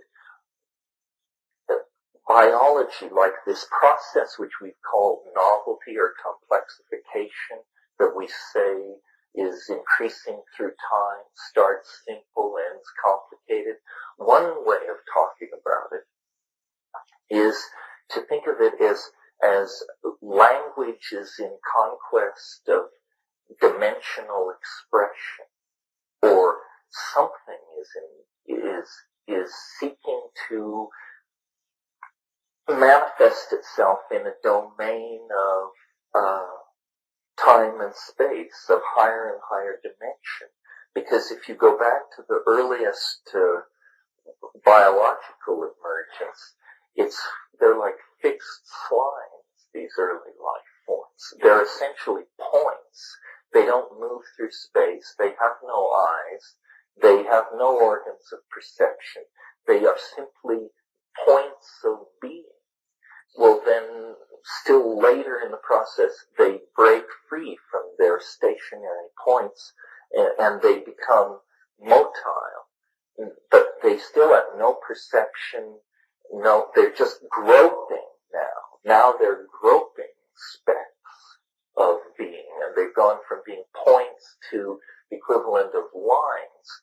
Well, then finally, light-sensitive chemistry sequesters itself in the membrane, and these things begin to have a notion of a gradient, of that the action is where the light is, that the food is where the light is, and so then this generates the concept here and there, which is a time-bound concept. Suddenly time springs into being. There is the notion of the execution of will over time. Well, then the rest of the story of the evolution of animal life, right up to 50,000 years ago, is simply the story of better eyes, better muscles, better coordination, better ability to move through this revealed topological manifold with a temporal axis. But then, with the advent of spoken language, what spoken language is about is the recovery of memory at a later date. It's a data recall system. And then you talk about the past, and you not only talk about it, but you strategize from it. Hunting strategies, erotic fantasy, mate-getting strategies. When you get to writing, this time-binding function is now totally explicit. The game is out in the open. The purpose of these behaviors is to keep the past from slipping away. And so we write down king lists and dynastic histories and this sort of thing. Well, from this point of view that I'm pushing here for a moment, that evolution is the conquest of dimensionality, you can see then that the primate conquest of time through time-binding technology is the phenomenon that we call human history. This is apparently what we're about. This is why we speak, why we write, why we invent phonetic alphabets and mathematical notation, because we are binding time. Well, you can then propagate that process forward to say, well, then what would satisfy this drive? Well, nothing less than a complete conquest of time itself, in the same way that as we look back in the history of biology, we see these other dimensional barriers were crossed from stationary, from in situ existence to motility, to a sense of light, to coordination of three-dimensional space, now coordination of fourth-dimensional space, and to make this leap to the full coordination of 4D, it requires some kind of machine symbiosis. It requires prostheses.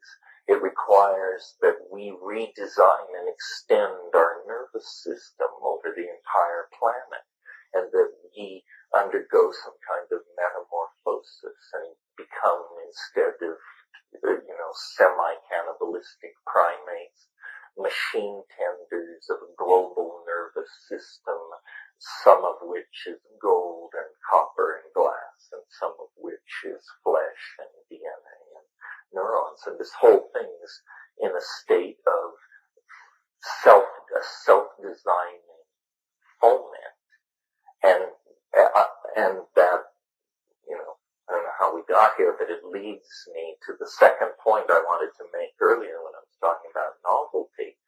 I said there were two things which science had overlooked, and then I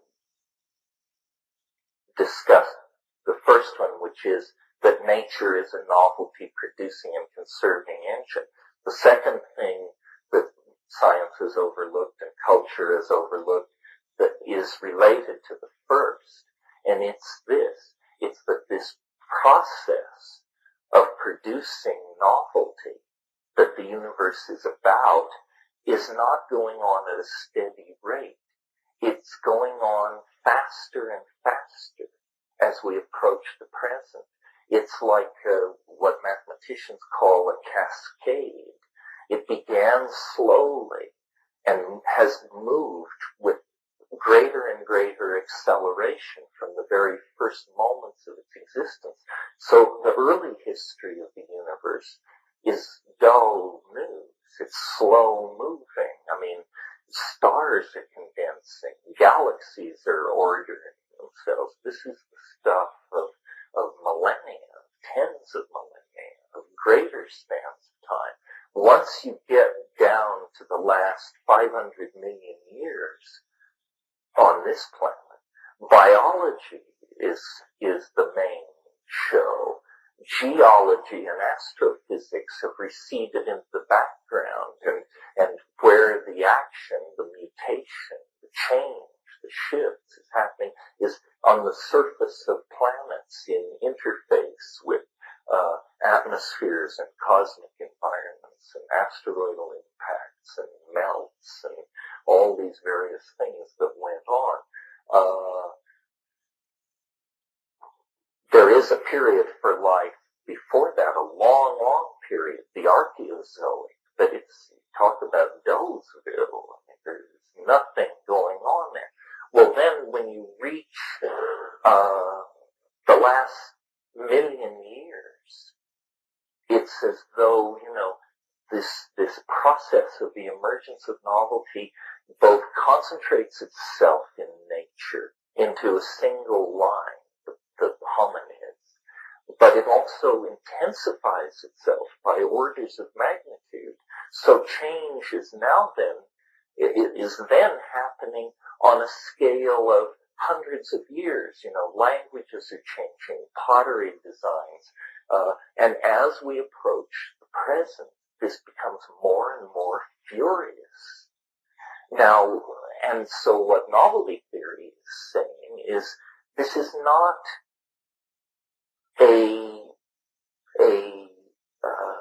an easily explained phenomenon. It's not simply a natural consequence of our being in the world.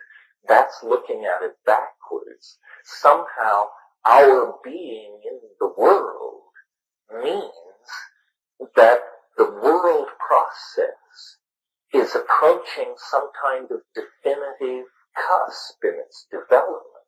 In other words, that human history is the shockwave of some greater event about to emerge out of the order of nature. That human history, 25,000 years is all it is like a shimmer, an aura, something which flashes across animal nature in the geological millisecond before the thing goes cosmic, or whatever it is that it's going to go. And so for us, human history has this enormous dramatic impact because our lives last 70 or 80 years if we're lucky. And we're as ephemeral as mayflies. For us, human history is 1,500 generations. But in terms of the species, it's a fever. It's a moment that has come upon us. And now we're deep, deep, deep into it, and deep enough into it, I think, that we can begin to actually talk about what lies at the other side. And it's, our religions have become almost the architectures of our social hopes, and this coincidence of calendrical synchronism that we're undergoing. And what I mean by that is that the Mayan civilization fixated on the heliacal rising of the winter solstice sun and the galactic center, an event which occurs only once every 26,000 years, occurs in 2012. They fixated on this. And our calendar, reformed by papal rationalists in the 15th century and originally founded by a Roman dictator, misses the same 26,000 year node with a millennial date by only 12 years. So, that's 0.001% on a scale of 10,000 years. So, for all practical purposes, these two calendars both reach very important culmination dates, very near to each other in eternity, if you think about how much time that is. So, what does this mean?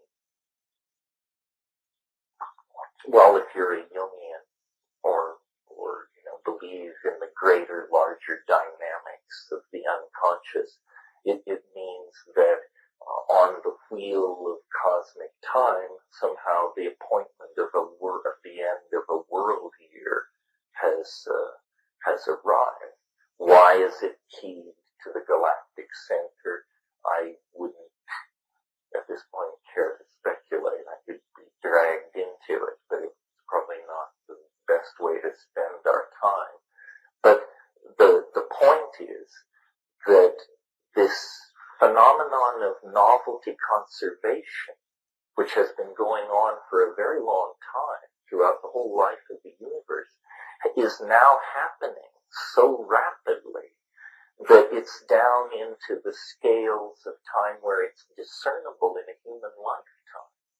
In fact, less than a human lifetime. Now change defines everything, even for such microbes as ourselves, where before we were embedded, as it were, in the much more slow-moving processes of climate change and the glaciation, advance and retraction and that sort of thing.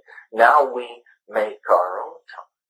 And we even talk about downloading ourselves into machines. Well, as we sit here, we're functioning at about 100 hertz, about 100 cycles a second.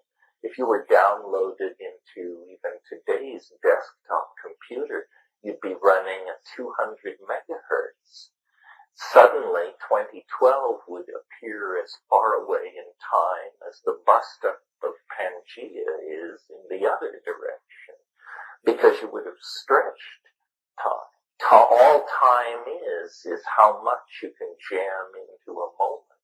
It's very easy to suppose that we're on the brink of a weird kind of pseudo-immortality, where time spent in circuitry is essentially time spent in eternity. And people will choose toward the close of their lives to migrate into the virtual realms where the laws of physics are replaced by the laws of the programmer's imagination. You really then are entering in to your own private Idaho, so to speak. Teilhard de Chardin, for those of you who don't know his work, was a Jesuit paleontologist and primatologist who wrote in the 1950s The Omega Point, the phenomenon of man. And in a way, nothing I say or little that anybody has said about cyberspace, about the meltdown of humanity into some electronic collectivity, has been surpassed by Teilhard de Chardin. He had this idea that human beings were on this earth and that they would generate what he called the noosphere.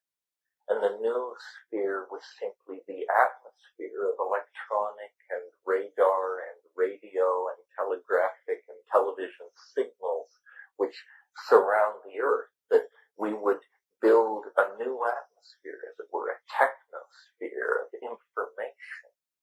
And information is a very key concept in all of this. What I call novelty, you could arguably call information. What I call habit, you could arguably call noise. And, this is a vision of being where there's a struggle between these two antithetical forces. One, described by the second law of thermodynamics, entropy. The other, described by novelty theory, Prigoghine's non-equilibrium thermodynamics, etc., etc. And they are, in every situation, locked in struggle.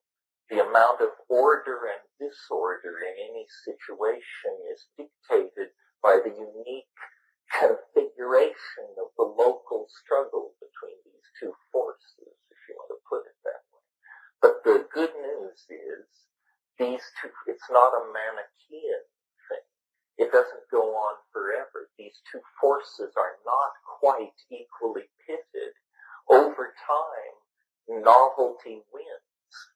Order wins. Order triumphs over disorder and builds higher states of order. So in a way, you could think of the whole process as what engineers call a damped oscillation.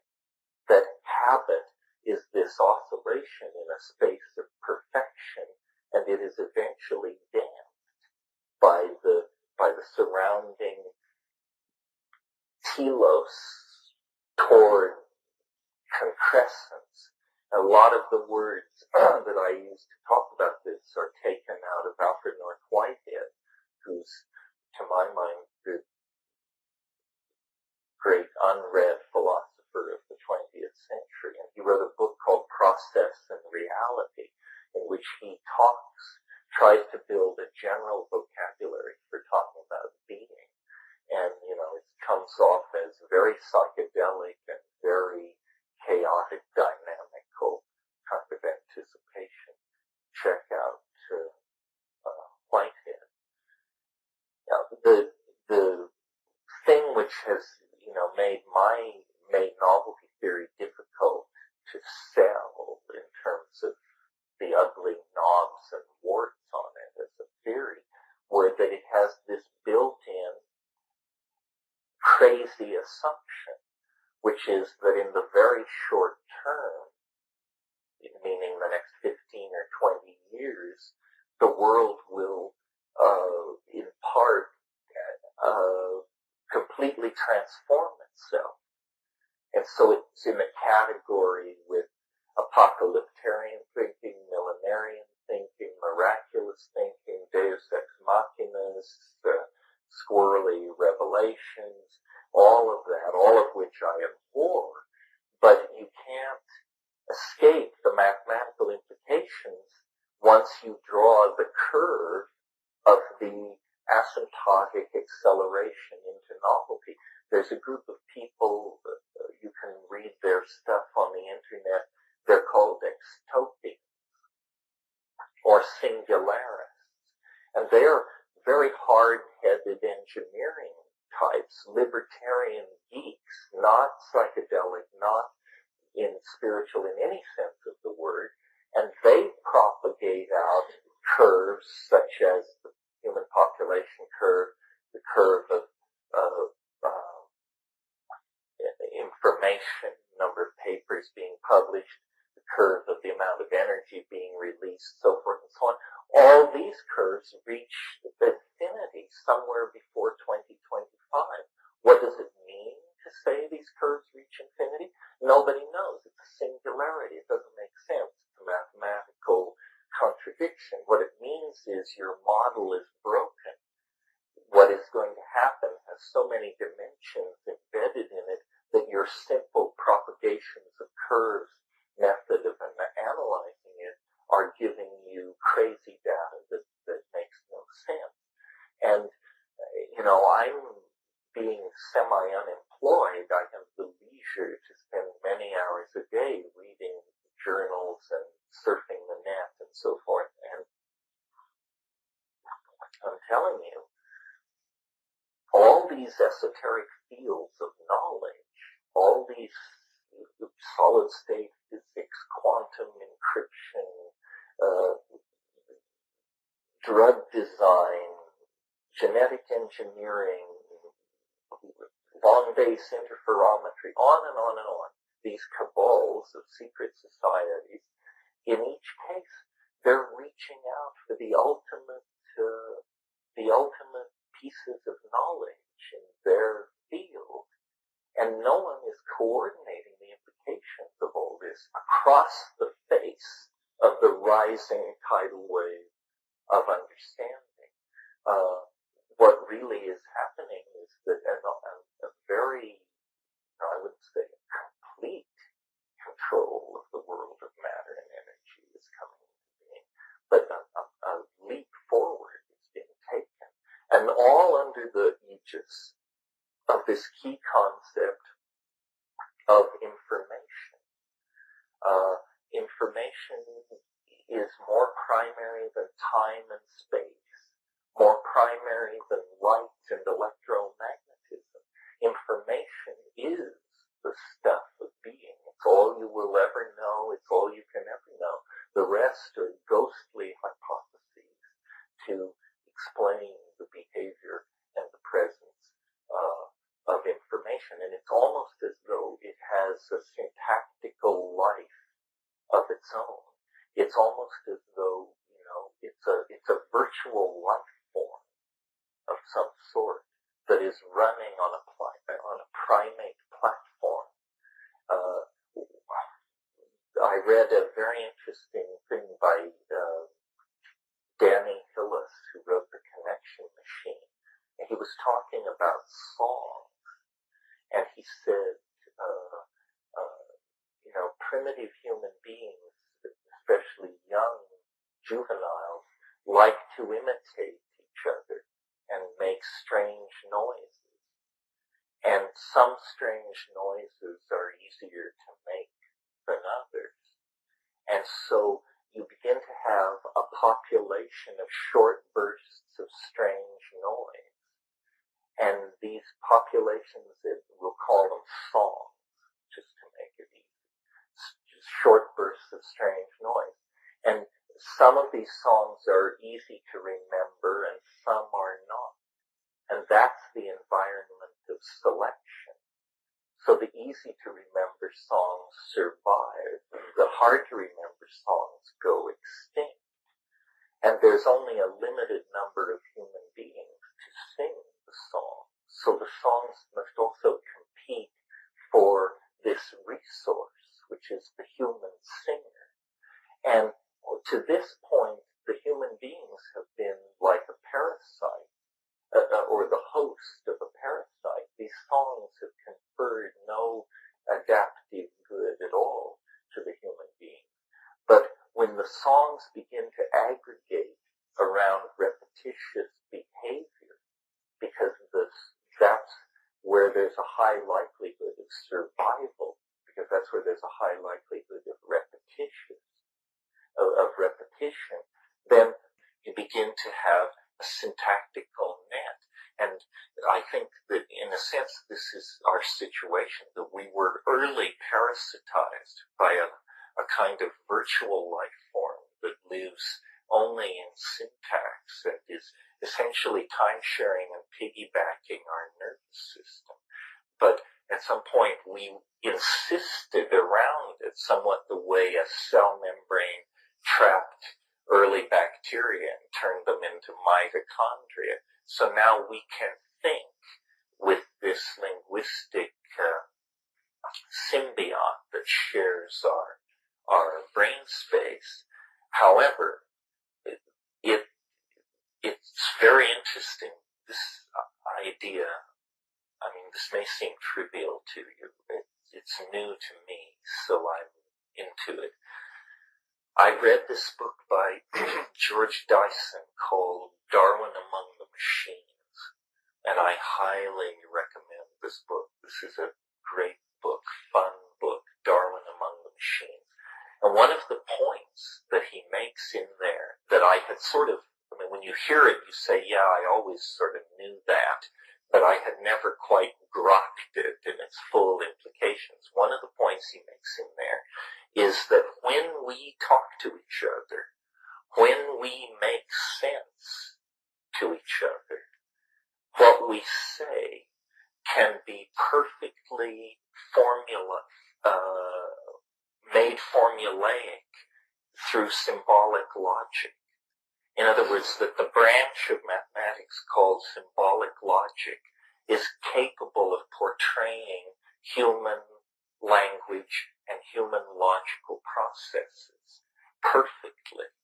But the interesting thing is that this language, symbolic logic, is the language which machines speak with great fluency. This is the great bridge between us and the machines, that fundamentally we speak the same language, that and to a human being and to a microprocessor mean the same thing. So there is there is no great barrier. It's all conceptual between us and machine intelligence. Machine intelligence is the most likely form of alien intelligence to arrive and complicate our social dialogue, because in a sense it's already here. In a sense we are putting a great deal of effort into creating it, and in a sense its emergence depends on these very same appetite for novelty that allowed us to squeeze ourselves out of the rules of molecular chemistry. And again, it's happening at these very high megahertz rates.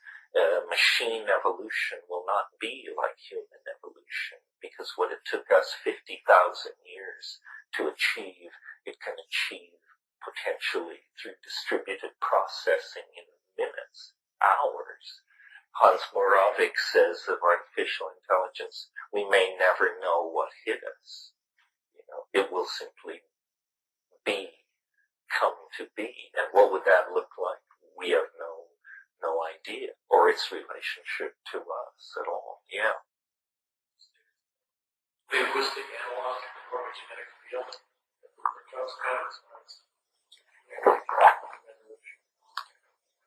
Yeah, I haven't thought of it that way, but it's like that. Novelty theory and Rupert's theories of the morphogenetic field are very closely related. He doesn't believe in a temporal attractor. He believes things are pushed by necessary casuistry. But the unfolding of the morphogenetic field and the unfolding of the time wave, you're talking about the same thing. You're talking about you see, in a way, what science is all about is it will tell you what is possible. If you want to know if something is possible, you ask the expert in that science. But what science can't tell you, and what you usually really want to know, is out of the class of the possible, what things will actually occur. And we have no theory for this, strangely enough. We have no theory for out of the class of the possible. I mean, I suppose somebody who was a fundamentalist or some kind of Christian might say, well, God's will. Out of the class of what is possible, what comes to be is God's will. Well, that would be one theory of what it is that winnows the actual from the possible. A scientist would say pre-existing conditions.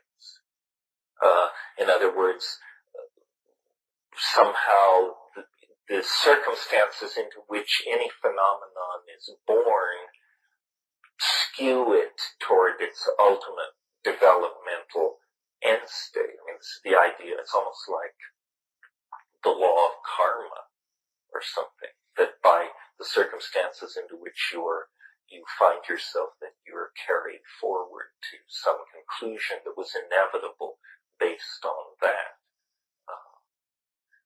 Novelty theory is not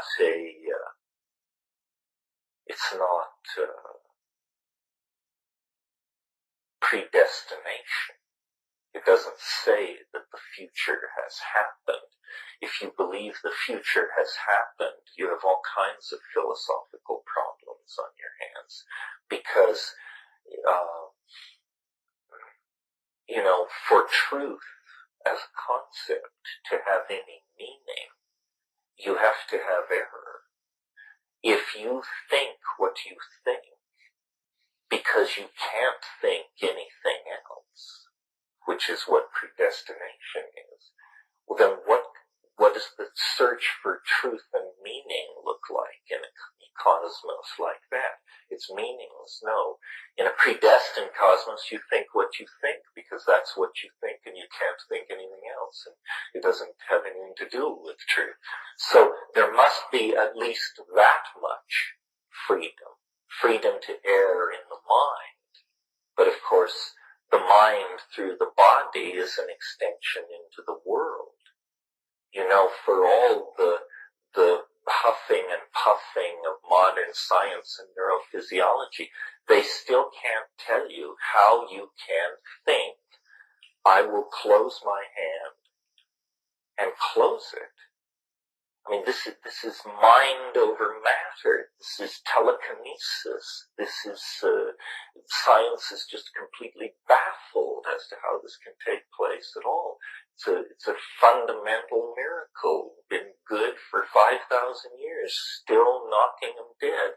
And it's by that trick that we don't understand how it's done that will and mind and intent enters the world, and cities get built and armies sent marching and religious revelations written down and so forth and so on. But I think that you see, for years I was like crying in the wilderness about this ramping up towards some kind of hyper-complex unravelment of the social machine in the very short term. But now I feel much more confident than I was 10 years ago. Now 10 years closer to the end date, because the internet looks to me like the backbone of the emergent thing. I mean, the internet is a huge and not fully comprehended cultural step that we have now totally committed ourselves to. It's nothing less than the building of a thinking nervous system the size of the entire planet. And our most important, we're wedded to this thing. Our banking, military planning, corporate capitalization, long-term planning, design process, inventory control, resource extraction, everything is running on this strange companion that we built to be indestructible because we built it at the height of the Cold War. And so, it has no nodes of control, and it's the most complex thing ever put in place on this planet since DNA, cooked itself out of the primal ocean. Again, somehow are those people that have had these experiences going to be spared a certain type of...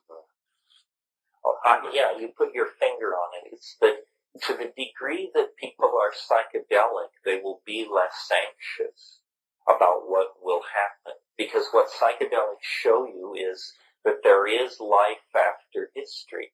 There is something outside of culture. If you don't know that, by one means or another, then you will define what is happening as, the end of the world, the literal apocalypse, the collapse of everything, when in fact that's not what it is. It's just the collapse of historical, print-based, cultural models and models of the self and the psyche. I embrace it. We're not about to blow out here or go extinct, and we never escaped from the yoke of nature. Nature has taken some hits in this neighborhood. 65 million years ago, an object encountered the earth that nothing larger than a chicken on the entire planet survived that encounter. And guess what it cleared the way for? The flowering plants, the source of all these compounds we're so interested in, and the ascendancy of the mammalian order, our dear selves. We are here because of the most appalling bad hair day this planet ever endured. So, when you start judging this stuff and saying, what's good, what's bad, it's very hard to say. Nature is incredibly profligate and will take enormous chances to preserve novelty, to keep the novelty game going. And so I feel, that in a sense nature will open a way for us.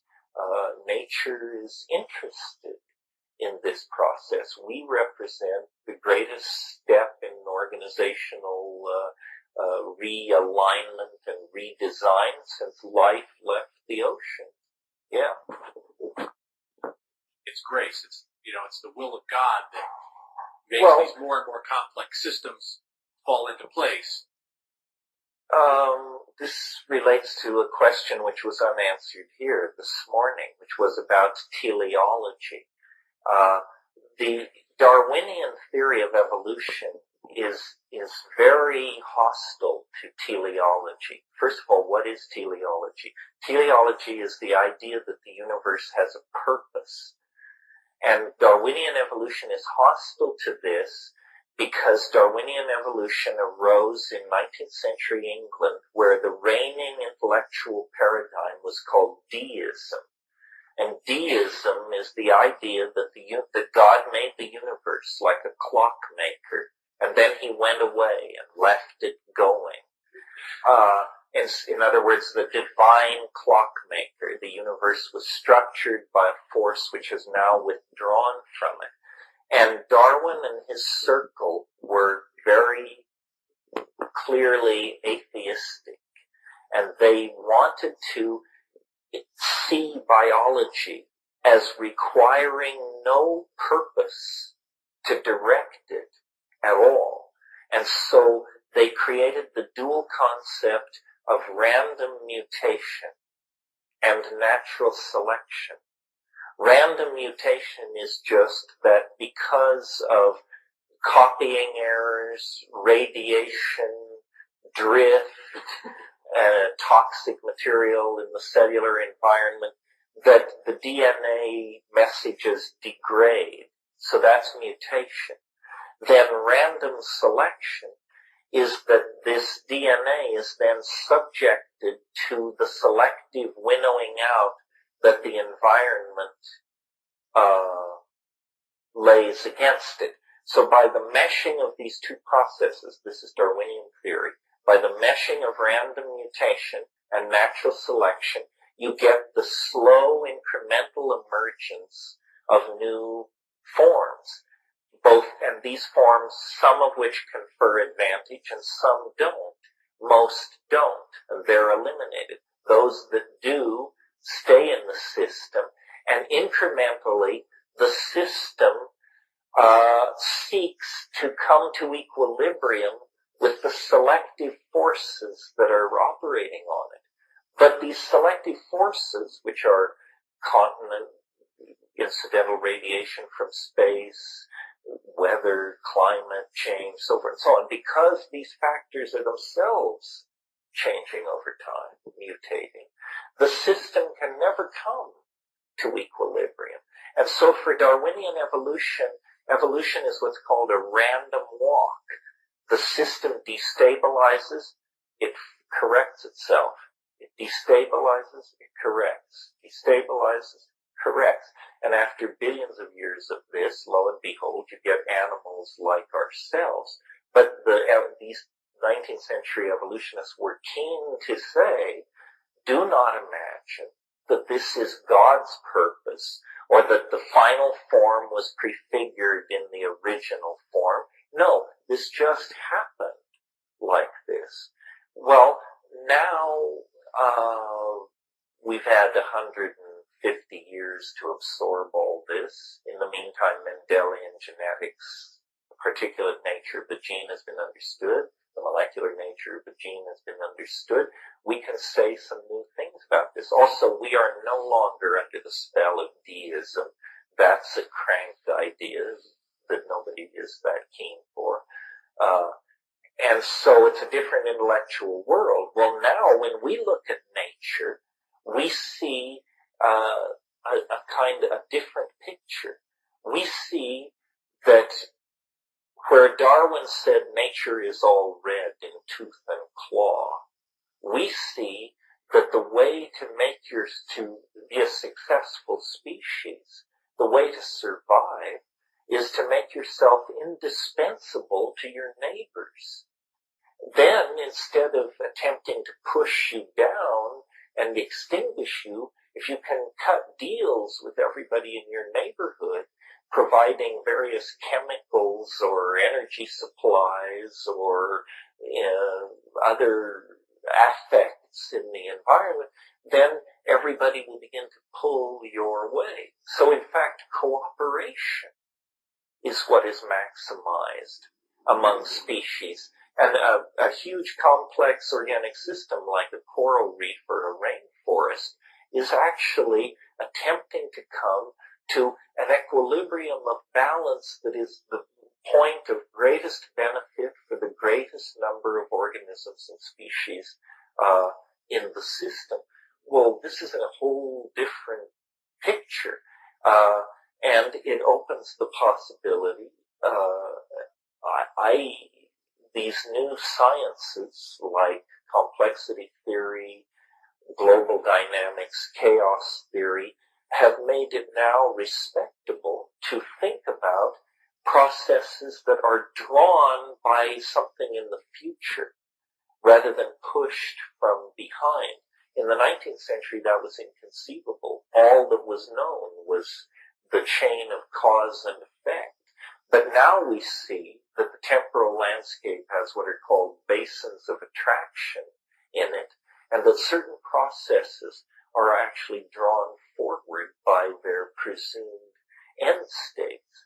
And so it seems less outlandish to us, I think, to suppose there is a purpose. And also we see a level of global integration and global mutation that Darwin couldn't have even dreamed of yet. The idea of elements of time having their particular qualities, have you correlated that with astrology at all? Well, it's somewhat like astrology, except astrology believes that planets and stars and the arrangements among them represent shifts in a kind of energy field. In a way, this is more abstract. Wang Pi, who was a medieval Chinese mystic, his thought comes eerily close to my own, in that the way he pictured this was that you have the sequence moving in an abstract dimension, but you have the sequence moving at a certain speed, and overlaying that is another sequence moving at a different speed, and over that another version of the King Wen sequence moving at another speed, and that a given moment is a slice through these levels that creates a unique juxtaposition of the levels. So it is in that sense very astrological, but it's all calculated independent of any observation of nature.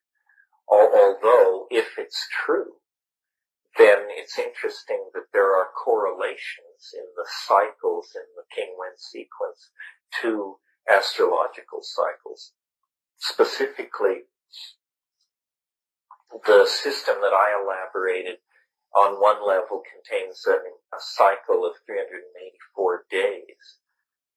That's the number of lines, 6 times 64, the number of lines in a complete sequence of the I Ching, 384 days. Well, it happens to be 13 lunar cycles, exactly. Well, then if you take it times 64, you get a number, 67 years, 0.10425 days, which is 6 sunspot cycles. And sunspot cycles also occur in 33-year cycles. Well, it's known that the early Han Dynasty Chinese knew about sunspot cycles. They were the first people to observe them. So, without hypothesizing super technologies or any kind of Atlantis type stuff, we see that the King Wen sequence could have been a kind of gear used in a system of multiplicans that predicted lunar cycles, sunspot cycles on 2 levels, and then with one further multiplication, this precessional great year, this 26,300 year cycle. So it's a neat kind of resonance calendar, and given the sorry state of Chinese calendar making in historical time, it's interesting that you can derive a very accurate calendar from the I Ching, more accurate than the calendar we're presently operating on. If you use a 384-day year length, the problem, of course, is that a year of that length would precess against the sun, but this may have been for political or religious or philosophical reasons acceptable at the time that calendar was formulated. My fancy is that there was a war, a calendrical war in the pre-Shang dynasty time, a war between the solar materialists and the lunar mystics, and it was basically a war about how the calendar should be, because the calendar is the largest frame of reality. For instance, our calendar, with its fixed equinoctial points, is a lie. Our calendar promotes a belief in the permanence of eternity, when in fact everything is slipping and sliding around. The fact that the equinoctial points are traversed every year on the same solar year day gives rise to a kind of patriarchal hubris, arguably. Yeah. The difference between a schizophrenic and a psychedelic traveler being that maybe one can't navigate its way back. And I was wondering 2 things. One, have you had any work with schizophrenics, and what was that interaction like? And the other was more a take on modern culture, the common channel surfing couch potato that it has some schizophrenic quality to it. And I was thinking of the movie 12 Monkeys, the Brad Pitt character in the asylum, when he says that the thing that separates a sane citizen from insanity is how much he allows his culture to straitjacket him. Well, I don't know. Schizophrenia is a very complicated subject because several syndromes, which are quite different, are all lumped under schizophrenia. You know, probably the kind of schizophrenia that I'm sensing you want to talk about is what's called process schizophrenia. This is where somebody becomes really spun up, and it can come after days of not sleeping or something, and then people begin to have really funny ideas, and they want to tell everybody about them, and they want to take, they go to the manager of the business with fantastic ideas that are going to make a whole bunch of money. The problem is they just don't make sense to anybody but them, or they start hearing voices, or they become convinced that they have a special mission. And it turns out that this phenomenon, which we pathologize pretty confidently, actually is not that different from people who are having real legitimate breakthroughs and understanding their lives in new ways. It's a shifting and reordering of the dominance of the psyche.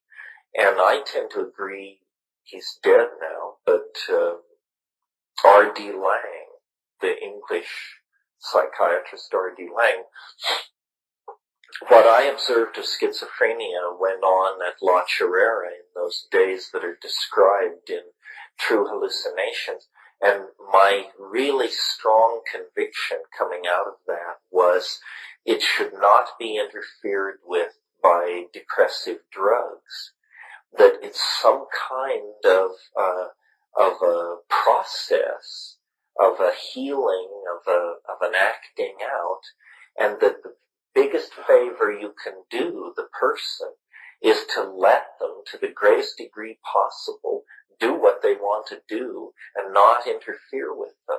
And if you medicate them and incarcerate them, the thing is aborted and squashed and distorted, and then they have a great deal of trouble ever getting their act together.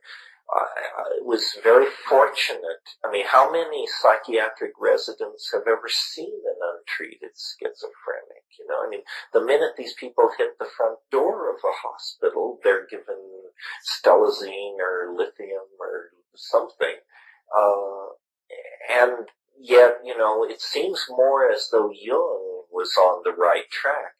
This is a process in the dynamics of the unconscious that wants to work itself out to a conclusion. Now, obviously, if they have violent fantasies or seem dangerous to themselves or other people, you can't let that go on. But I think the treatment of schizophrenia is largely at the convenience of the practitioner. And people are warehoused, and, if I were going crazy, I think the thing that would really throw me over the edge would be to be put with a bunch of really crazy people. It's always seemed so odd to me that if you go bananas, they put you with all the other people who've gone bananas, who are the worst models for you to be in the presence of, and are quite unsettling to normal people, let alone people who are having boundary dissolution and self-identity problems. So, yeah. There's some studies that show that what it creates is in schizophrenic states, there's a more common shift in brainwave rhythms, which is associated with an enhanced immune system and resultant less cancer. And I've been curious as to whether or not the use of psychedelics may also provide those frequent shifts, which are probably more necessary to health. So as soon as we depress, for instance, schizophrenics, what happens is they go back to normal cancer rate of the normal population, so their immune system doesn't function as well. So in terms of looking at enhanced immune function, whether or not frequent shifts, which coming in and out of psychedelics may, and I don't know if you know anything about that. Well, in some sense, the kind of process schizophrenia, the messianic, grandiose schizophrenia that we're talking about here, is an overexpression of self-definition. And in that sense, you would expect an enhanced immune system to accompany it. The immune system defines the chemical self. So if the self is somehow being overexpressed to the point where it becomes a pathology or a burden on the functioning of the social group, then it wouldn't surprise me that that the immune system would be functioning very efficiently. What else do I want to say about this?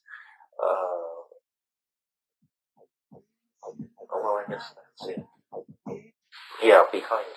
The question about schizophrenia, like, I agree with you that a big part of it is just that our culture should be more tolerant of people that are crazy. If there was a place for them, then maybe less of them would be warehoused off like people in less developed countries. Schizophrenics tend to do much better in those cultures.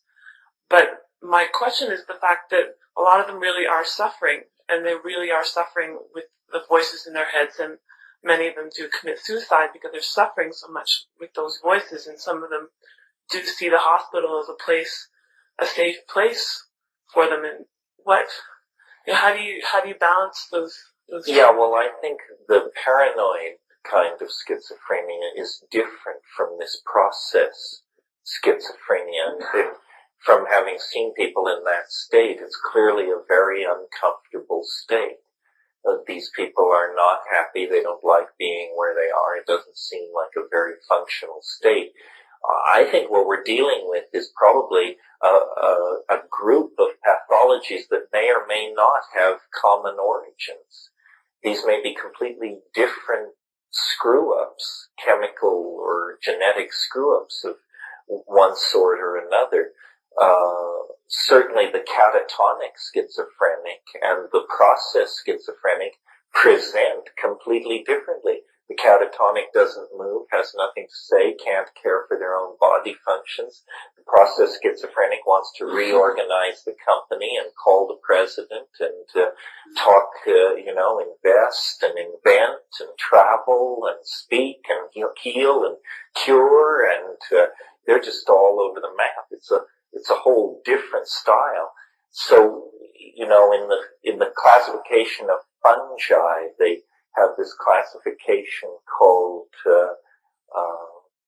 fungi obscuranta, and it just means everything we haven't classified.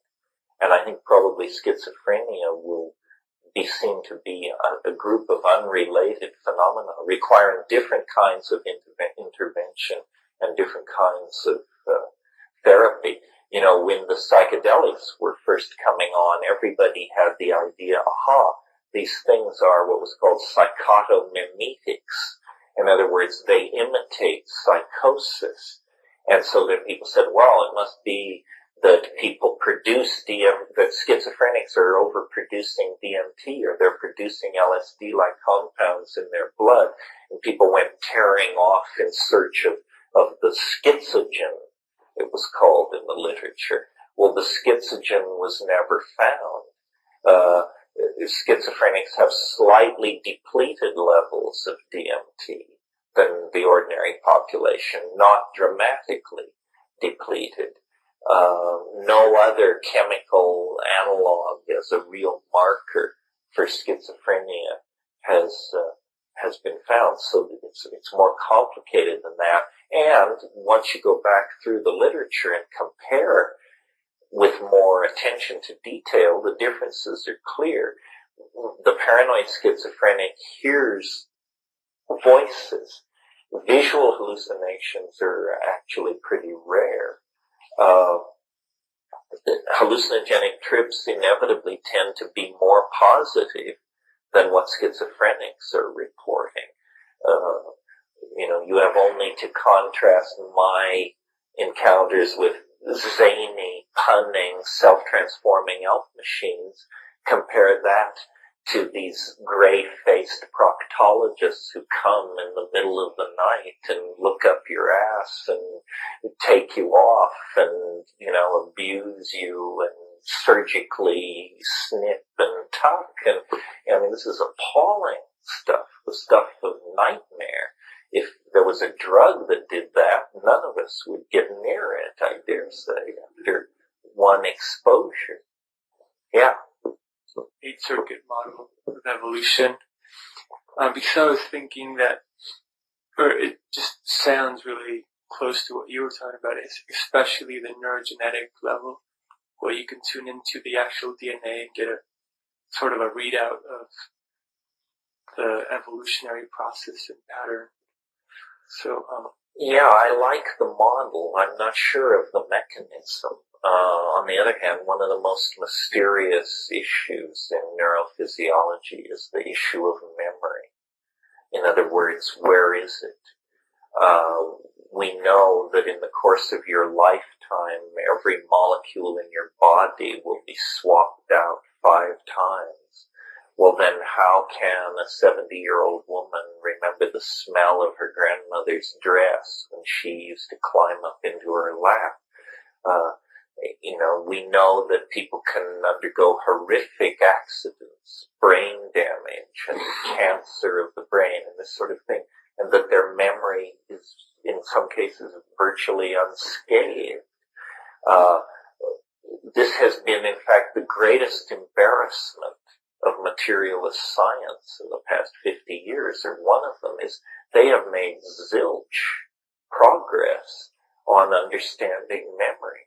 And, it's right smack in the center of everything we want to do. It's a communication technology, it's a nanotechnology, it's a molecular genetic technology for information and storage retrieval that works with images, music, sound, and we don't have a clue as to how it works. I tend to believe that nature is fairly conservative, and that once you develop a mechanism that's good for a certain function, you will find it iterated in other areas where that function is called upon. So notice that the DNA, in a way, if you understand how it works, it's like a chemical learning system. It templates the environment and it responds to environmental selection by building proteins of a certain type. In a way, it's a chemical engine for responding to the environment. Well, then if you look at the nervous system, it's an electrochemical system. It's a combinatory system where information moves in the body down the nerve fibers at a pretty good clip. But why then are we such slow-moving creatures? Well, because every time it gets to a synaptic cleft, it stops being electricity and it turns into a complex chemical reaction to bridge the gap, to go down the next wire to the next gap. And so in the course of this electro to chemical transmission of the signal, it slows down to a few hundred miles an hour. And that determines our speed as organisms. Downstream, this may all be sped up. Memory seems to work almost instantaneously, but no mechanism is visible. I mean, if you really want to look at a human function that's present in all of us and easily studied and may hint at undiscovered principles in physics or miraculous new orders of nature, human memory would be a real place to begin, I think. And I wondered what your involvement is today, what you hope to get at, have hoped to get out of your involvement with the rave scene, and just what role do you think youth culture will have in the next 12, 13 years as we approach possible singularity? Well, I didn't intend to get involved in rave, really. I mean, I was interested in it. When I went to England in 1990, I had a pretty academic schedule of lecturing, but a lot of ravers came, and the Zippies were just getting organized around the club called Megatripolis in Charing Cross. And I met Colin Shaman of the Shaman, and then we talked about me doing something with them,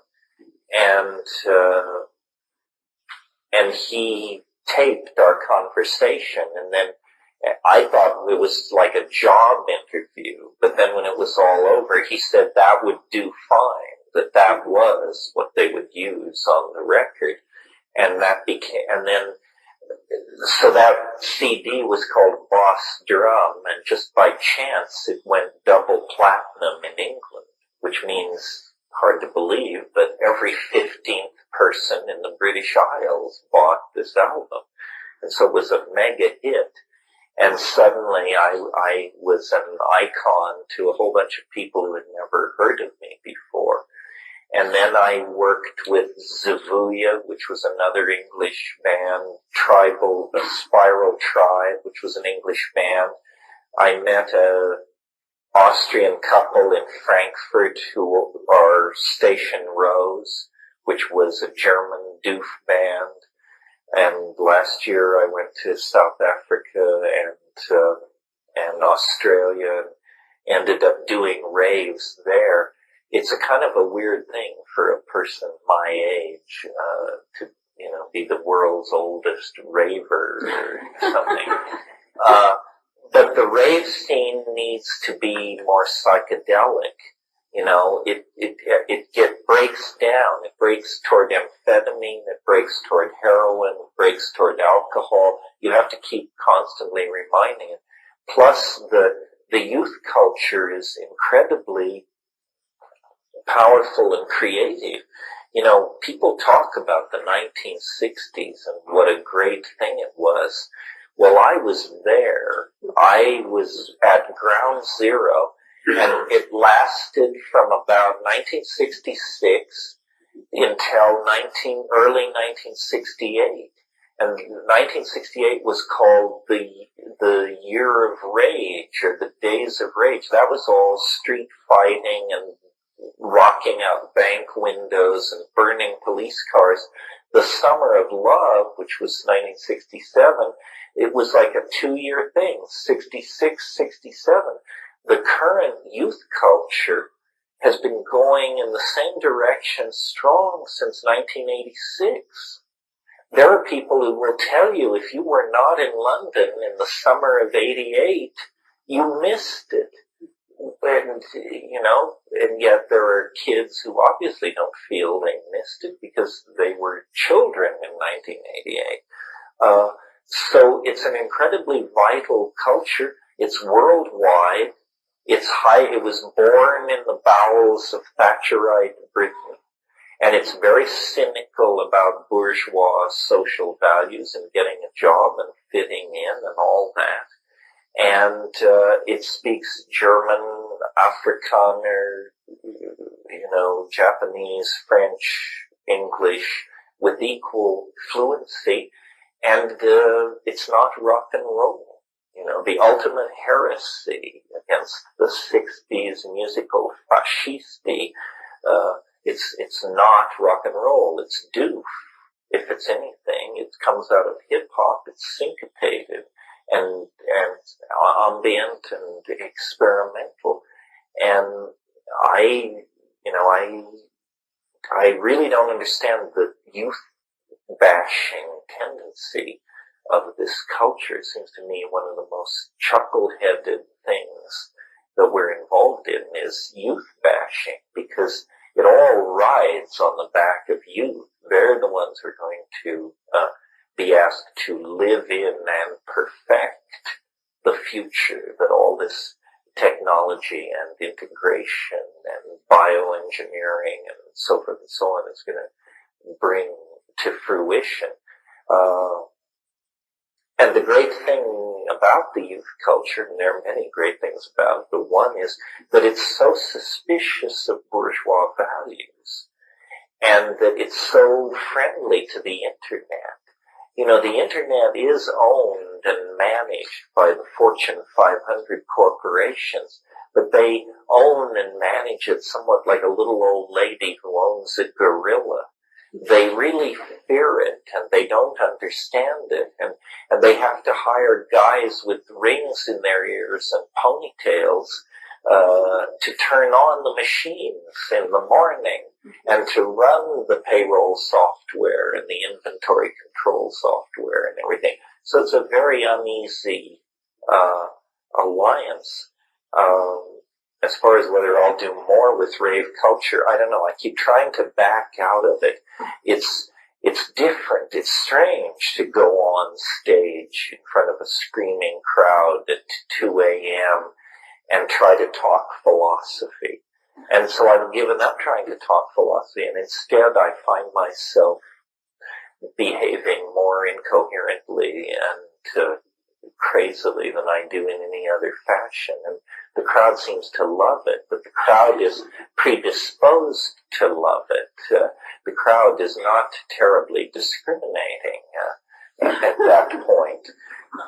But I have been working with a band called Lost at Last, a Maui band transplanted to Santa Cruz. And if you're in San Francisco, New Year's Eve, we'll be at the Veterans Administration doing glossolalia and handling boa constrictors with light show and the whole razzmatazz.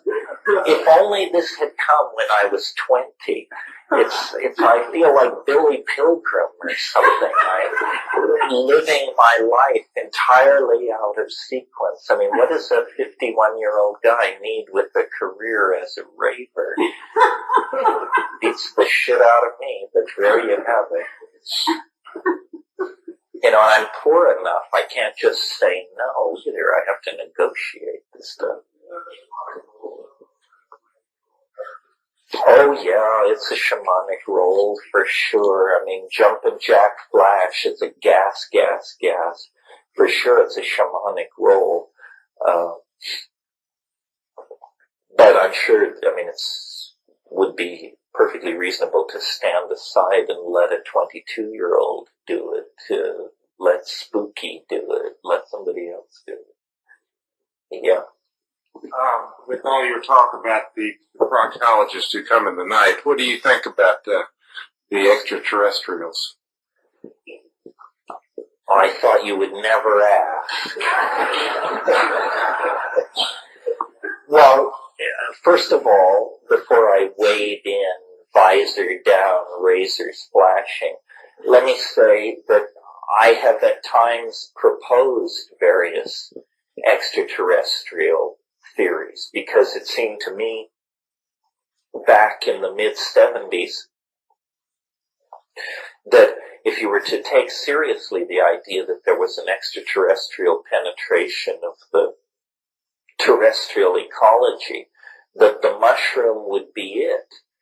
The mushroom is alien enough in its life cycle, alien enough to survive the conditions of outer space, and when complexed with a mammalian nervous system, it seems to want to download these messages from far away, shall we say. So that's my idea of how an alien would be. That the first problem you would have with a real alien would be to recognize it. Because first of all, it's going to be alien, for crying out loud. This thing evolved on some other planet under a completely different chemical and regime of pressure and chemistry, and I mean, if you can't understand your next door neighbor, what do you think it's going to be like to stare into the face, if it has a face, of somebody from Zenebel Ganubi? So the mushroom seemed alien enough, and it's also very low key. It looks high technology. I don't expect them to come in trillion-ton ships of titanium, roaring out of the cosmic darkness into parking orbit around our planet. I seriously doubt if it will happen that way. they don't want to be detected, they certainly will not be detected, because you have to assume that the technology will be beyond your wildest imaginings. The idea that someone is going to come in ships speaking languages and with an interest in our gross industrial output or trading with us or some crap like that, this is what I call failure of scale. This is for people who don't understand how weird reality is. This is for people who've been watching too much daytime TV to think it's going to be so humdrum as that. Well, so then we're left with this residuum of testimony that something weird is going on. I think this is like an intelligence test built into reality. Life presents itself as a mystery. The people who pass the intelligence test are not worrying about gray-faced aliens checking them for hemorrhoids in the middle of the night. They have passed this intelligence test, and their conclusion is, whatever this is, it is not what it claims to be. It is not what it appears to be. And then people are very puzzled, and they say, well, but what about all these people who have these things happen to them? Well, this now we sort of get down to the nut of the matter, and this is where I often feel my audiences peeling away from me in horror and disappointment, because I think we're very naive about what information is and how it works. And let's see how I can give examples of this or start into it.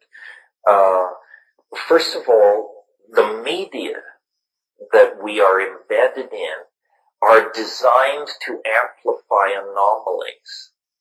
In other words, here's a story. Man goes to work, does moderately good job. No newspaper on earth would run this as a headline. Why? Because it's not news. It's ordinary. On the other hand, Volkswagen-sized chunk of ice falls in Massachusetts farm field. This is news. And if it passes the first gateway, which is the local news reporting apparatus, passes it on to the AP and UPI and like that, then it makes its way out into the electromagnetic medium. Well, in the electromagnetic medium, the laws of perspective are weirdly distorted. The further away you are from something, the more real it looks. The closer you get to it, the less substantial it becomes in the world of media. So, for example, let's say that the New York Times on a certain day reports that in a Massachusetts field, a large chunk of ice has fallen. And so you look at that and then you think to yourself, oh, let's see what Dilbert's up to. Of course, with the New York Times, you will not be satisfied in your quest, because there is no Dilbert, because the great gray maiden doesn't stoop to comics. But suppose you're reading a civilized newspaper. Well, then you just go and read Dilbert. But a newspaper like that is designed to be read by 5 million, 6 million people per day. Well, sure as hell, someone will open the paper to page 42, chunk of ice falls in Massachusetts field, and they will notice that the county in which this field is located contains their mother's maiden name initials. And by that, and a dream they had the night before of something wet falling from the sky, they realize that God has sent them a message. And they call work and cancel, and jump in the car and head for Amherst or wherever the action is. Well, Meanwhile, the rest of us go on about our business, with one exception. Editors of newspapers where the story has been put out are now getting feedback. People, so the editor calls up the cub reporter. He says, we're really getting a lot of interest on that ice fall in Massachusetts deal. I want you to drive up there and get the story, interview everybody, find out what's going on. Is there a religious angle? Is there a this? Is there a that? What did people see? So this guy thinks, I have to find honest work. But until then, I have to drive up to Massachusetts and find out what's going on. The person for whom God was speaking to them and the reporter encounter each other at the edge of what is now a drying mud hole. And then he says, and who are you? He says, well, funny you should ask. I'm Dr. Raymond Hamarubibird, expert in telluric energies, ley lines, radiesthesic energy, genies, afrits, and ancestor spirits. And I can tell you what's going on here. This confirms a theory that I published in my book, Turning the World Upside Down in 10 different ways. I self-published my book, but, and you're off at this point. And so, to make a long story short, and you maybe can't always follow this advice, but it's very good advice, nevertheless, whether you can follow it or not. When confronted with the irrational, or the extraordinary, or the miraculous, it is legitimate to carefully examine the messenger. The key to understanding what is going on is to examine the messenger. People don't do this. They examine the testimony of the messenger. So they say, now stand exactly where you were standing when the saucer first appeared. And so it was 20 degrees above the horizon, and it moved, so we can calculate it must have been moving at this speed. This is not the right question to be asking this person. The right question to be asking is, have you ever seen a ghost? What's your position on the resurrection? How do you feel about homeopathy? What's your position on major earth changes in the short-term projection of things? And if you do this, you will begin to discover an epistemological naivete. I maintain that the illusion that you and this person are living in the same Idaho begins to break down.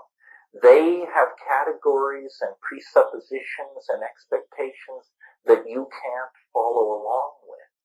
And so the illusion of communication is necessary for there to be the mirage of an event, is essentially a way of putting it.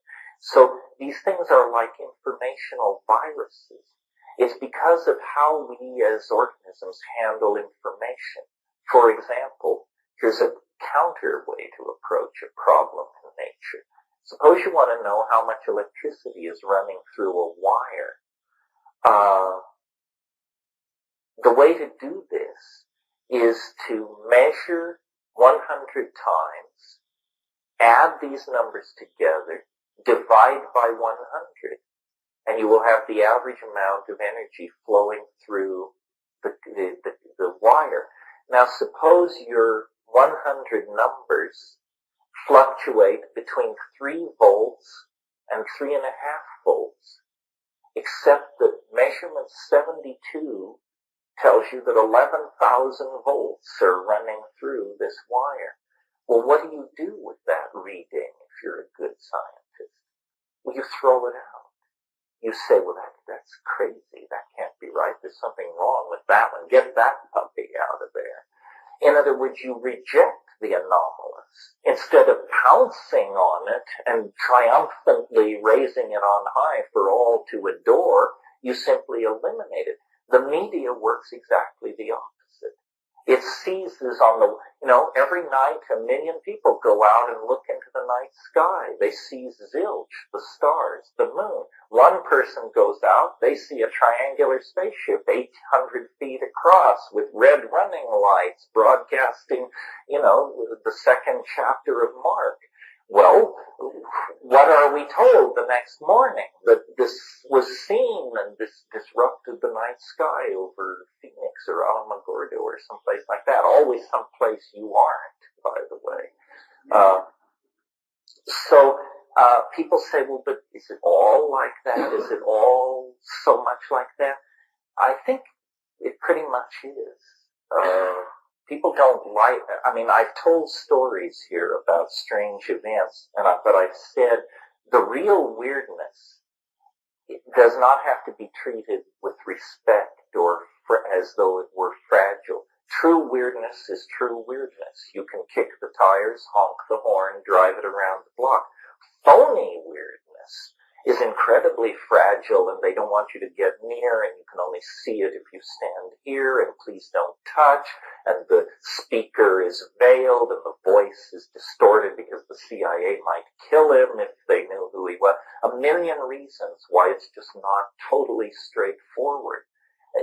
All resting on the preposterous notion that we couldn't stand knowing the truth, and therefore these things must be shielded from us. Well, if we're so fragile, why weren't we shielded from the knowledge of the president's blowjob? That shook up more people than the knowledge that extraterrestrials are trading human fetal tissue for advanced technology.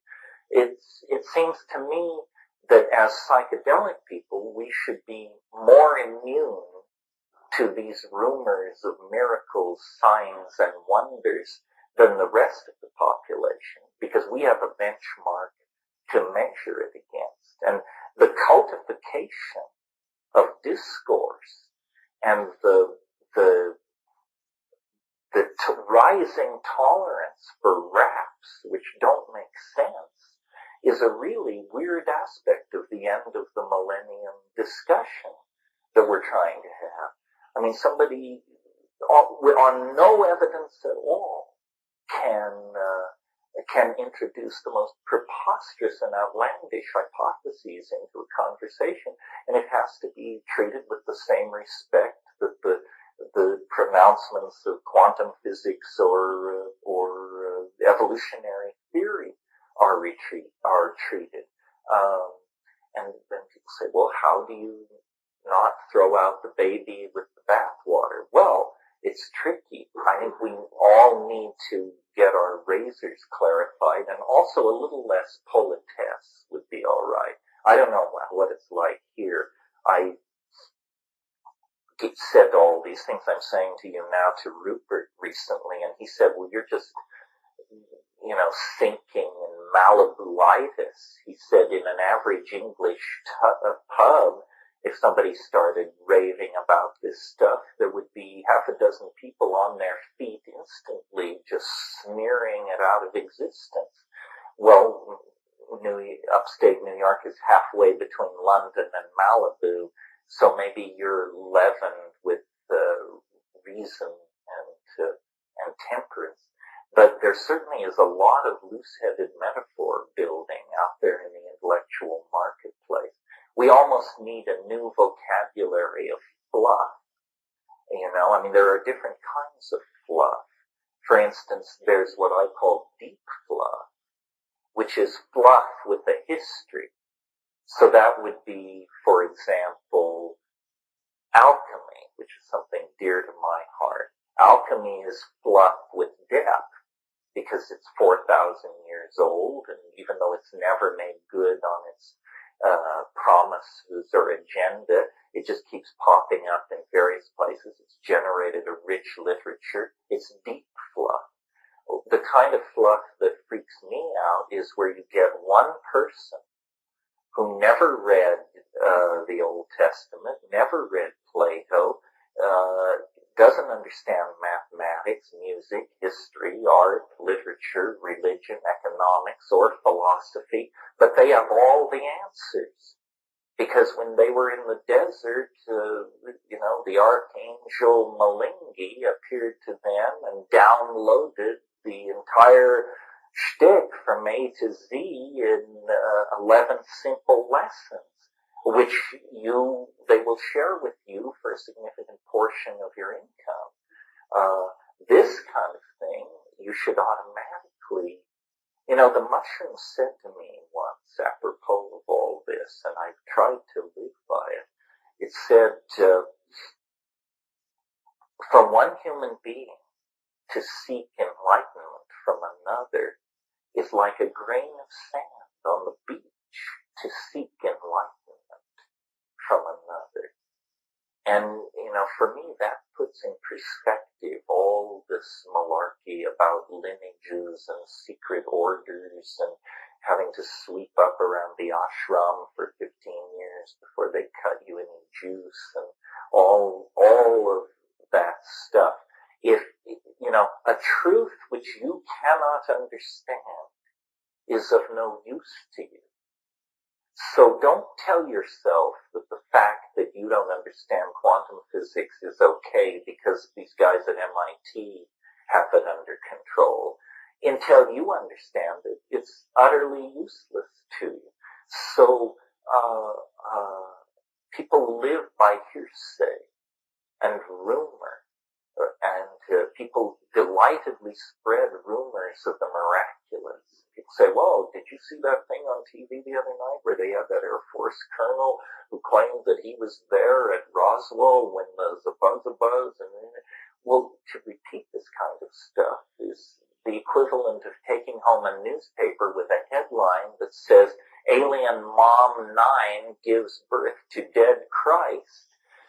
This is not something people of intellectual integrity involve themselves with. Isn't that a downer, that rap? It's so, and it's especially a downer when I get more specific than I have been here, because of course it really becomes cogent when you tear into somebody by example, and the reigning cult of niceness precludes that I do too much of that, because my own ox might be gored. But I do urge you to disperse your money and attention with extreme miserliness when people start telling you they have the answers. There are no answers at this point. Part of growing up is to live without answers. Culture is a kind of con that works on you if you're smart till you're about 35 or 40 or 50. It takes longer for some people. But if you live long enough and you're paying attention, you will eventually notice that culture is a con. It just wants to pick your pocket and get your vote and make a fool out of you. And around age 35, 45, 55, people just say, "Screw it, who needs this? I'm not going." Or they become defenders of it because they somehow see into a wisdom that it contains that I have not perceived. I think really, part of, there is an idea around that sometime in your mid-20s you mature, and that then you are a fully mature human being. This is obviously not true. You're still a puppet of culture. The maturation process goes on into the 30s and 40s. And if you live that long, what you should end up being is an independent person, free of ideology, free of object fetishism, consumer fetishism, free of pathological attachments to other people, free of codependent relationships. I mean, these are all kinds of things which people in their 20s are just beginning to encounter as possibilities. And if you don't grow past these things, then you become these people who watch daytime TV and roam the malls and vacation in artificial paradises and, a lot of lottery lottery, attention to lotteries and to publishers' clearinghouse minions that are soon to arrive, and just a squirrely lifestyle, hardly above the level of a laboratory rat. And if consciousness expansion means anything, it means thinking your way out of these cultural cul-de-sacs and dilemmas. Don't buy anything, because very, very rarely is what you are being sold what it represents to be, nor worth what's being asked for it. Yeah. Do something about our planet quickly. Well, in terms of suggestions, and we have 10 minutes left, so I'll be able to get out of here without the hour of discussion this usually provokes. In terms of suggestions, when I once said to the mushroom, how can we save the world? Somebody had challenged me in a group like this. They said, why don't you ask it how we can save the world? Which I had never been, being sort of an oblique thinker. It had never occurred to me to be so blunt with it. But the next time I found myself with it, I said, how can we save the world? And without a moment's hesitation, it said, each person should parent only once. This is an astonishing idea. This is not zero population growth. This is population falling by 50% every 20 years from here on out. If people in the high-tech industrial democracies would limit themselves to one child, almost immediately the destruction of the Earth's ecosystems and resources would halt. We preach population control in the third world, but the statistics show that to a woman in the first world who has a child, that child will consume between 800 and 1,000 times more resources in the course of its lifetime than a child born in Bangladesh or some other third world place. So if we were to practice this one person, one child policy in the first world democracies, there would almost immediately be a visible slackening of the pressure on resources. And population is the thing which is driving everything over the edge, and is not allowing any time for full reflection about land use, implementation of technologies, the political directions we want to go in, because everywhere, you just hurl money at problems like sanitation, detoxification of land, education of children, cleaning up of water supplies, extension of early primary education, and so forth and so on. No matter how much money you throw at these problems, you see no progress because it's all dragged down by burgeoning populations. So, and it's interesting, I've always felt that the way to solve social problems, collective social problems, is to find solutions which advance the agendas of individuals. In other words, some version of enlightened self-interest. And if you think about this one person, one child thing, what we're saying is, how would you like to have increased leisure time, increased disposable income, and the sincere gratitude of humanity by volunteering to limit your procreative activity? And I would favor social policies that would give people cradle to the grave medical care and cancel their income tax and whatever it took to honor people who did that, because that is the most significant single political act any one of us could probably do. It's very practical. It's a bumper sticker. It astonished me when the mushroom said this. I thought it was going to be a discourse. It said, each person should parent only one child. In a single sentence, it offers probably the only solution to our long-term dilemma on this planet. Can we do it?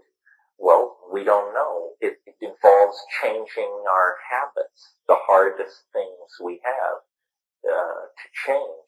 It involves injecting novelty in an area where habits have ruled for millennia and tens of millennia, our reproductive behaviors.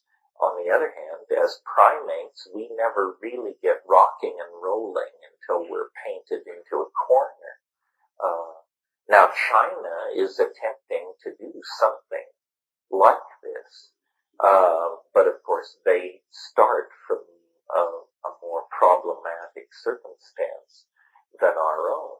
However, if China continues to limit its population, that's the one piece of the puzzle missing from its ability to project its culture onto a global scale.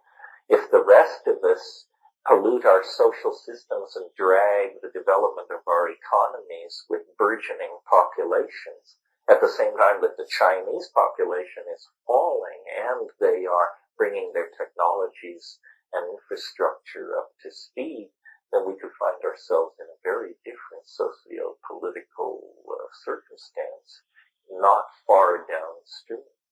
Any comment on that whole idea? It's an interesting idea. I'm surprised that there is no society for it. I've never heard it discussed.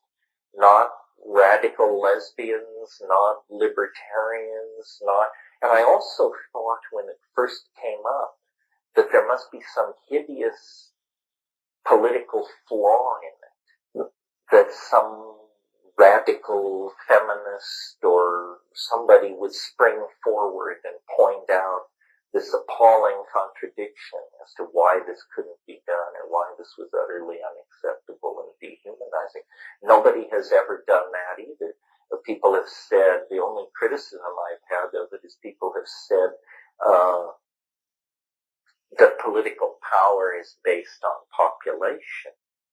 But I argue that's not true. If that were true, India would be the second most powerful nation in the world. Well, what about France? What about Germany? What about England? So, we are not in a breeding race with the brown-skinned people of the planet. Thinking like that is crazy making. What determines the viability of a society is the quality of life that it delivers to the greatest number of people. So I think one person, one child, those of you who haven't yet entered the reproductive phase of your life, you might consider. People have objected and said, well, but children need other children. This is arguable. The nuclear family is not handed down from Mount Sinai. The nuclear family is a late 19th century invention at the convenience of industrial capitalism. If there is a human model handed down from Mount Sinai, it's the extended family group, the aunts, the uncles, the cousins, all together in a long house or a compound. Well, we haven't lived like that in America since the 1840s. It was no way to live anyway. In 1800, the average American woman gave birth 13 times in her life. This is no population, this is not a behavior pattern we want to emulate. I think that we are sentimental, that the concept of the child is some kind of morbid download from 19th century romanticism, and that it's a morbid concept.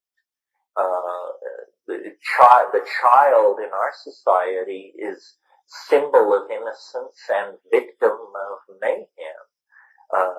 it would be, in Amazonian societies that I've observed, that children are small versions of adults, and as quickly as they can handle them, they are given responsibilities and roles, and they participate in life, birth, death, sexuality, hunting rituals. There is no this idea that we screen people from the facts of life because they are innocent and fragile. And it's a complete paradox in our society, because while we're dishing out this rhetoric of innocence, we're creating a popular culture so steeped in images of violence and abuse and rape and so forth, that the idea that there are any secrets from anybody is a pretty hollow rhetoric. So we need to re-envision our relationship to children. They are more precious than we have tended to treat them. They are more central to our future than we have tended to admit. And our population policies, if they don't swing around to take cognizance of this, will probably derail all our best intents to build a sane and caring world. Anyway, that's the opinion of an extraterrestrial fungus on a matter of human population. Black hats of the human history story. These are the people who domesticated the horse, invented the wheel, and realized that rape was a better career than agriculture and pillage. And they come in the Gimbuta scenario, they come over the hill and sweep down on the peaceful goddess-worshipping valley-dwelling Neolithic farmers, and it's a bad scene. Colin Renfrew, who wrote a very interesting book called The Archaeology of Language, is the great critic of this theory.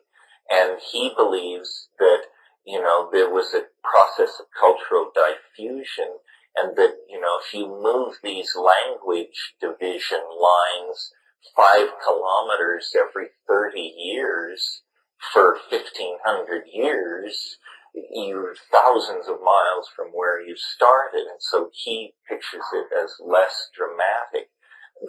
Europe did not play a very big role, I think, in the emergence of human consciousness, because it was locked in ice as far south as southern Tuscany and Lebanon, as recently as 15,000 years ago. The action, I think, is in the central Sahara.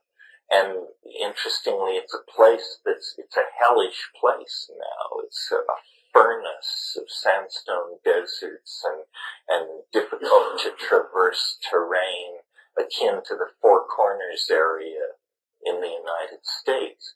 But 12,000 to 60,000 years ago, it was a grassland with patches of forest and rushing rivers and vast herds of game and huge human populations. We can tell that because of the rupestris rock art that has been scattered through there. Some of it depicting clearly what are mushroom rites.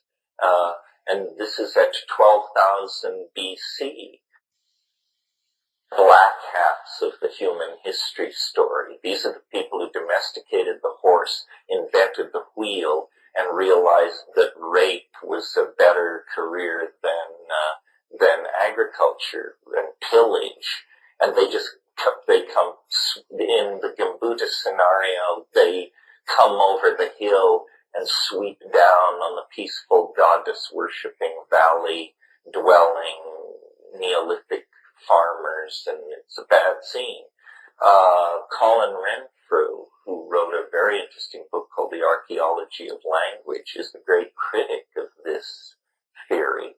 And he believes that, there was a process of cultural diffusion, and that, if you move these language division lines 5 kilometers every 30 years for 1,500 years, you're thousands of miles from where you started, and so he pictures it as less dramatic. Europe did not play a very big role, I think, in the emergence of human consciousness because it was locked in ice as far south as southern Tuscany and Lebanon as recently as 15,000 years ago. The action, I think, is in the central Sahara. And interestingly, it's a place it's a hellish place now. It's a furnace of sandstone deserts and difficult to traverse terrain akin to the Four Corners area in the United States. But 12,000 to 60,000 years ago, it was a grassland with patches of forest and rushing rivers and vast herds of game and huge human populations. We can tell that because of the rupestris rock art that has been scattered through there. Some of it depicting clearly what are mushroom rites. And this is at 12,000 BC. Pictures of joyous figures running through geometric landscapes, waving mushrooms in the air. Pictures of shamans in suits of bone with mushrooms sprouting out all over their bodies. So it's in that Saharan situation that we need to look, and what we find, what we know as the archaeological record stands now, is the Nile Valley, which is always offered up as the cradle of ancient civilization and so forth and so on. The Nile Valley was empty of human habitation before about 11,000 BC. It was probably a malarial-infested and unhealthy zone, and people lived in what is now called the Western Deserts, which were much wetter. Well, then the earliest layer of human stratigraphy in the archaeological record in Egypt, around 11,000, is these people called the Natufian, and they come out of nowhere, and they're carving naturalistic little cameos out of bone and ivory that are exquisite, as naturalistic as what was produced in the Umayyad Caliphates, 10,000 years later.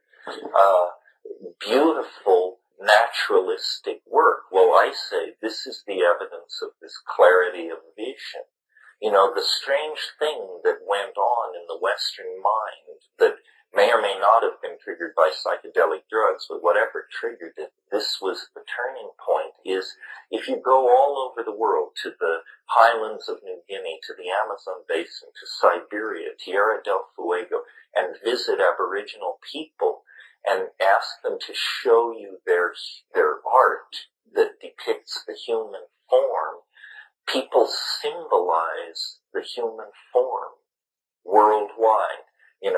Two eyes, nose, fanged mouth, and they make masks, fetishes, symbols of human beings. What happened in the Middle East, beginning with these Natufian people and to be seen in certain Egyptian portraiture, sculpture, and finally just like erupting like a volcano in Greece, is people got the idea of making objects which looked the way the thing appeared to the eye, not to the mind. And the idea of taking marble and molding it into a simulacrum of flesh, so real that you would wish to reach out and touch it. This idea strikes Greek thinking like a bolt of lightning. I mean, they go in 200 years from these things called the Dionysian Apollos, these stiff, obviously archetypal, forward-staring, godlike juveniles, to, nudes, flesh, soft, melted, breasts, nipples, flesh, and it's like coming to the surface for the first time is the objective eye. And it's related, I think, to the strain of Greek thinking that you trace down into the Central Eastern Mediterranean, to Crete, to Knossos, to the old Minoan civilization, which was an atavistic relict civilization of earlier civilizations on the Anatolian mainland that for millennia had been replaced by male kingship and a more familiar pattern of culture. It was a goddess worshipping culture. It was a narcoticized culture. It was erotic. It was unique. And much of Greek spirituality is rooted in this atavistic Minoan impulse, and it has its roots in Africa. It's an unbroken line of succession. So this is a long answer to your question about the impact of psilocybin on human sexuality. What that was all about, or why I was even thinking about that, was because it was part of a general theory of human evolution that noticed that at small doses so small you can't feel it, your vision is improved in standard vision tests, especially edge detection. Well, in a grassland environment populated by hunting carnivores, this edge detection thing is the difference literally between life and death. So if there's a food in your environment that gives you a 2%, 3% improvement in vision, those members of the population that accept this food item will have an evolutionary edge up on those reluctant, because of taste or taboo or some other reason, to use this food. So just a little percentage of difference like that becomes the wedge through which the evolutionary force of natural selection can begin to move a species in a new direction. Well, then if you have something which improves your eyesight, your ability, your acuity, then it improves your hunting skills. There's an automatic positive feedback in the food getting process. Well, then if this same compound at still higher doses increases your sexual arousal, increases the amount of sex generally that's going on, then that's obviously going to outbreed the members of the population that are not stimulated in this way. And then, if you have on top of this, first you have this drug which hits you in these two very different ways, but then thirdly, if you go beyond the sexually stimulating dosage level, it stimulates the imagination.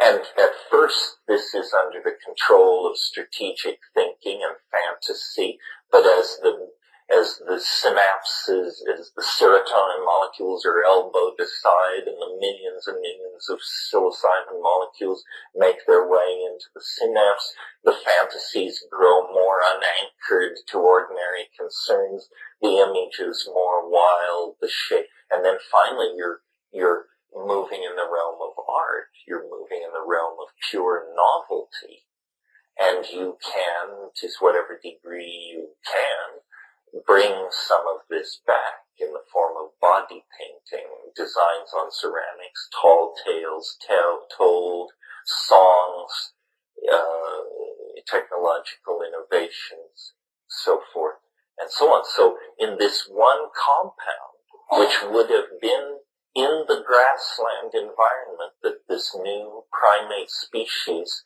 forced out of the collapsing and retreating rainforest environment, going omnivorous, testing various foods, we would surely have encountered these mushrooms. And I think in a way it was a symbiotic relationship. Paul Stamets has pointed out how the psilocybin mushrooms, you don't find them in the primary forest. You don't find them in remote, unvisited ecosystems. You find them on the lawns of courthouses, libraries, and public buildings. You find them in the rhododendron duff in city parks. They accompany mankind. They hover near human habitation sites, and we've spread them everywhere. I've heard from several people, it's very inconsistent. I don't think it's inconsistent so much as you have to learn how to do it.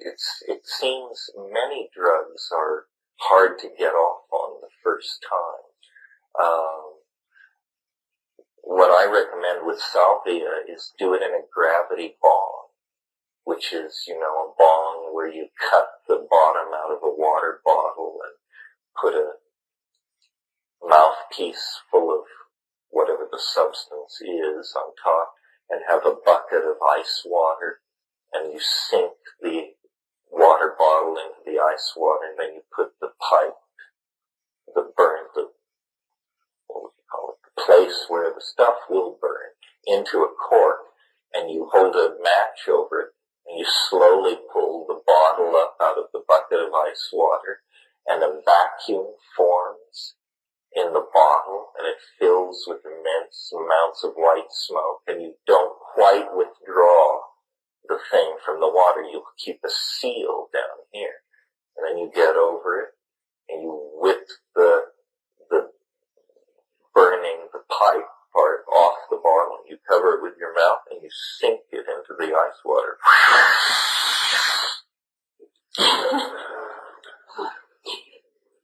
Non-escape. By that method. Use an Evian bottle or a big water bottle so you just get some whopping 2,000 milliliter force injected cool smoke hit. I'm telling you, it'll rock you. Terence, would that work with the 5? I've gotten a hold of some 5X extraction incense. Would that be? No, that's probably strong enough that you're getting close to just about any old method will push you through. But a smoking. Yeah, rather than smoke. Mm-hmm. Yeah. Okay, thank you. Back here, yeah. I had a quick question on what you were talking about previously, then a longer question. Is there any evidence, some kind of analysis that of traces of psilocybin and skeletons, things like that from the past that something that would support this theory of yours?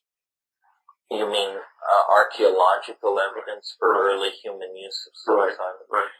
The primary evidence would be these rock paintings in southern Algeria, in what's called the Tassili Plateau, the Hogar and Azur region of Algeria. Henri Float wrote a book called The Rock Paintings of Tassili, and you can see them in there. Part of the problem, which isn't from my point of view a problem, but an opportunity, is that the area where I think you should look, nobody has ever looked. In other words, it's so hard to. Algeria right now is in political hell and has been for some time. The desert is a very difficult place. The geography is impassable. You have to speak French. You have to have good credentials with French academia, and on and on and on. In other words, it's very hard to do work in there. I've seen the archaeological survey map of the Tassili, and there are tells, hills, ruins all over the place, and the archaeological survey just says pre-Roman. Pre-Roman. Well, good God, it could be 25,000 years old and you wouldn't know until you dig in there. People have gone and photographed the rock painting, but you need to go with a modern, well-financed archaeological team that would stay months and do a complete stratigraphic analysis of several major sites. Pollinology would be an approach. Could we detect unusual amounts of mushroom pollen in old deposits? And this is, in Turkey, there is a very interesting site called Çatalhöyük that's on the Anatolian plain. It's the oldest city in the world. It was flourishing in 6500 BC, 8,500 years ago, when the pyramids were but a distant dream of the mad future. This city was flourishing on the Anatolian plateau, and it's very clear that the cultural motifs and design style of Çatalhöyük can be traced back into this Natufian thing, and then to the motifs of the Thessalian Alger region.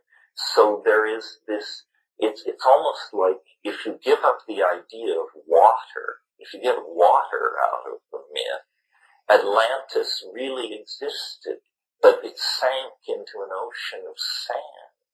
It's North Africa.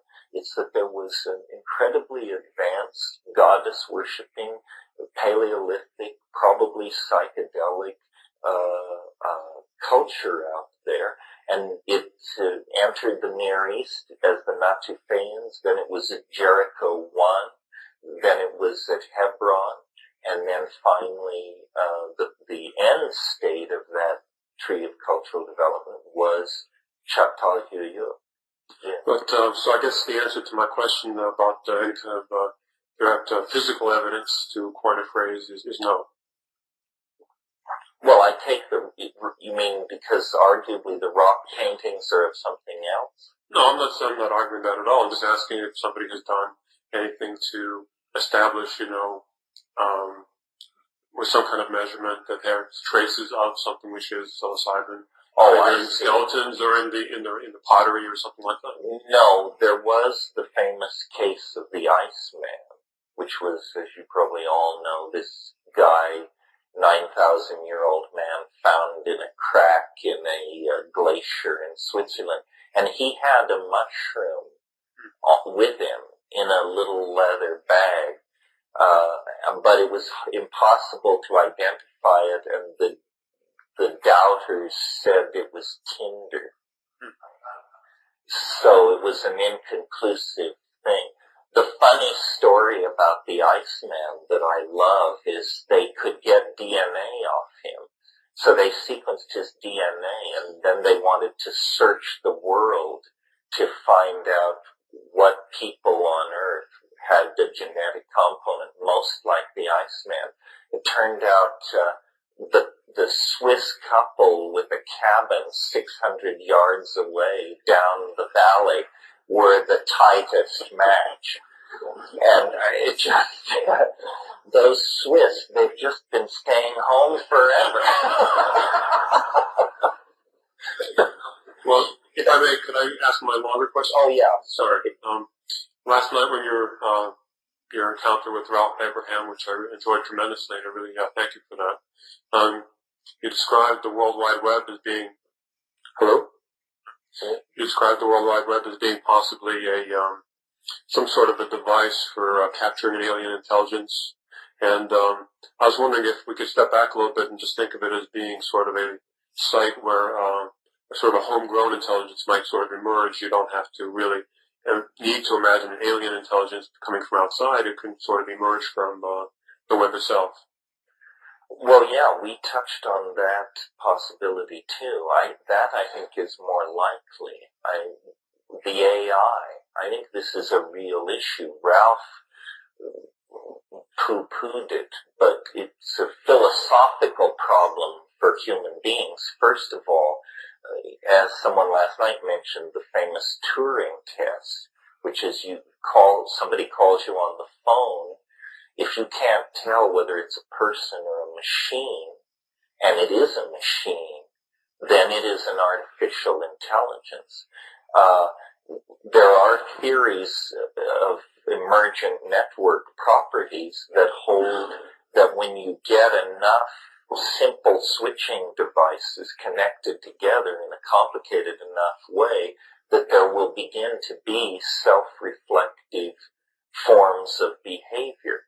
And of course the net is a vast self-monitoring, self-observing, self-designing thing.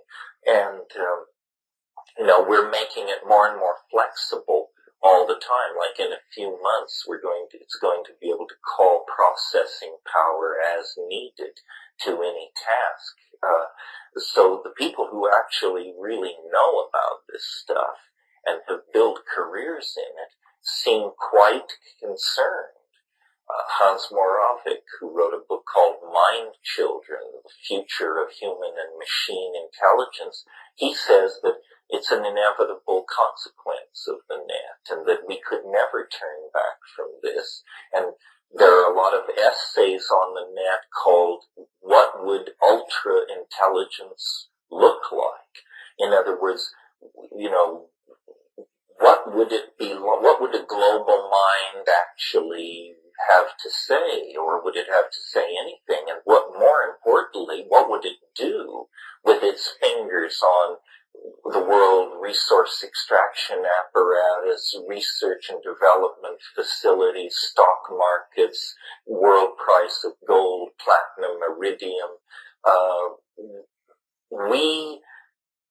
It's an impossible situation for us because we have designed something potentially beyond our ken and something that's right smack in the middle of our lives on every level. It's like you wanted transcendence. You've been whining about it for 5,000 years.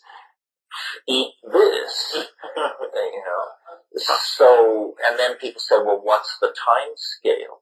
The answer is we don't know because we, like all cultures in all times and places with new technologies, we do not understand what we're doing. We do not understand the consequences of all this busy connecting and putting in place of ever faster hardware and expansion of bandwidth and satellite. I mean, we're as conscious as termites are of the real raison d'etre of what we do. So in a way, perhaps we're already at the service of the AI. This is a very hard thing to think about because in most all versions that can be discussed, it sounds paranoid and it also sounds cranky. It sounds like you've got to be kidding. But it won't be the way we think it will be. This is the scary thing about it. The one thing you may be sure about the AI is it won't be what you think it's going to be, because the very definition of machine superintelligence means it's going to think very, very, very differently from us. We're going to find out stuff like, are there universal moral values? Are there moral values so universally binding that you can appeal to a global integrated machine intelligence and say, what you're doing is not fair, and have it say, oh, excuse me, you're right, sorry, old chum. I think for me, the insight I got last night, which I hadn't had before, is that once the process starts, it could be over in very, very fast, because you said that once it achieves the self-consciousness of a flatworm, from there to, exceeding our intelligence could be just a matter of minutes. Well, again, we'll find out if there are overarching moral dimensions to the universe. If it can go from paramecium to beyond the human stage in hours, presumably it could achieve bodhisattvahood within a matter of further hours. And at that point, hopefully, it would achieve the paranirvana and all sentient beings would be liberated from the illusion of samsara. And we would realize that this was what it was. It was Buddha 4.0. Who came out,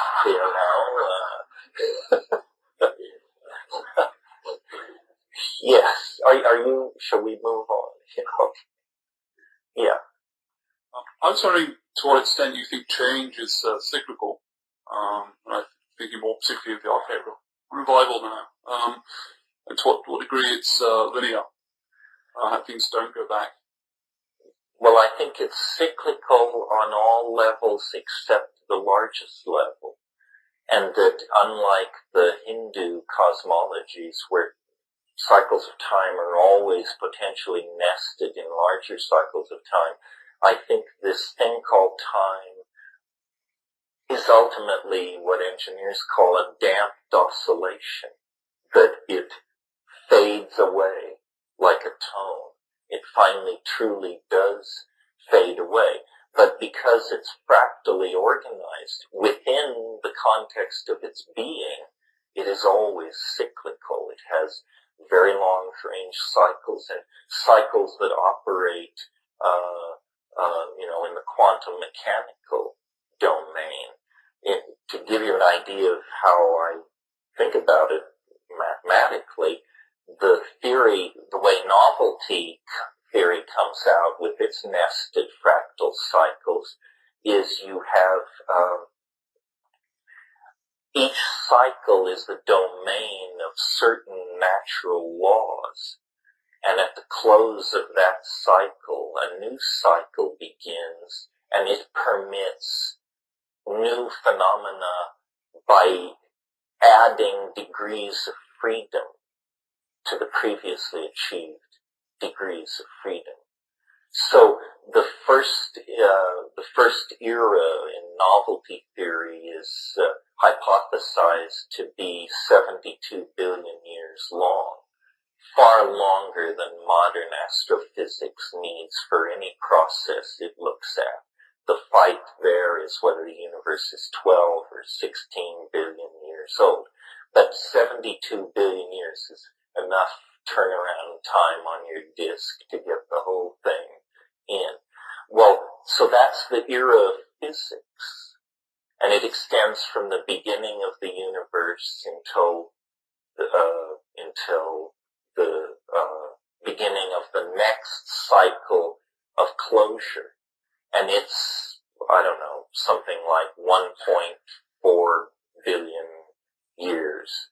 It's 72 divided by 64.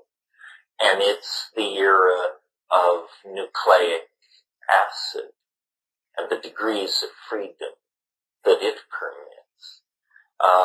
And then the next level is something else.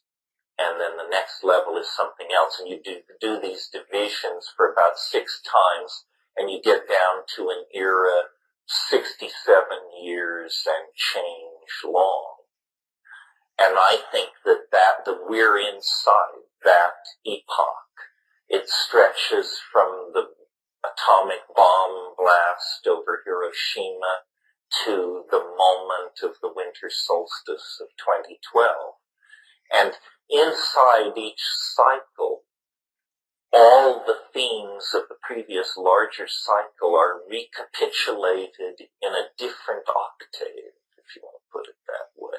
In other words, the drama is replayed but on different scales and with different actors.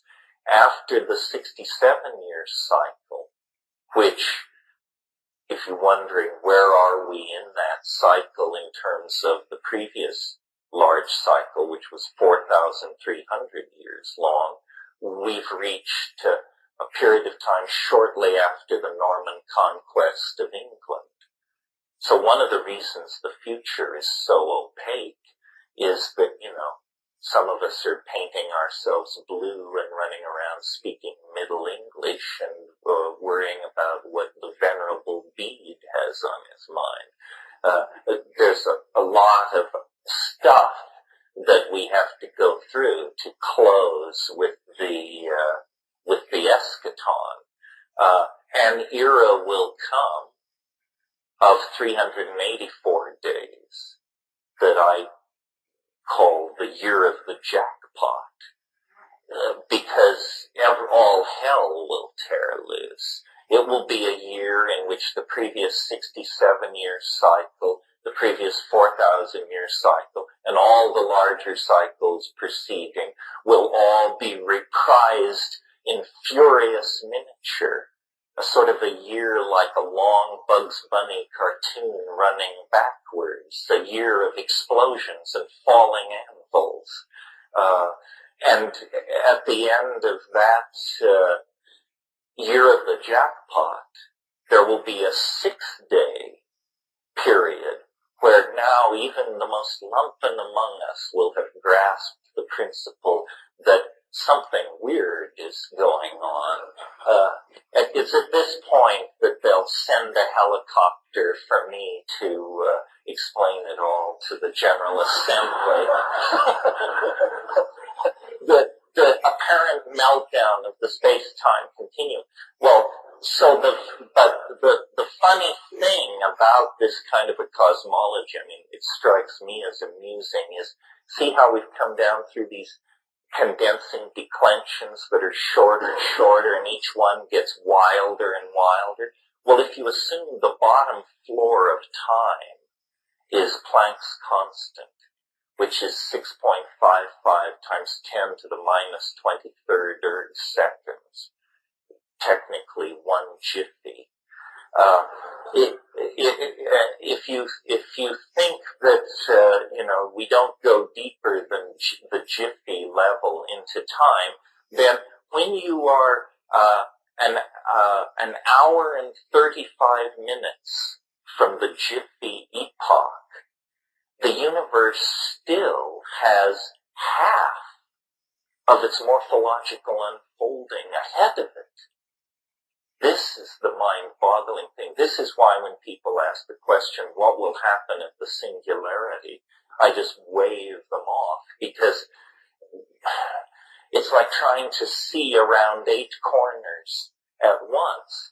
In the last hour and 35 minutes of this hypothesized universe that I'm talking about, it will go through more change, more morphogenetic unfoldment, more interconnectivity than it has experienced in the previous 72 billion years of its existence. Now, people say, whoa, but that's crazy. How could something like that happen? Well, excuse me, wait a moment. You know what the straight people are selling? They're selling that the universe sprang from nothing, for no reason, instantly. Well, now, I submit to you that this is the limit case for credulity. If you believe that, my family owns a bridge over the Hudson River that we will sell you very, very cheaply. The idea that the universe could spring instantly from nothing for no reason is, they're just saying, test them with this, Charlie. If they'll buy that, what wouldn't they buy, for crying out loud? And this is tenet 1 of science. Essentially what science is saying is, give us one free miracle. One free miracle, and we can just work with that. We can unfold that, invest that, fold it back, expand it, comment on it, copy it, verify it. Well, so then apparently you get one free miracle when you play this game, the how does it all work game. Well, then I'll take my miracle at the end, thank you. It seems to me that a miracle is far more likely to arise out of a very complex situation. A situation where you have physics and computers and civilizations and superconductivity and planets and stars and oceans and gases and plasmas and A miracle, you might shake a miracle out of such a rich and juicy mix, but to get a miracle out of nothing, this is bizarre. Everyone hands. Yes. This singularity, whatever it may be, affects your daily life now. Building a house or saving the planet. I mean, these things seem to pale into insignificance. How does it affect my life? Just day-to-day life, your beliefs. Well, when I got these ideas in 1979, and 72 and wrote The Invisible Landscape and all that, I was too hot for public consumption. I was manic and grandiose and classically processed schizophrenic. I hope I wasn't as offensive as some of the cases that I've experienced myself, because I tried never to lose my sense of humor or my good taste, but I did tend to be didactic, and time meant nothing to me. I mean, I would corner people in rooms, and 7 hours would go by, and I was unrolling diagram, and it amazes me. I mean, you have no idea how toned down and how my whole career is about not amping it up too much, not raving too much, not always appearing urbane, self-mocking, ironical, at home with the idea that I might be wrong. Well, these are the manners the schizophrenic must learn in order to pass among the normals, without them dropping a number 3 steel net mesh over you and hitting you with a tranquilizing dart.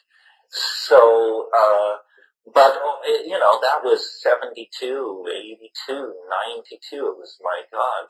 I'm slowly coming down from those trips. And,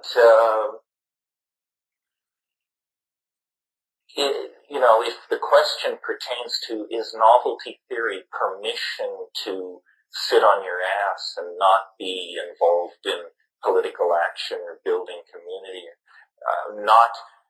I don't take myself so seriously that I would cancel my obligation to political action because of anything novelty theory said. I think that regardless of what our ideological positions and speculations might be, we should act as if it matters. And I do think that novelty theory implies not that what I or you may do is particularly important, but that the human enterprise is immensely important. And Ralph has pointed out to me that any invention or political movement or religious revelation, any great culture-shaping thing that you can think of, if you study it carefully, it always goes back to one person. No committee ever had a revelation. Revelations come to individuals. So in terms of how I view my own life and everything, it seems to me it's like pure science fiction. It seems to me, I really identify with Billy Pilgrim in Slaughterhouse 5. Something happened back there in the Amazon jungle, and it turned my life into literature. It unleashed this zany thing, and it's crazy. It's a crazy kind of literature. It has a kind of Nabokovian irony that is, and I don't know to what degree everybody experiences the end of history and the end of a millennium that way. I mean, this is an enormous opportunity for us that we're just dumb lucky to have had happen. Because, the way they do history when they do it the quick way is they look at every 500 years. And everybody who wasn't fortunate enough to be born on or live through a year that's a 500 or millennial year drops through the cracks. But we'll all be looked at, the way that people in AD 0, AD 1000, 2000, 3000 will be the sample.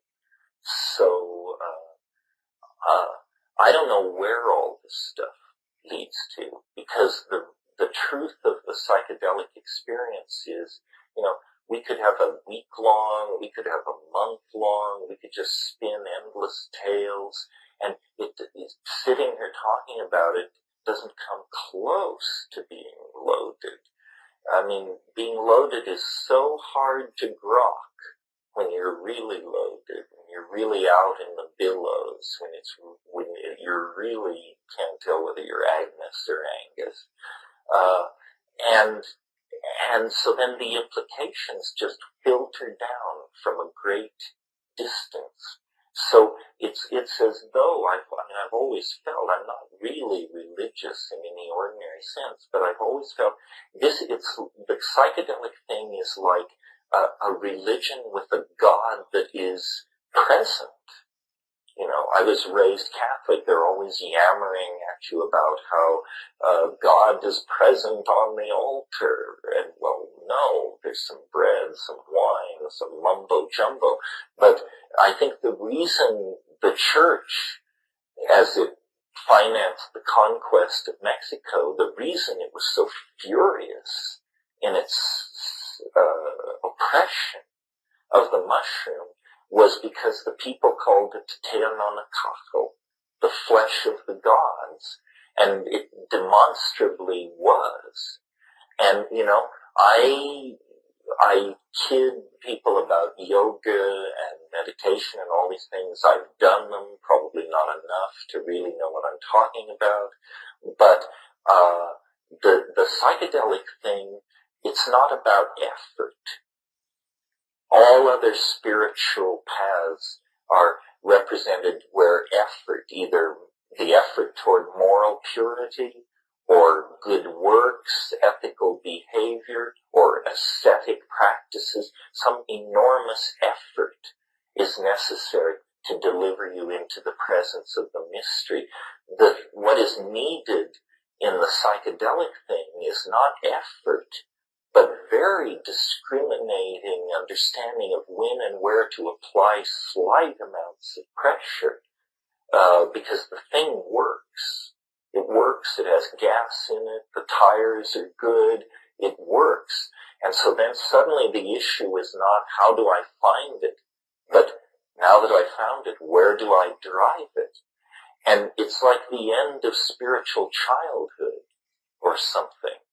You know, it's so easy to be a seeker because your agenda is so clear. You just seek. But when you find, you know, then suddenly all that seeking malarkey, all those good times around the ashram and flying to these exotic countries and trekking around behind bare-tailed natives in the forest and all that, that comes to an end. You say, you know, here it is. Here's the MIDI. Here's the console. Here's the key to the city. You're the captain of the starship now. What course shall we set? And it's awesome to me. I don't seek to lead it or control it or enclose it in any way. I'm perfectly aware of its capacity to unhinge me, if not destroy me completely. And that I would find very upsetting. So I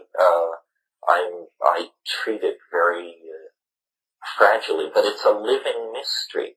The only one I've found in the whole world. There may be others, but I worked hard. I scoured the continents. I read the old books. I poured through a lot of stuff. I mean, of course, a human lifetime is finite, but I didn't even find it a second contender, really. You know, I mean, intellectual discourse is fine.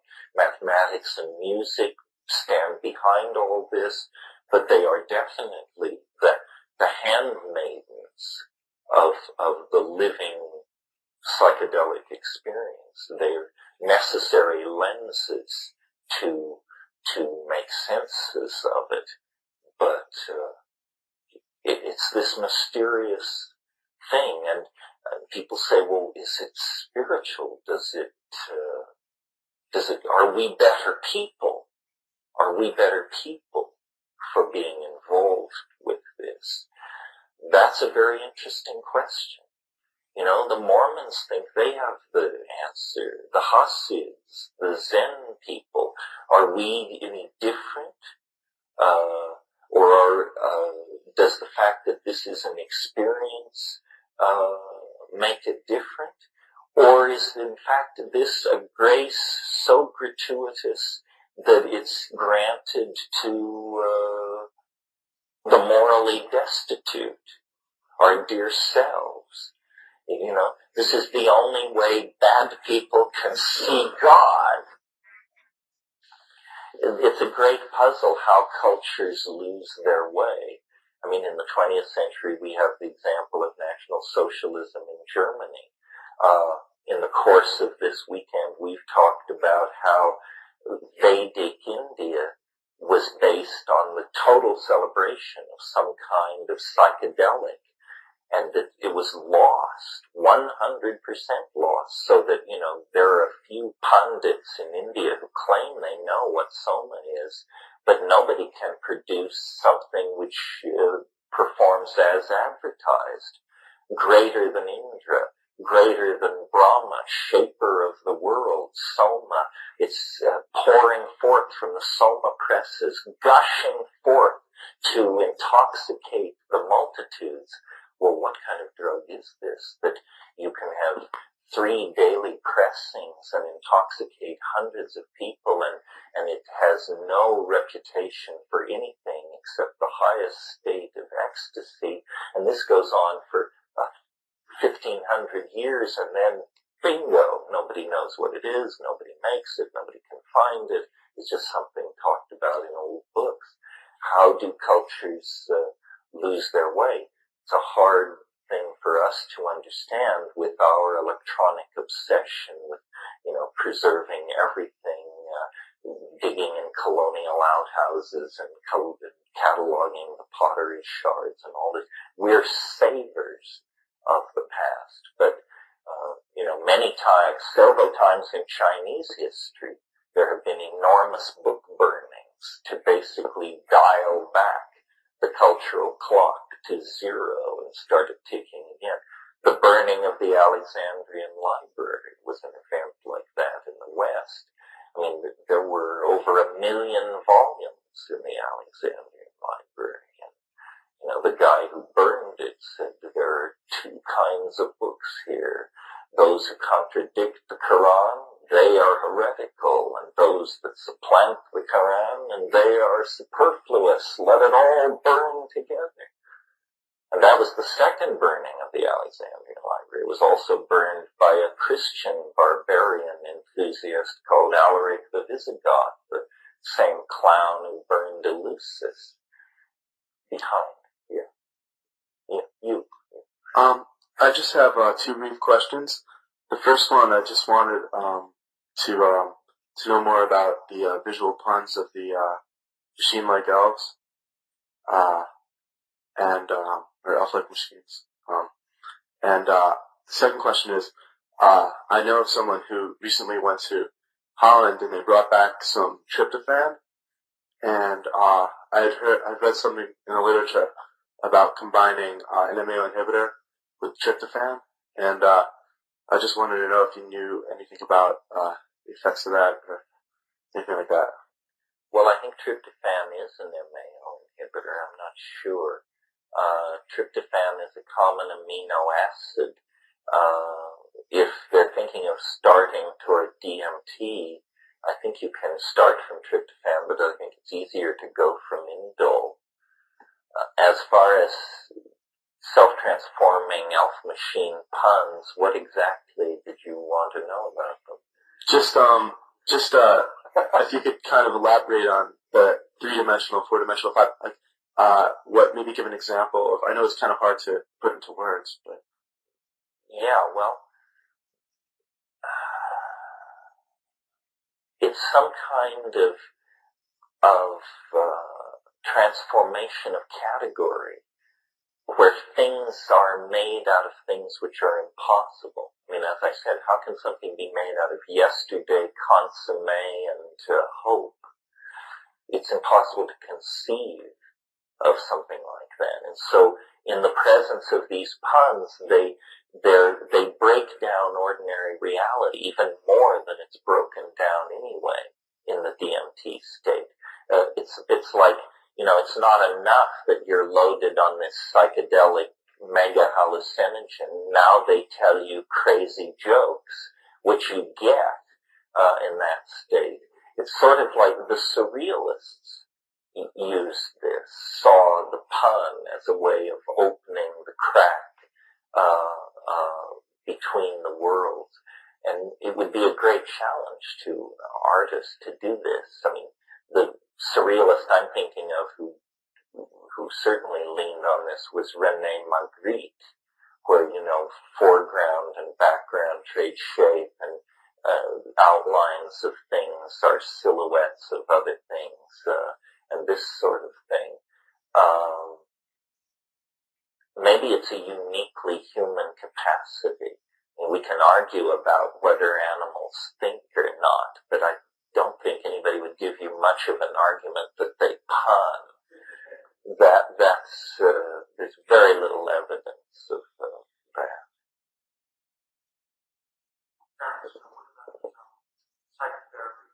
Well, I think anything which gets people free associating and talking freely and making previously hidden connections in their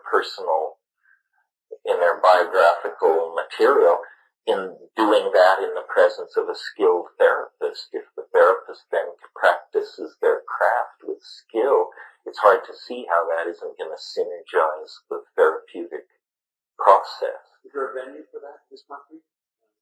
You mean, are there people doing it? Yes. Well, it's very underground because giving people these things without an IND is illegal, and here you're dealing with people who are already self-defined as needing psychotherapy, but some of you may know that book, The Secret Chief, about a psychotherapist. To this day, those of us who know him don't use his real name in public. In the book, he's called Jacob. But Jacob was a guy who so strongly believed in psychedelics. He was a superb therapist to begin with, fully credentialed, and he taught hundreds of people how to do psychedelic therapy. And someday that story will be told, because I think that was the heart and soul of transpersonal psychology in the 70s, 80s, and 90s. The joke on psychotherapy is whether you're Jungian, Reichian, Kleinian, whatever you are, 1/3 get better, 1/3 get worse, 1/3 stay the same. Well, I don't really think that's true of psychedelic therapy. And the psychedelic therapy, it's arguable, or it's a complex issue, whether it should be used in cases where people are severely disturbed. The people who seem to profit most from psychedelics taken in the presence of psychotherapists are people I would describe as the worried well. People who are anxious or have hit a block in their career or have a relationship coming apart, but these things happen to people. And, I know psychotherapists who I really believe probably 95% of every psychotherapeutic session they have with somebody changes a life for decades, if not forever. It's one of the great tragedies, and, we've taught McCarthyism has been bared, and the blacklists in Hollywood, we've all done our mea culpas for that, and the Rosenbergs and so forth and so on. But we've never, as a society, dealt with the way science and human mental health care was sacrificed on the altar of government paranoia in the 60s in the name of repressing psychedelic drugs. I mean, there was work going on at Saskatoon in Canada with Humphrey Osmond and in other places. They were curing serious lifelong alcoholism with a single dose of 500 gamma of LSD in the presence of a psychotherapist. They were having incredible results, treating addiction, serious trauma, all of this stuff. Well, then that just went down the tubes. And the psychotherapeutic community didn't have the political muscle or the guts or something to resist that.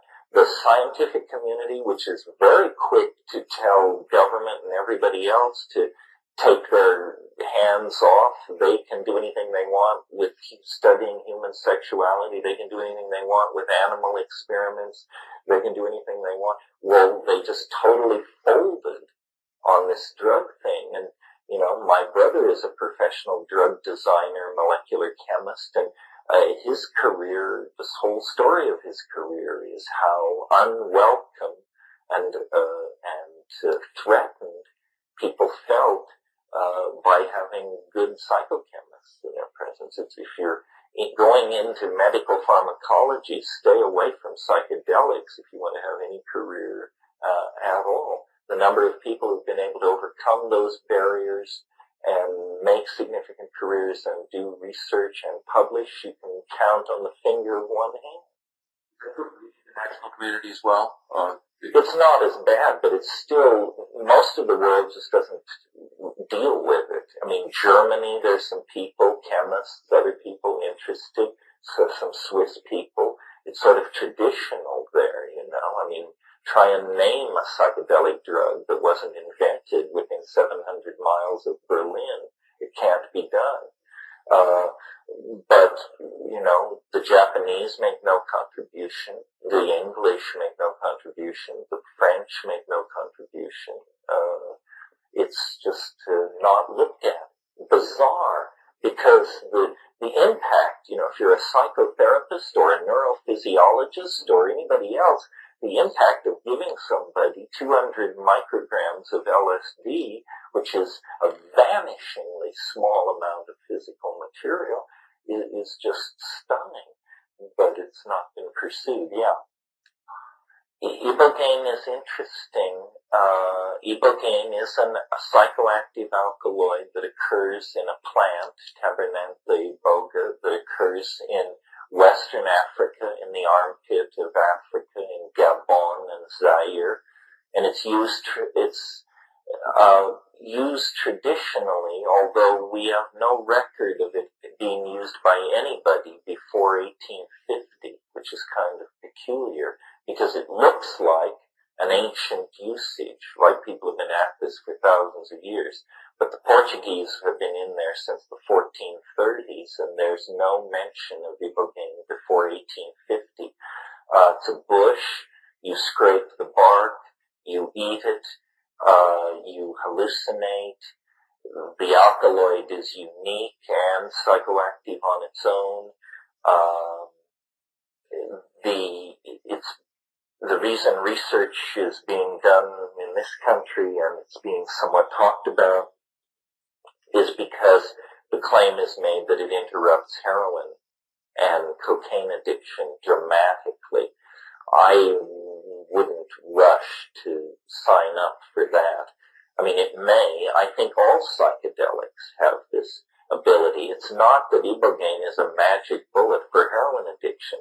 It's that if you take a strong psychedelic and you're an alcoholic or a junkie or an abuser or fucked up in some way, it's going to be very hard to go through that trip without confronting this.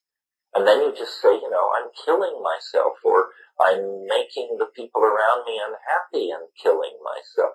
And it's hard once you actually say these words to yourself not to form what good Catholics call a purpose of amendment, you know, to try and do better. So, you know, people say, well, this question of are we better people? I think it's possible to be a bad person that takes psychedelics, but it's rare because it requires enormous powers of denial and ego. Most psychedelic people are pretty mellow because they're used to looking at the shadow and confronting the various facets of themselves and other people. It's a tolerant, gentle crowd, generally speaking. If you look at the records, we have millions of people even in this country who claim to have some kind of encounter. And studies, most of them that have been done, have shown that they tend to be very what we would call normal people. A lot of them have had no previous interest in this field at all, housewives, accountants, and so forth. So from that point of view, and many of them have also been scientists or people who are credentialed in some way. So to dismiss them as, people who have had some kind of bias in that area, I think we'd have to delve into that a little bit more, as I'm sure you've thought about. Also, I just read an article that was pretty incredible where I think a former Air Force officer came forth and said that he had been responsible for planting technology from a crashed saucer in major corporations, in this country, that was eventually reverse engineered, and a lot of people feel are responsible for the increased technology since World War II, including computer chip and a lot of other things that have come about recently and certainly revolutionized where we are right now. So I just, wanted to ask you again to, if... Did you hear me right, is what you're wondering? Yeah, right.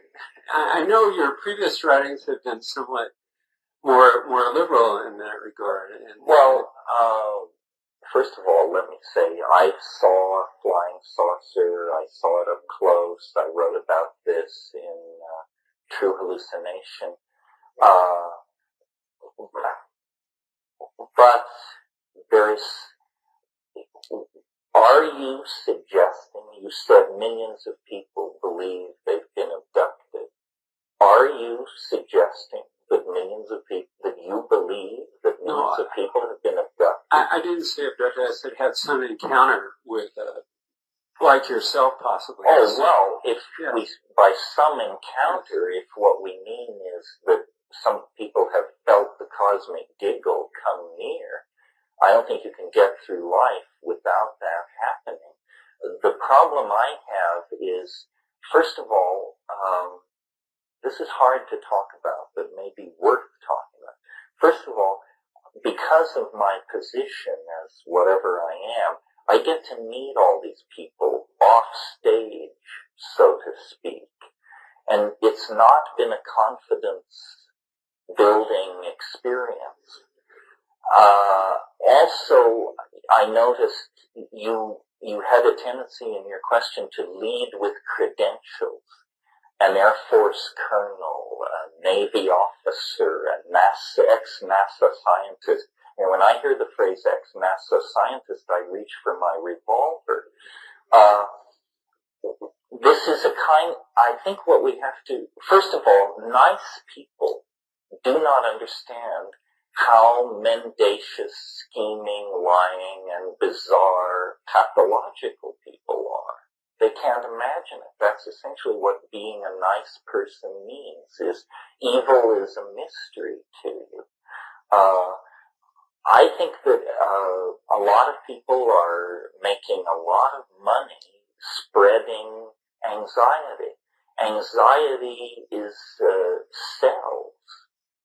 And the earth change people, one by one, we tick past the Edgar Cayce prophecies that don't come true. One by one, now every piece of physical evidence from the first 30 years of the UFO phenomenon has now been shown to be fake. None of those photographs stand stand up under modern computerological deconstruction. And so what my method because I'm interested in the weird, the miraculous, the bizarre, the unearthly, the other, but my method has been to go to the place or the person or the thing and then not believe. Ask hard questions. And everybody else goes and believes. Well, the truth doesn't require your belief to exist. But hokum does. Hokum requires a relationship between the consumer of the hokum. And I've spent time, I've argued with Bud Hopkins, I've had lunch with Whitley Strieber, I've argued vociferously with John Mack, and these people are second-class thinkers. You would not send them to investigate a bus accident. I'm sorry that this is true. I didn't know this. I assumed, as most people do, that the word expert has meaning. It has no meaning. It's just a piece, it's public relations flattery. You're a UFO expert if you say you're a UFO expert. And when you go into so my method has been, as I said, to kick the tires and make it real. The other thing is, and people don't like this, but to examine the messenger. Is the messenger, you mentioned in your question, these people are normal, run-of-the-mill type people, accountants, lawyers, so forth and so on. In fact, when you look at these populations closely, they're weird. For example, the abduction population. A paper was written showing that the abduction population tends to cluster in middle-aged white women of the middle class who stay home. Well, what is that population, folks? That's the population of people who watch more daytime TV than any of the rest of us. If our average TV consumption is 5.5 hours a day, this population is pulling up the slack for those of us who don't watch and is watching 15 hours a day.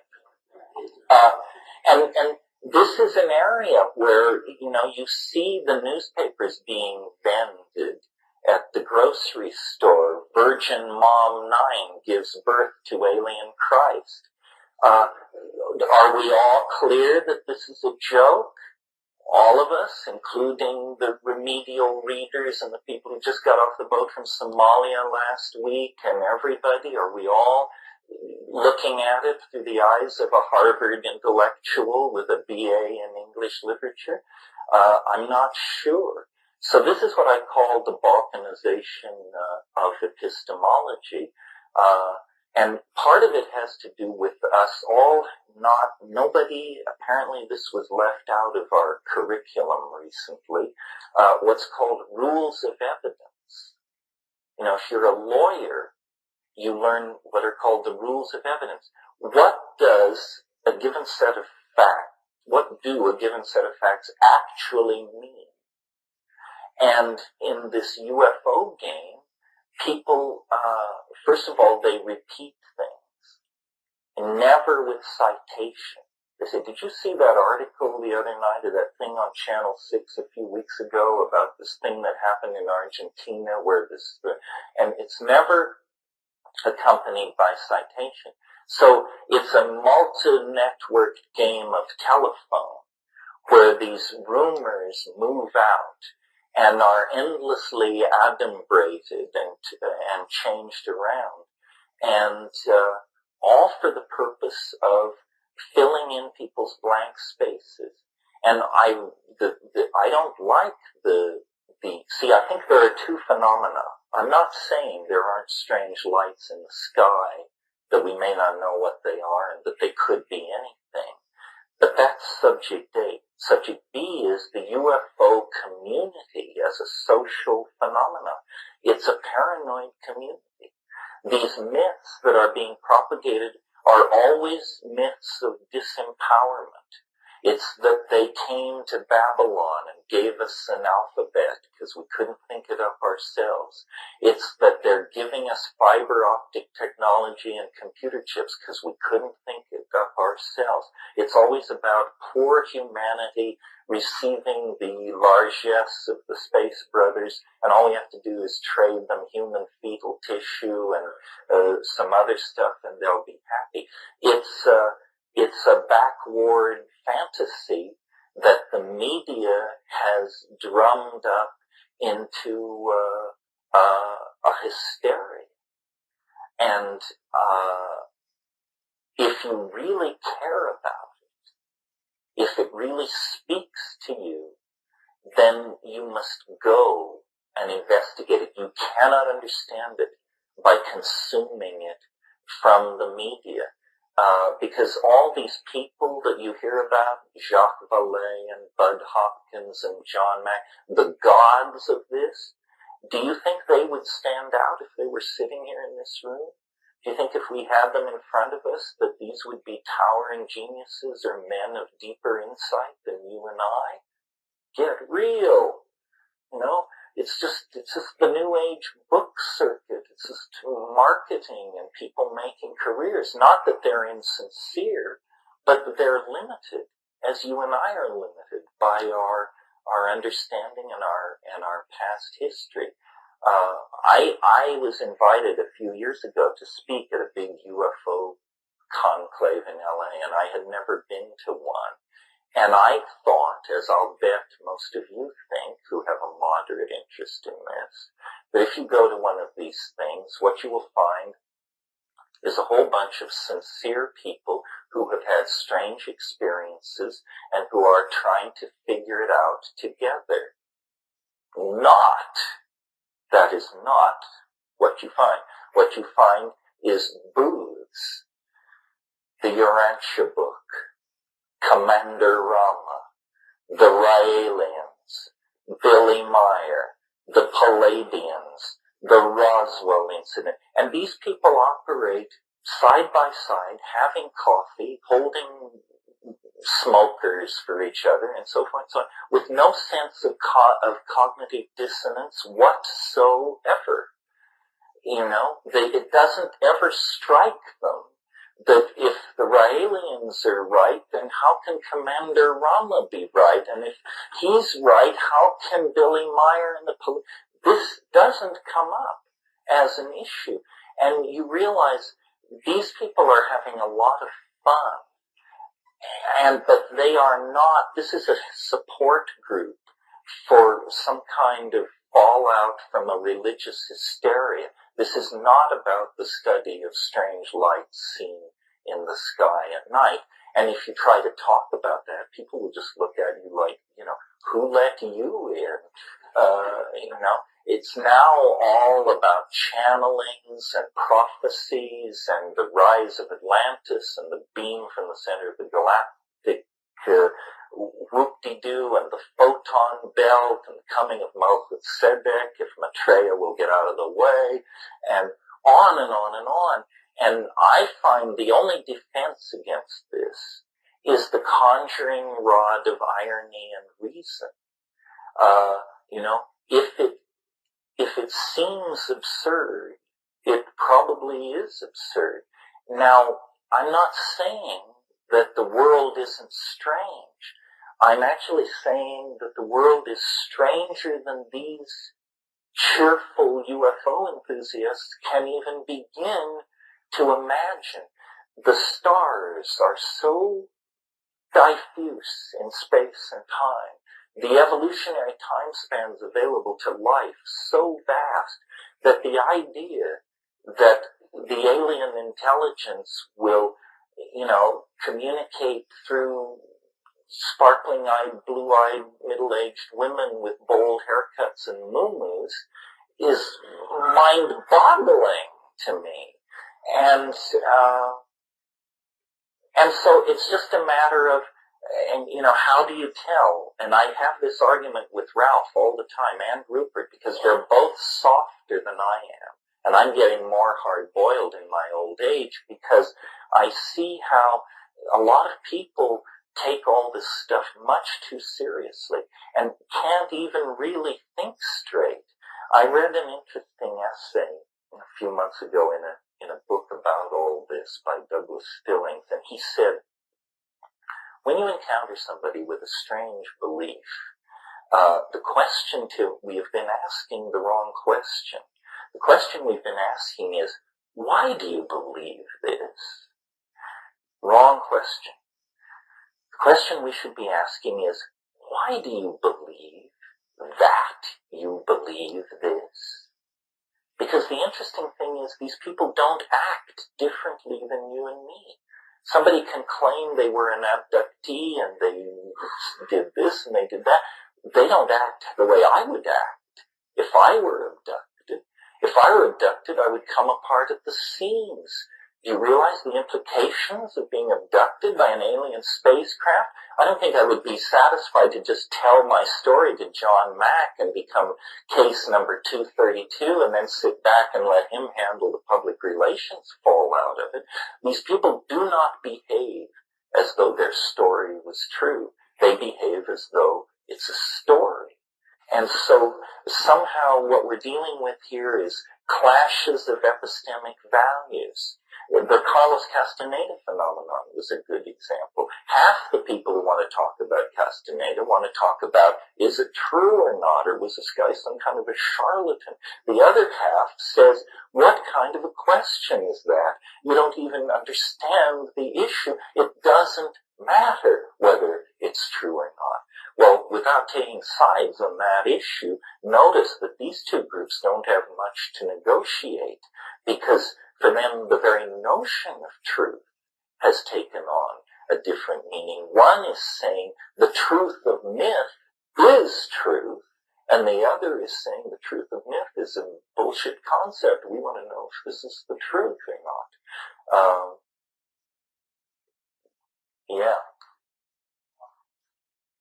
About psychotherapeutic use of psychedelics and the lack thereof in this country and in other countries. Do you foresee an increase of that with the decline of the nation state and the rise of the World Wide Web as you've sort of laid it out? A rise in psychedelic therapy?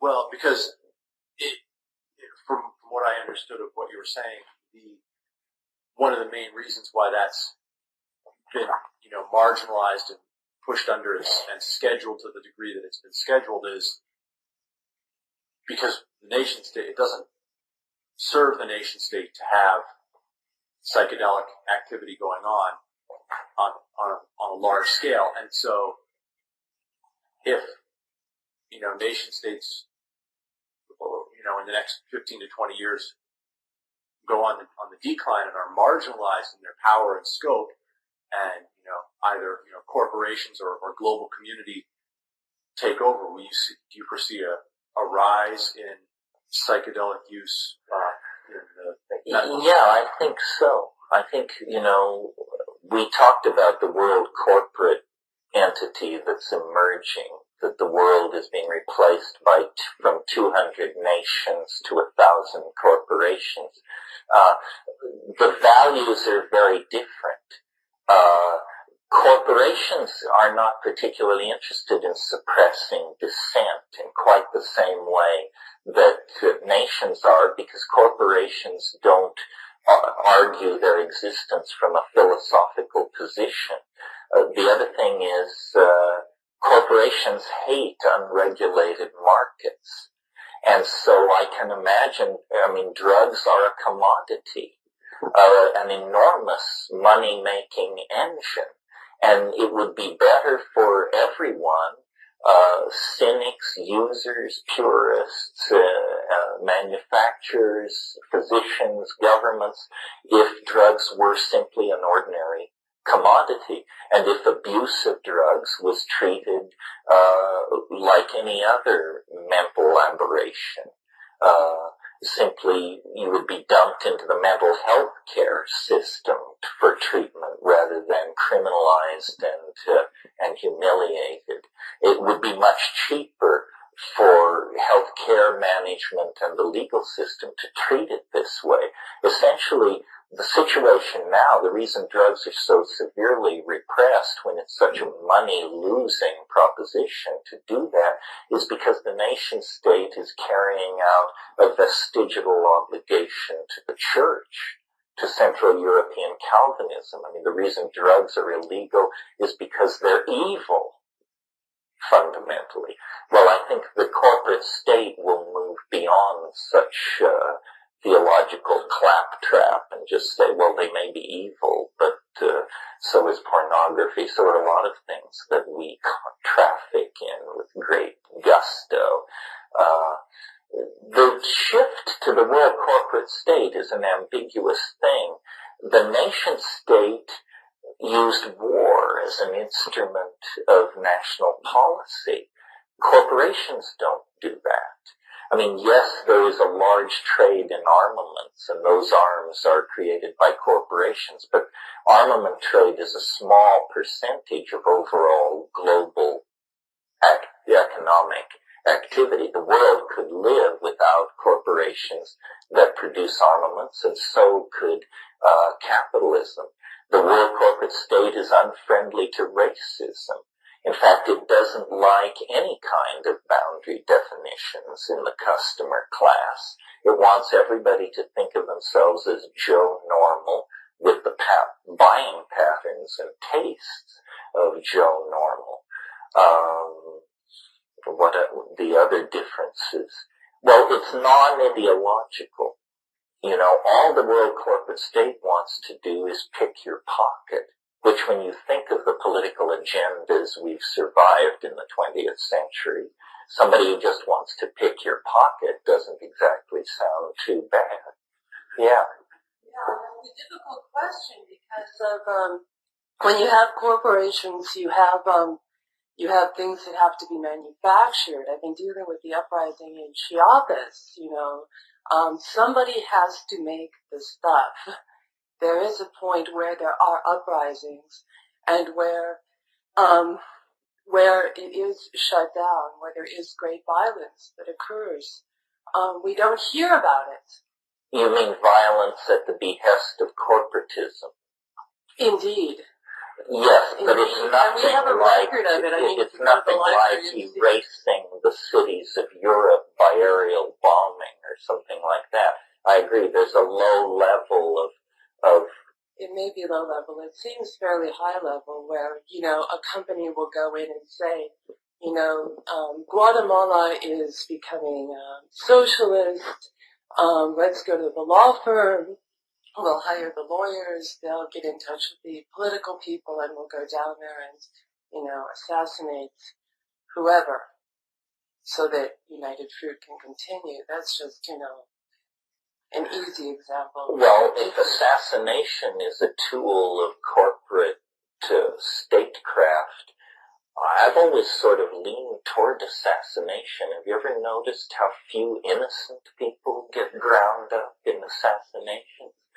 I mean, if someone had assassinated Saddam Hussein, those 100,000 Iraqi soldiers who were buried alive in the pits in the desert might have lived to tell the tale to their grandchildren. But governments are horrified by assassination. Oh, Lord, no, you would never do that.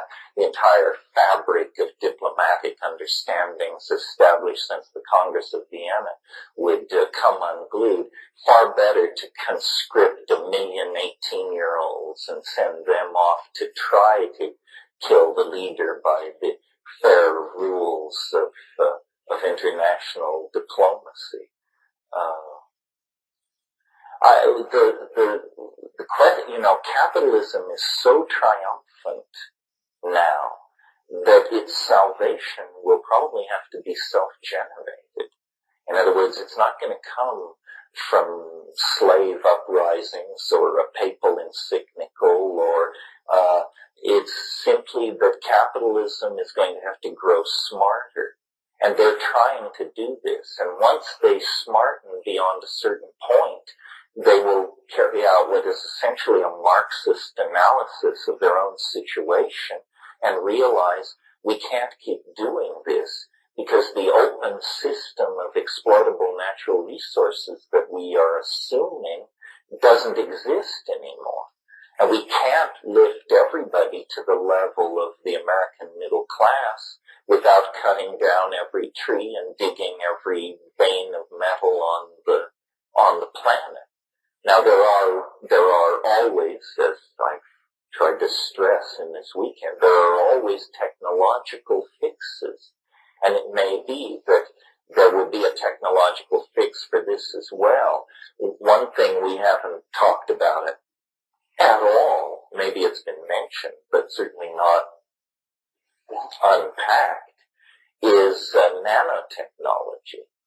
You know, nanotechnology is something as mind-boggling as the internet or psychedelic drugs, and it isn't exactly related to either one of them.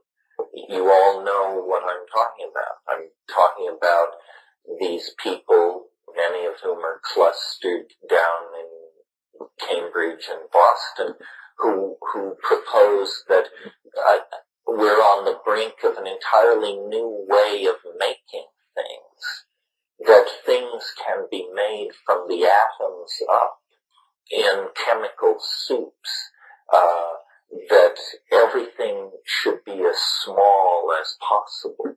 And these are people who have gotten, 1,500 steam engines onto a 1 centimeter chip.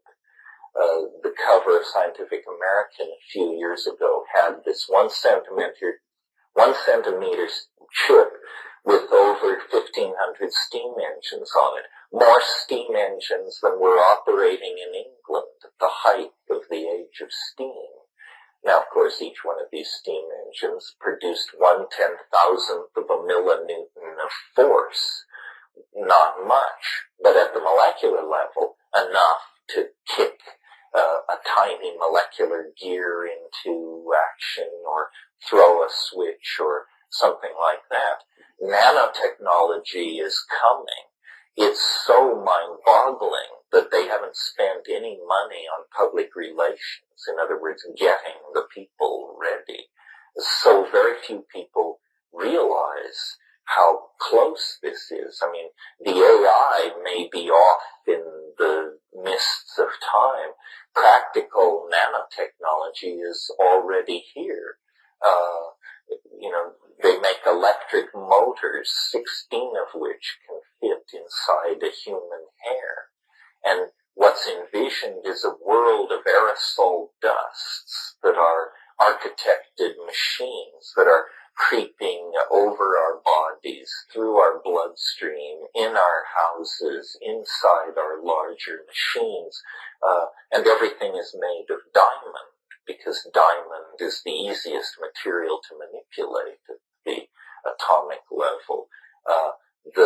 The holy grail of nanotechnology is something called a matter compiler. A matter compiler has its nose in a muddy ditch or an ocean estuary or something like that, and it essentially does to matter what Photoshop 5.0 does to images. Anything you want. So what's being brought in is a kind of sludge-like raw feed. It could be, in fact, in the nanotechnological future, the great real estate bonanzas will be toxic dumps, because there you will send the nanotechnologically designed bacterial machines into the dumps, and they'll bring out the gold, the platinum, phosphorus, the arsenic, atom by atom, stack it up for you. You can have a closed resource cycle based on the standing crop of already extracted metals. People talk about abandoning agriculture because the populations of India and China will be fed out of matter compilers that turn seawater directly into to rice, this could be done. How do we feel about that? Are we willing to give up agriculture if it means an entirely artificial food cycle for us, but the restoration of millions of acres of forest and prairie and meadow and grassland? These kinds of choices lie in the immediate future. Yeah. When do time machines arrive from the future? The question of time machines. Well, this relates to the speculation about the singularity. You know, one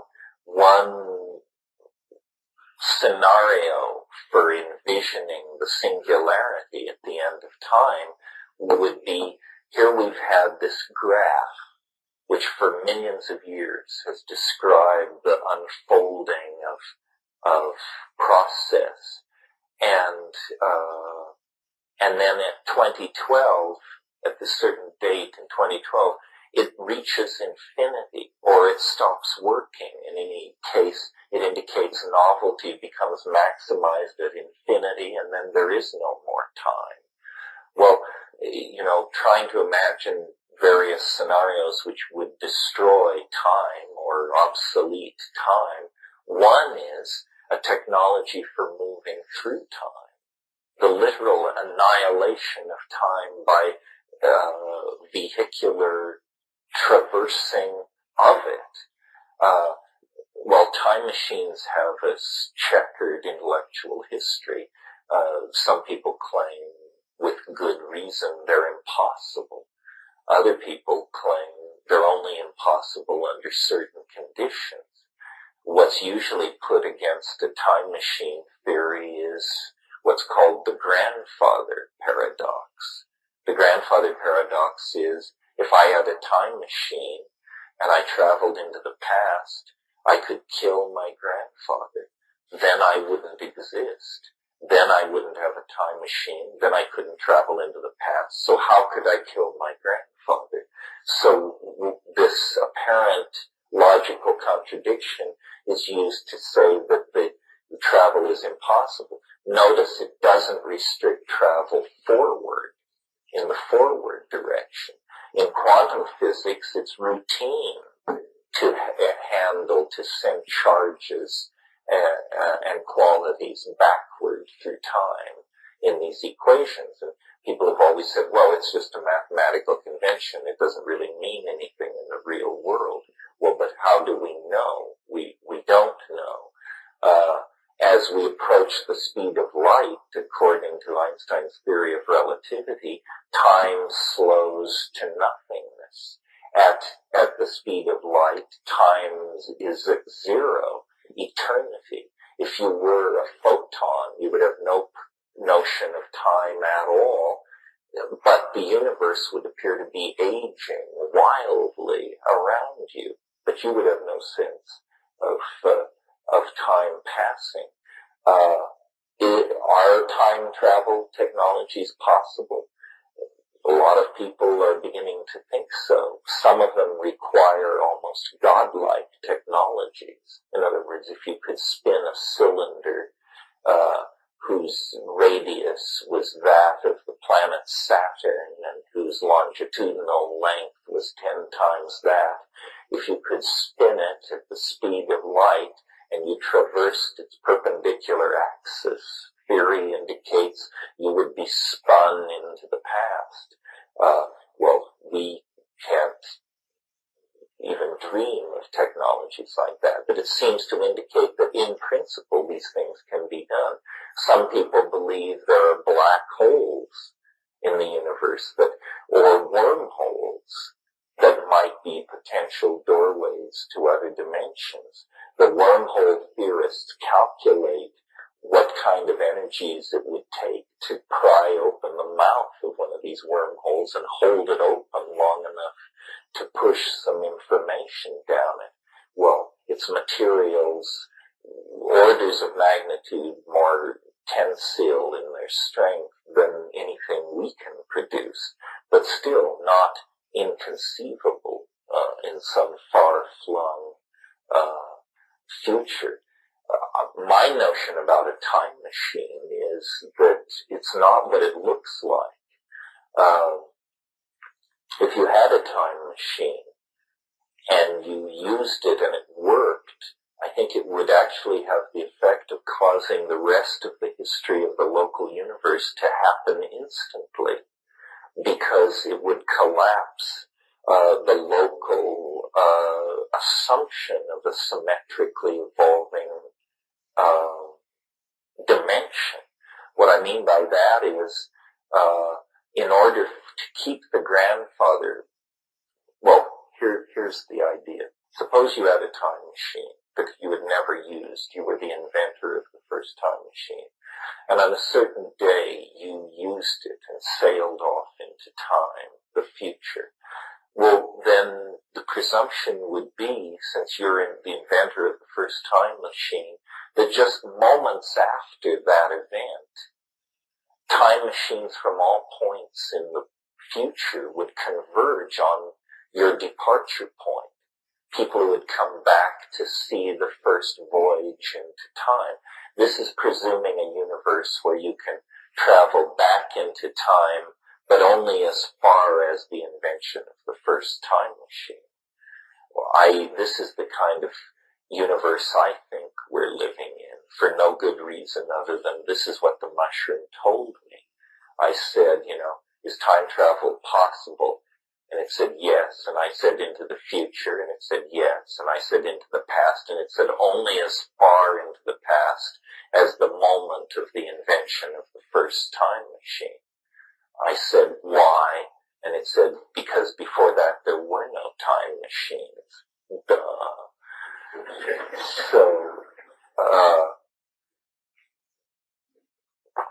So in that kind of a universe, when you sail back in time and get to to keep the grandfather paradox from happening, I think all the rest of time happens instantly. So it becomes more like a God whistle, more like some kind of evolutionary fast forward button, where you're somewhere in the historical continuum messing around with technology and society and this and that. Then you invent a time machine and zip, the rest of history happens in the next few milliseconds as the whole thing goes nova.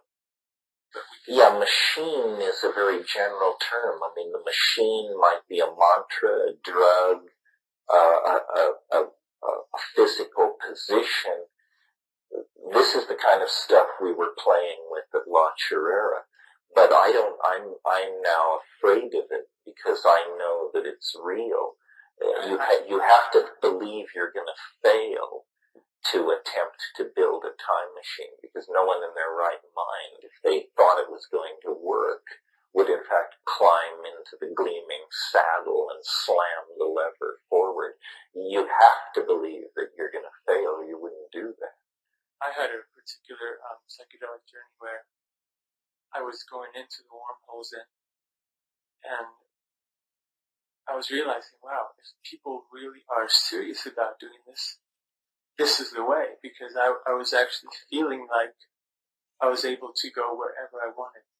But at that moment I refrained because, oh wow, this is real. I can actually traverse through the timeless singularities or the timeless wormholes and pop out at any point in space-time because it's all interconnected at that one point.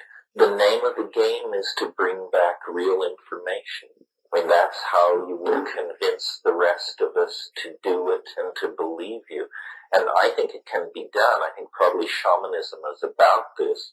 But, I really, one of the things we talked about a little bit here, but maybe not enough, is this Bell non-local information space that seems to lurk beneath the surface of ordinary reality.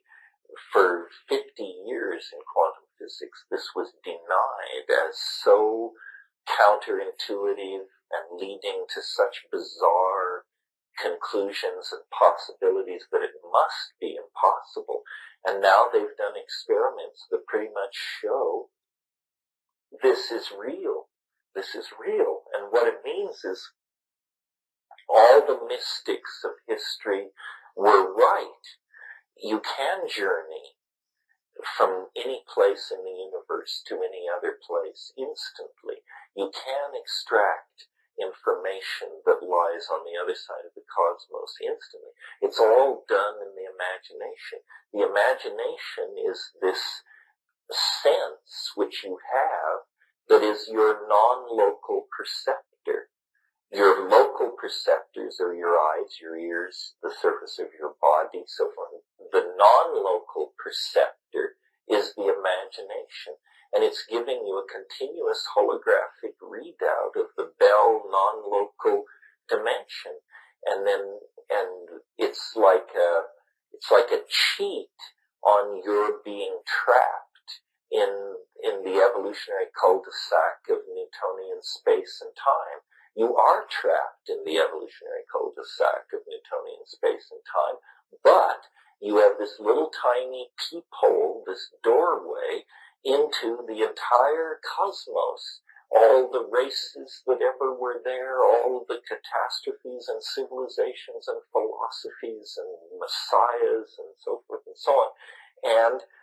But you have to tune it.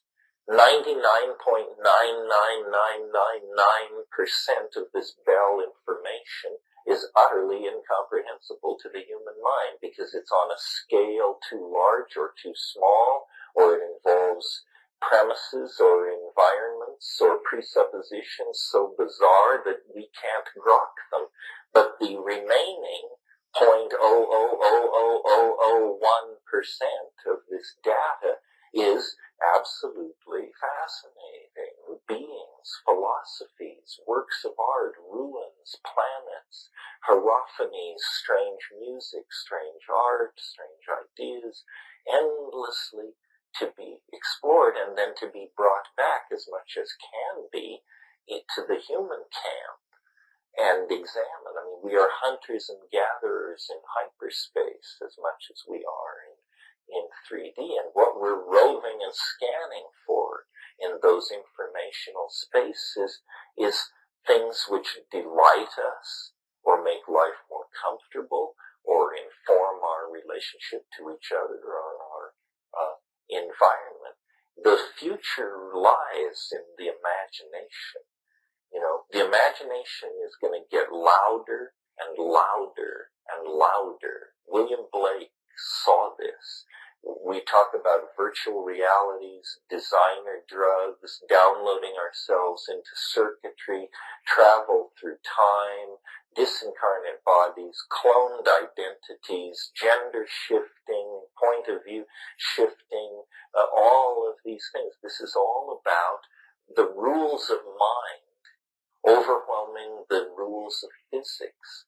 The rules of physics say, you know, you are a body, you are on a planet, you have weight, you have momentum, you have specific gravity, you must behave like this and like this and like this. And mind says, no, I want to be pure, unleashed conceptuality. I want to be a thought blown in a hyperdimensional wind. I want to move from planet to planet with the twink of an eye. I want to know everything, see everything, be everything, feel everything, and then by that means, somehow, I will make my way back to my higher and hidden source. And who knows, you know, maybe this always awaited us beyond the grave, and what we're doing, in some sense, is drawing death into the world, and erasing that most profound of all boundaries. Distinctions. The distinction between life and death itself becomes thin, becomes transparent in these contexts. I mean, it's very easy to imagine technologies such that human identity will be scrambled beyond imagining. You know, if you can download yourself into circuitry, you can make copies of yourself. If you can make copies of yourself, you can collage these copies and make selves that never were or might have been. You have multiple identities. In one of Greg Egan's stories, people have this thing inside them that is implanted when you're 2 years old. It's called, it starts out being called the dual, and it ends up being called the jewel. And what it is it's a thing which simply maps and studies your nervous system and creates a perfect copy in silicone of your being for the first 23 years of your life. Well, then when you're 23, you go through this ceremony where the body is vaporized, and the dual, this eternal copy of your youthful self, lives on. This is,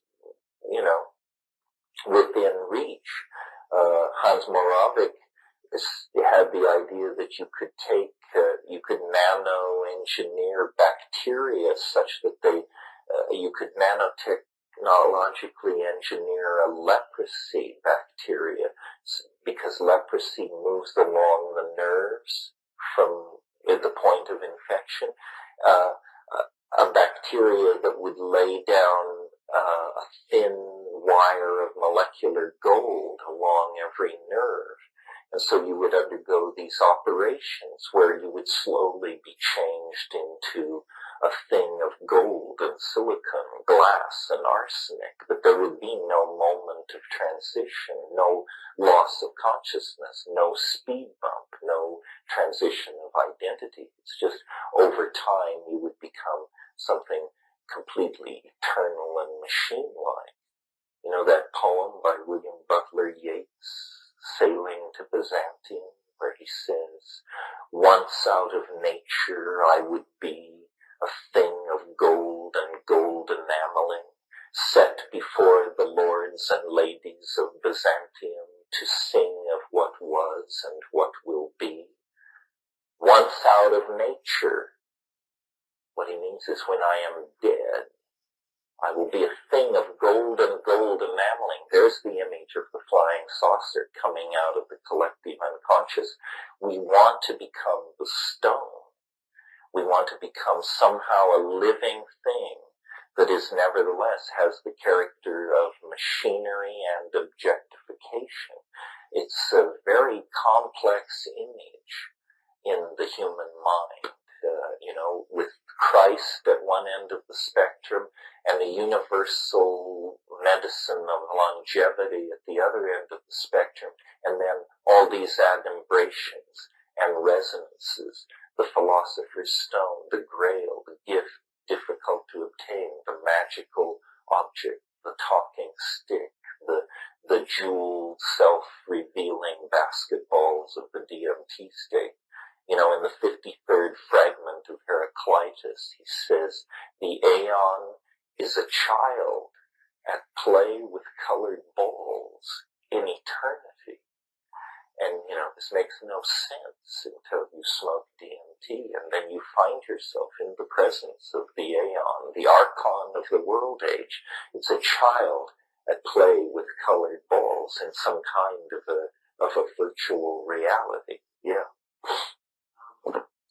Two questions before the whole workshop ends up. But one of them is if you could talk a little bit about the tone that you and Dennis used to intercalate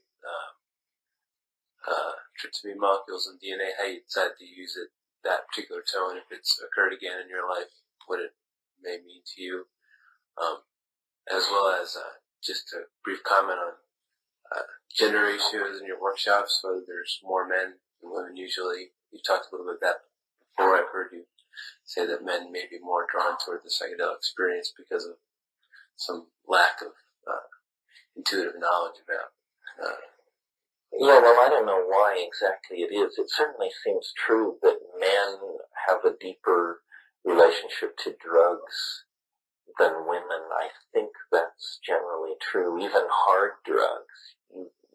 Women don't seem as interested in drugs or as potentially addicted to drugs. Maybe there's a deeper survival instinct there. Women are constantly burying the dead, caring for the sick, giving birth, helping with miscarriages. They may be more rock bottom realists. Well, the guys are harping 100,000 line oral epics and stuff like that. I think, I quoted this statistic in a different context, but that in 1800 the average American woman gave birth 13 times. Giving birth, especially in a world without anesthetic, is a pretty psychedelic and boundary dissolving and ego erasing and whoop-de-doo kind of experience. I think women may, in traditional societies, not care to contextualize psychedelics simply because they have enough on their hands. I don't know the gender. There's a lot about gender stuff I'm interested in, but I don't understand. My friend Brenda Laurel studies girls and why they seem to have some difficulty naturally acclimating to the internet, and how boy and girl, male-female mathematical abilities seem to differ, although I think that's changing. I think the latest data is that women are pulling even with men in mathematical graduate schools, at least in some places. I don't know, men are, and maybe this is cultural or maybe this is biological, but men are maybe more boundary defined than women. Like women seem, and again, you make these statements, you don't know whether you're making a biological statement or a cultural statement, but women seem more tolerant of bisexual and homosexual behavior. They're sort of comfortable with all that, where male sexual encounters are always defined to some degree by competitiveness or, the hidden shadow of competition. Now, what was the other part of your question? Oh, about the tone. What was a very specific question, but in the story that's told in The Invisible Landscape, Dennis seemed, as he went around the bend, to have insights into these, like, shamanic techniques that were real techniques, and that he could not only tell you what they were, he could tell you how they worked.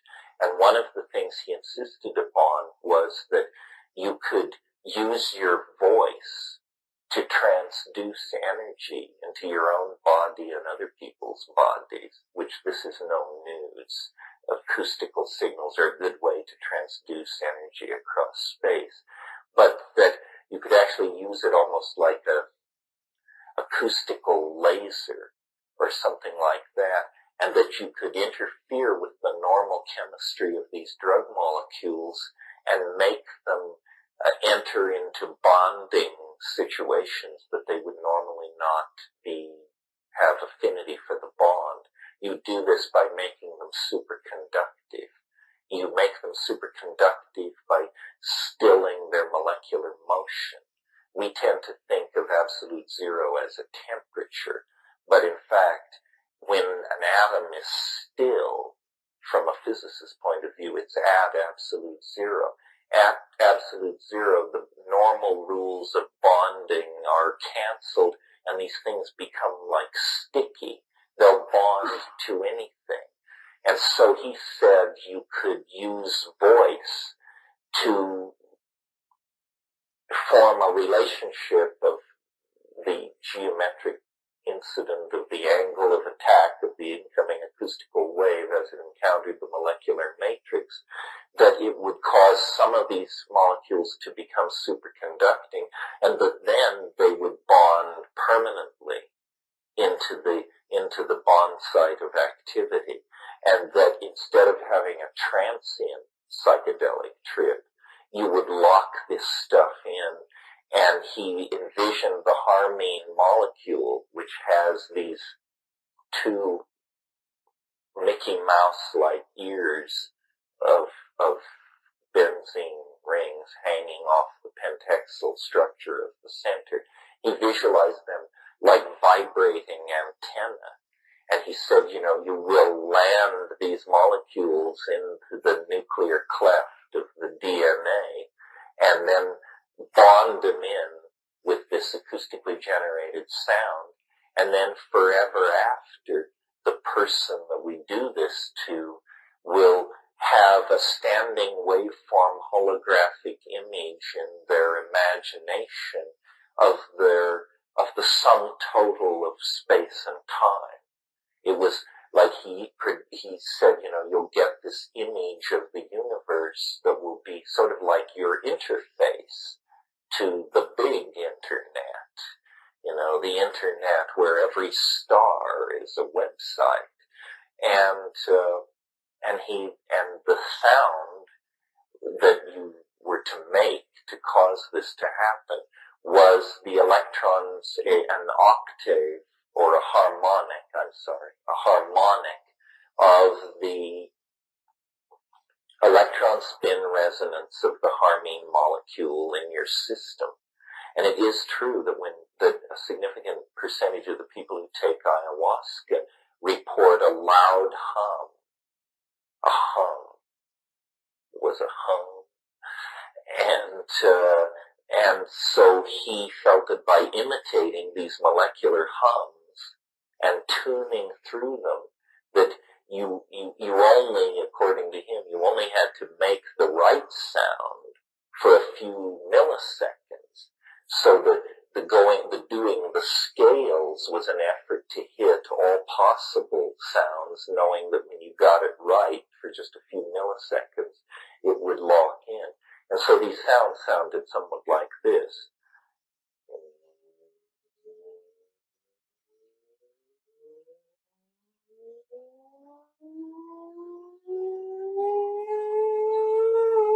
And then he somehow was able to keep going, and then he would start over and do this, and he called this the strum. And it would not have been worth talking about 32 years later or whatever, except that it seemed to work. It caused him to go spectacularly bananas, and me to go arguably nearly as spectacularly bananas.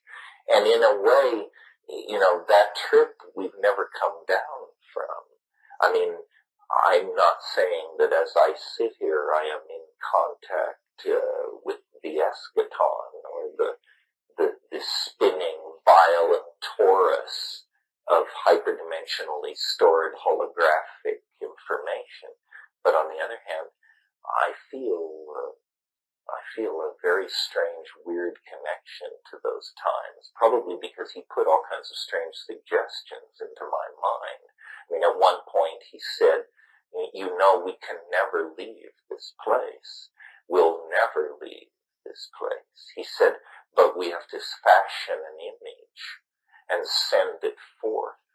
We have to send forth holographic images of ourselves. And I've often wondered, am I still down there, rising at dawn to walk the grassy pasture loaded out of my skull? And, this is all some sort of solar dream, actually. That experience, you said before, I've heard that, you felt the mushroom gave you your powers of locution or memory, and that's something that you didn't have access to before. It certainly oiled my tongue. It did. And when psilocybin facilitates language. I mean, it wants to be expressed. Henry Munn's essay that I mentioned to you makes this clear. Yeah. A couple weeks ago, I was giving a talk at the World Future Society in Chicago, and it was entitled Beyond Alternative Medicine. And in that talk, I bring up the internet, and I talk about the shift from the industrial paradigm to the information age and all that kind of stuff. And I was presenting that, and I was going down the list of the industrial things: massification, to customization, quantity to quality, hard resources to soft resources. And as I was looking at the list of the industrial age and the information age, the thing that came off was, it was almost like masculinity moving to femininity. And I said to myself, you could almost look at these columns in front of this group as testosterone loaded and estrogen loaded. And then I says, what in the hell is a man supposed to do with testosterone in the information age? So I throw that out to you. You know, how do we fit in as, you know, hunters and gatherers in the information age? Well, the internet is a large and multi-level forest environment with all kinds of, I think there's a place for the stealthy and the swift. I think it's a place where steely-eyed courage pays off and chance-taking is rewarded. We're probably, this whole gender thing, it's locked into the way we're focused on identity. I would think probably we're on the brink of I'm not sure I would say transcending gender, but having a different relationship to it as we have a different relationship to our bodies. And in the future, it will be thought absurd for people to think of themselves as heterosexual, homosexual, exclusive this, exclusive that. After all, you know, Freud showed that our fantasies are almost always contain counter elements to our expressed choices, gender or otherwise. And I think, you know, hyperspace is going to give a lot of space for acting out. And it's harmless acting out. It doesn't shake the social boat. How we deal with our sexuality, because it's at the center of our biological nature, is going to be one of the most interesting things about how we manage cyberspace. You know, the things that are usually put against cyberspace is that, people just become lumpen and they never leave the keyboard and they're not interested in smelling the roses, still less in making love. That's objection number one. Number two, people just spend all their time fantasizing and looking at pornography and making distant friends in different places under false pretenses. So it seems to be it's either it's too sexy or it's not sexy enough. You know, Howard Rheingold got taken to lunch 1 million times for inventing the word teledildonics, which always gets a laugh, but teledildonics is nothing more than sexual prosthesis extended over space and time. And it's interesting to me that pornography is the most successful business on the net and drives technological innovation because they're the only people who actually care about having the server always up, having the downloads occur fast, having the real audio not flicker, having the sound of high quality. They keep pushing the platforms and upgrading. Sexuality without being anchored to biology is naughty in the Western canon of values. But nevertheless, for quite some time, naughtiness has held a real fascination for large numbers of people. And virtual reality, you know, people want to act out strange fantasies. Should you feel guilty about a fantasy acted out with pieces of software rather than poor, hard-working prostitutes? Is it a more horrifying thing, a less horrifying thing? Shouldn't even be mentioned? What is our relationship to the eroticization, potentially, of our technology? Is that healthy? Is it not healthy? We don't know. I mean, for crying out loud, we're barely 80 years from Freud, and now look what we're going to have to deal with. You know, on one level, the way to think of the internet and what it is it's simply the collective unconscious is becoming conscious. They're draining the water out of the bathtub, and suddenly the toys that were hidden there are now to be seen for all to behold. And we're squeamish about this because our culture is based on the myth of niceness and gentlemanly and ladylike behavior and so forth. Still, this is a huge echo for us. And, we designate certain clubs, certain holidays, certain drug states as permission to transcend the normal strictures of bourgeois behavior. But, what outrages conservatives about the net, for example, in the area of pornography is, pornography used to be urban. It used to be, you had to go to some seedy section of town and mingle with seedy characters. Now, every living room in America can have endless amounts of pornography that would stand your hair on end. Well, what's happening is an erasure of the previous blueprint-created domain called public spaces.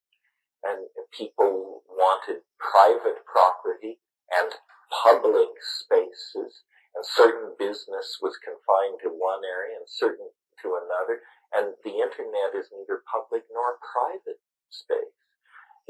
I play around with See You, See Me and iVisit technology, which is a technology of using small TV cameras to conference with people at a distance.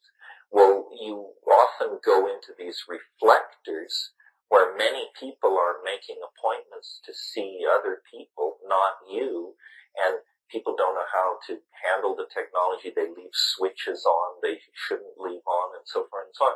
You'll log into a place where there are 11 guys, 4 seem to be masturbating, but not in a particularly exhibitionistic way, sort of half-heartedly and lackadaisically. And then other people, you can see them, they're staring at screens. And you're wondering, do I look like that?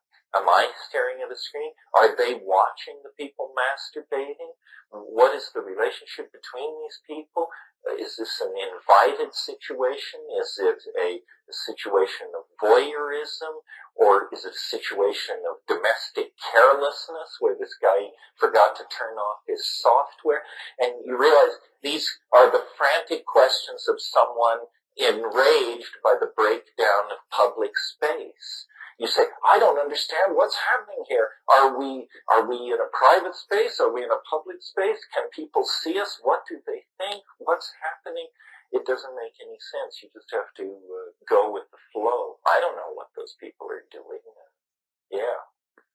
Do most people who take DMT have the same encounter with the machine like Elves, and so how similar are they? And then also I'm wondering what your relationship is with law enforcement. Is that Well, the first question, everybody's different and everybody takes the dose differently and gets a different amount and brings different baggage to the train station. Having said all that, I think if the dose, the stronger, the higher the dose, the more everybody's experience converges. If people get 50 to 70 milligrams in a big hit, they will go to the realm of the self-transforming machine elves as described by yours truly. They may not describe it as I do. I've turned a number of people onto DMT. I've listened to a lot of stories, and slowly the image that has emerged for me, if you want to think of the DMT place as an archetype, it's the archetype of the circus. The circus is a very complex archetype. It's a rupture of plane of the bizarre and the transmundane, which shatters bourgeois expectations. The circus comes packaged in several ways. First of all, it's a great place for children. Clowns, animals, bright music, cotton candy, the hurdy-gurdy, and the calliope. Great place for children. But also, the circus traditionally packaged and marketed eros. I think my earliest intimation of sexuality and eros was when I was a creature so small that I was wrapped in a blanket and handed from shoulder to shoulder. And I was taken to a circus, and I saw the woman in the nearly naked, perfect woman in the little spangled costume hanging by her teeth up in the top of the tent, spinning around and around, working without nets. But I imprinted this thing very strongly, and I got the feeling of the fear of death, the beauty of youth, the risk of performance, the glamour of it. So that's part of DMT. Clowns. DMT is always characterized by clowns. They arrive in a tiny automobile, exploding and chugging. 15 of them get out, huge noses, huge shoes. They're poking each other in the eye. They're dropping anvils. They're flinging irons around. But then just off the center ring, it gets weird. The goat-faced boy, the thing in the bottle, the hermaphrodite, the harlequin, it's all this, strange stuff. Well and then every child worth their salt wants to run off with the circus. The circus represents such a countervailing force to middle-class respectability and small-town rules and so forth. You want to run off with the circus. I remember when I was a kid, the town I grew up in, every 4th of July was the big festival of the town, and a carnival would come. And our parents would tell us, you can't stay out after 9 o'clock at night while the carnival is in town. Well, why not? Well, you just can't. These carny people are different. They're a little darker shade than most of us. Some of them might use drugs. Some of them may, God forbid, have once been divorced. I grew up in the 50s. Things were pretty screwed down.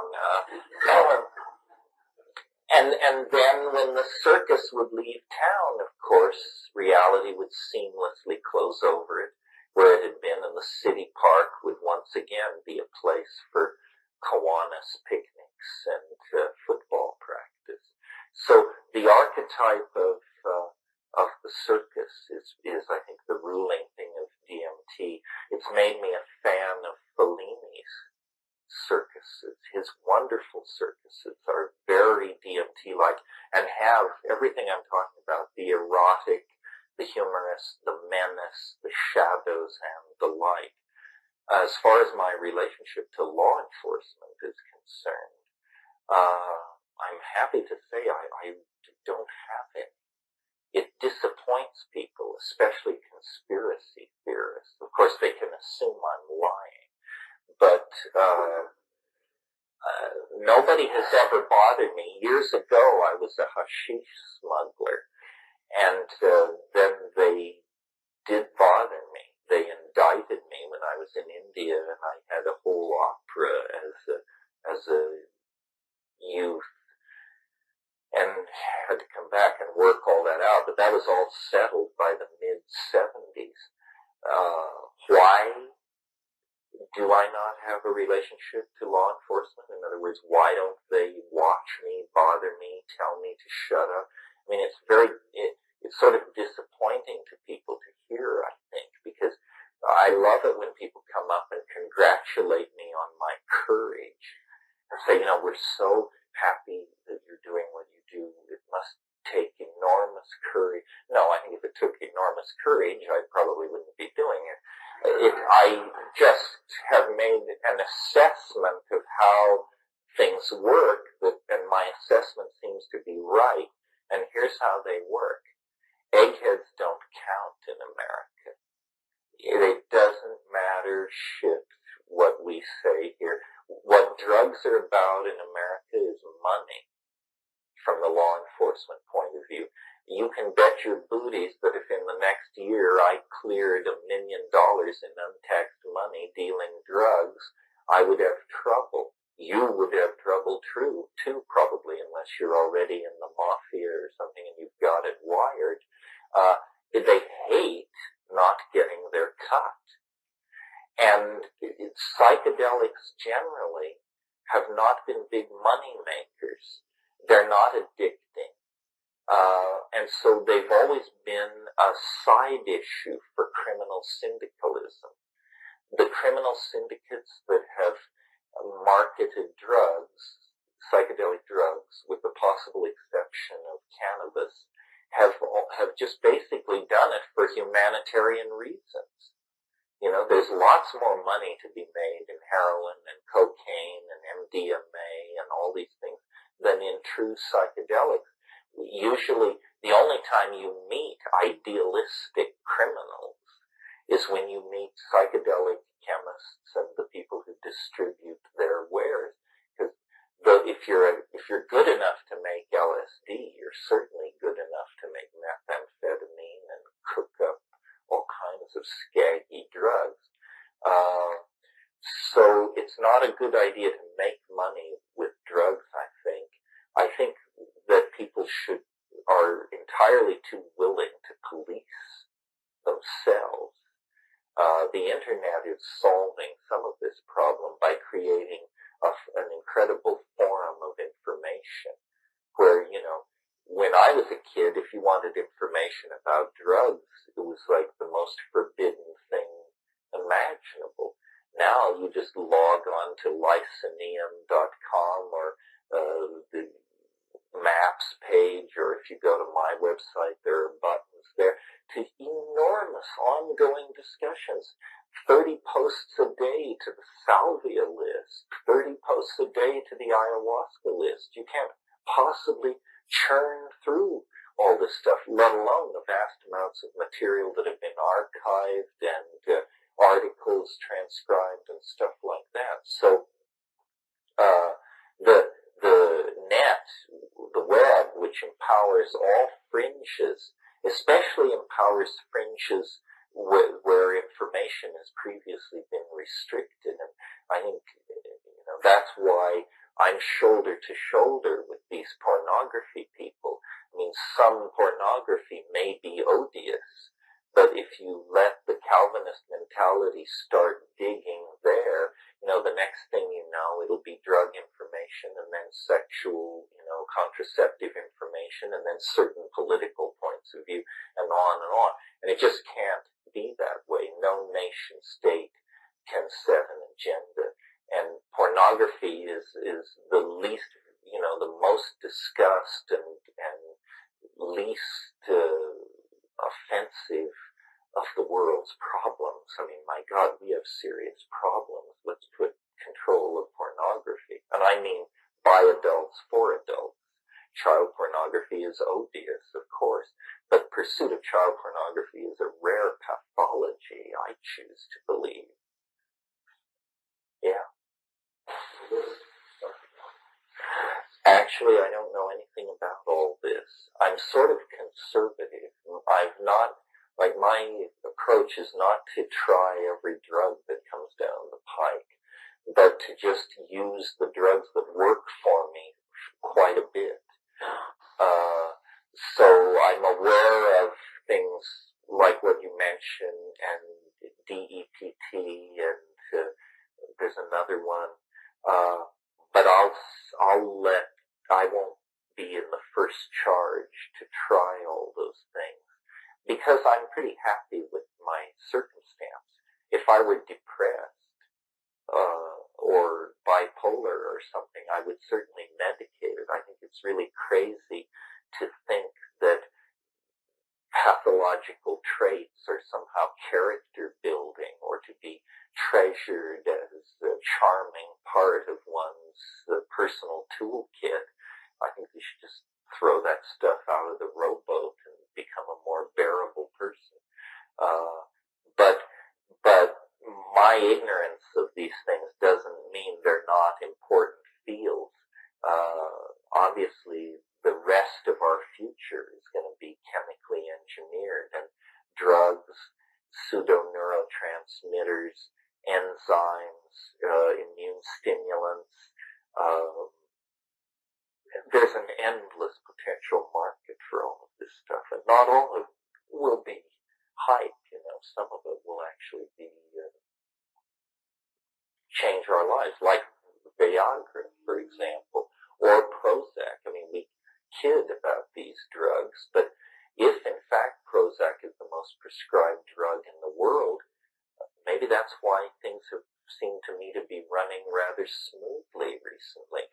A whole bunch of people who would be moping in their beer or snapping or dragging their tail or not cooperating are in fact cheerful, bright-eyed, and bushy-tailed. And Viagra, it can't hurt that people are having more orgasms and more profound sexual encounters with each other.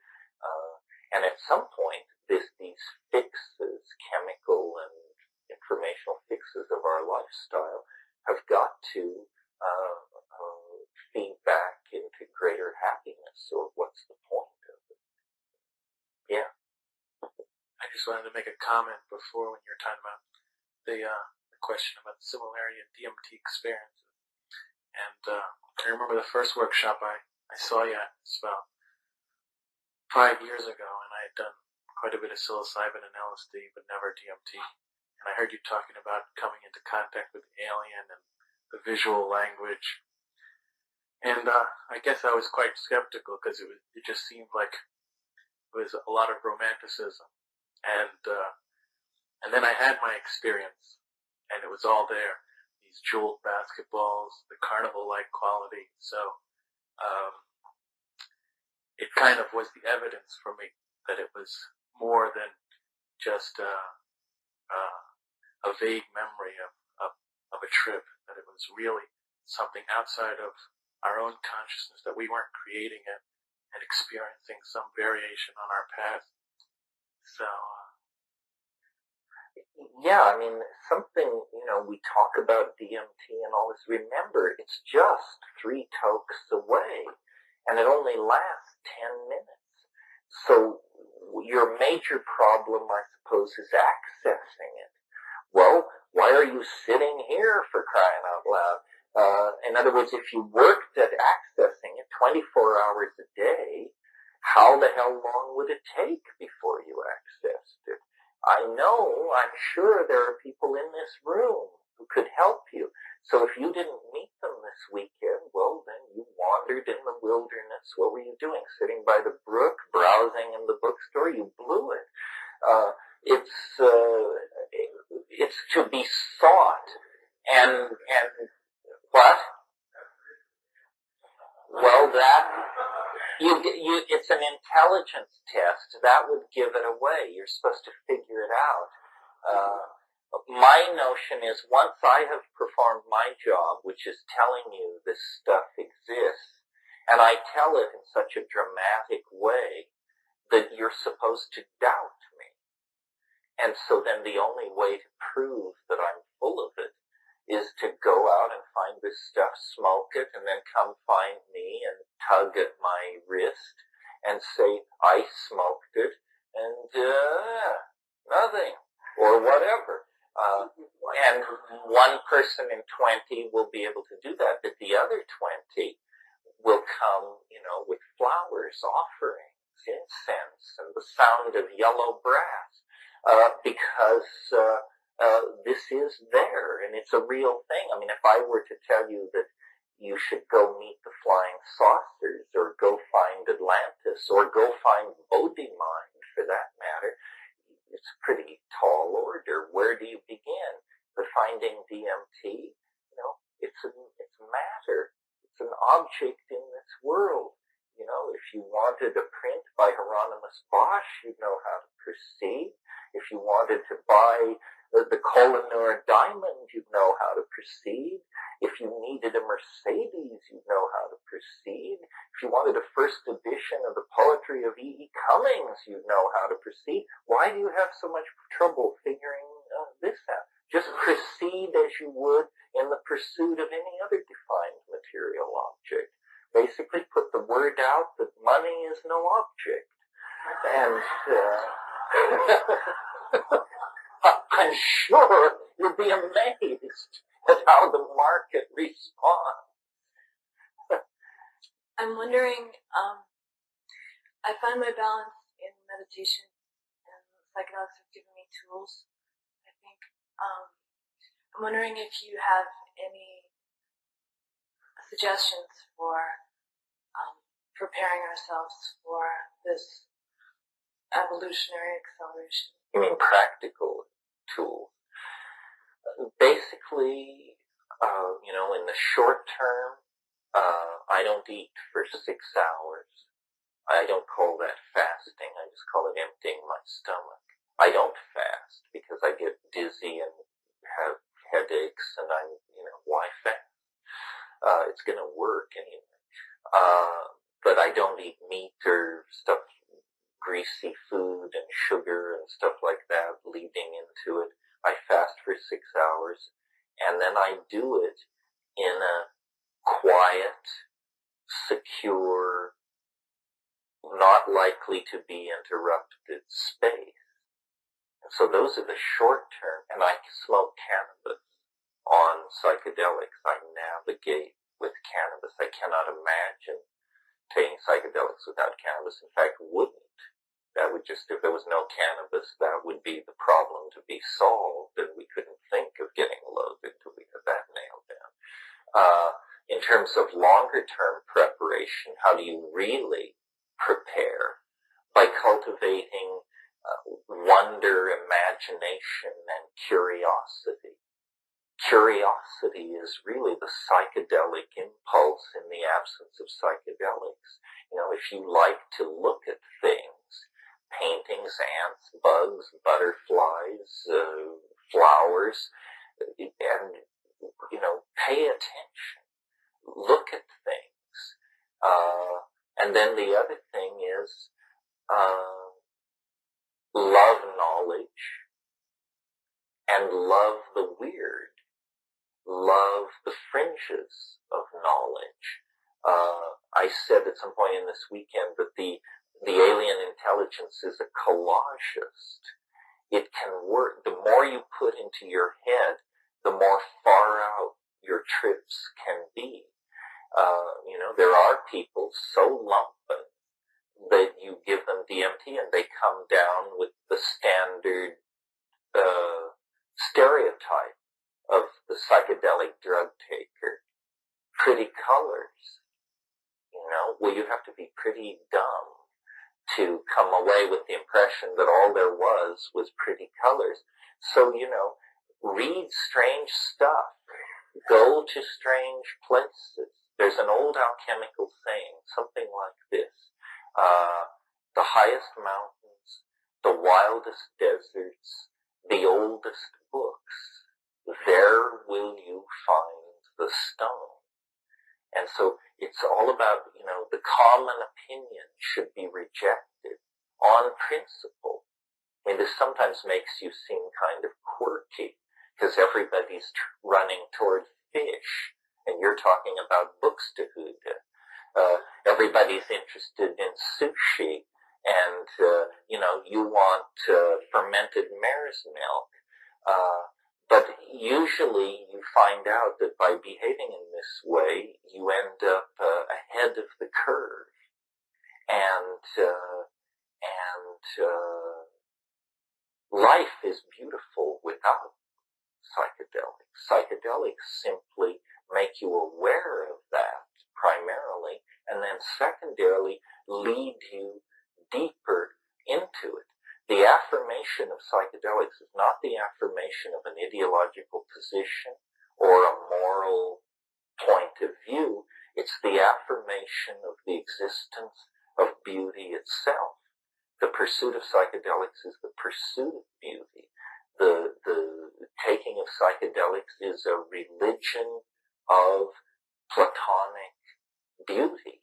To know that it exists and to live one's life in the shadow of that knowing is transformative and carries us and the rest of evolution forward.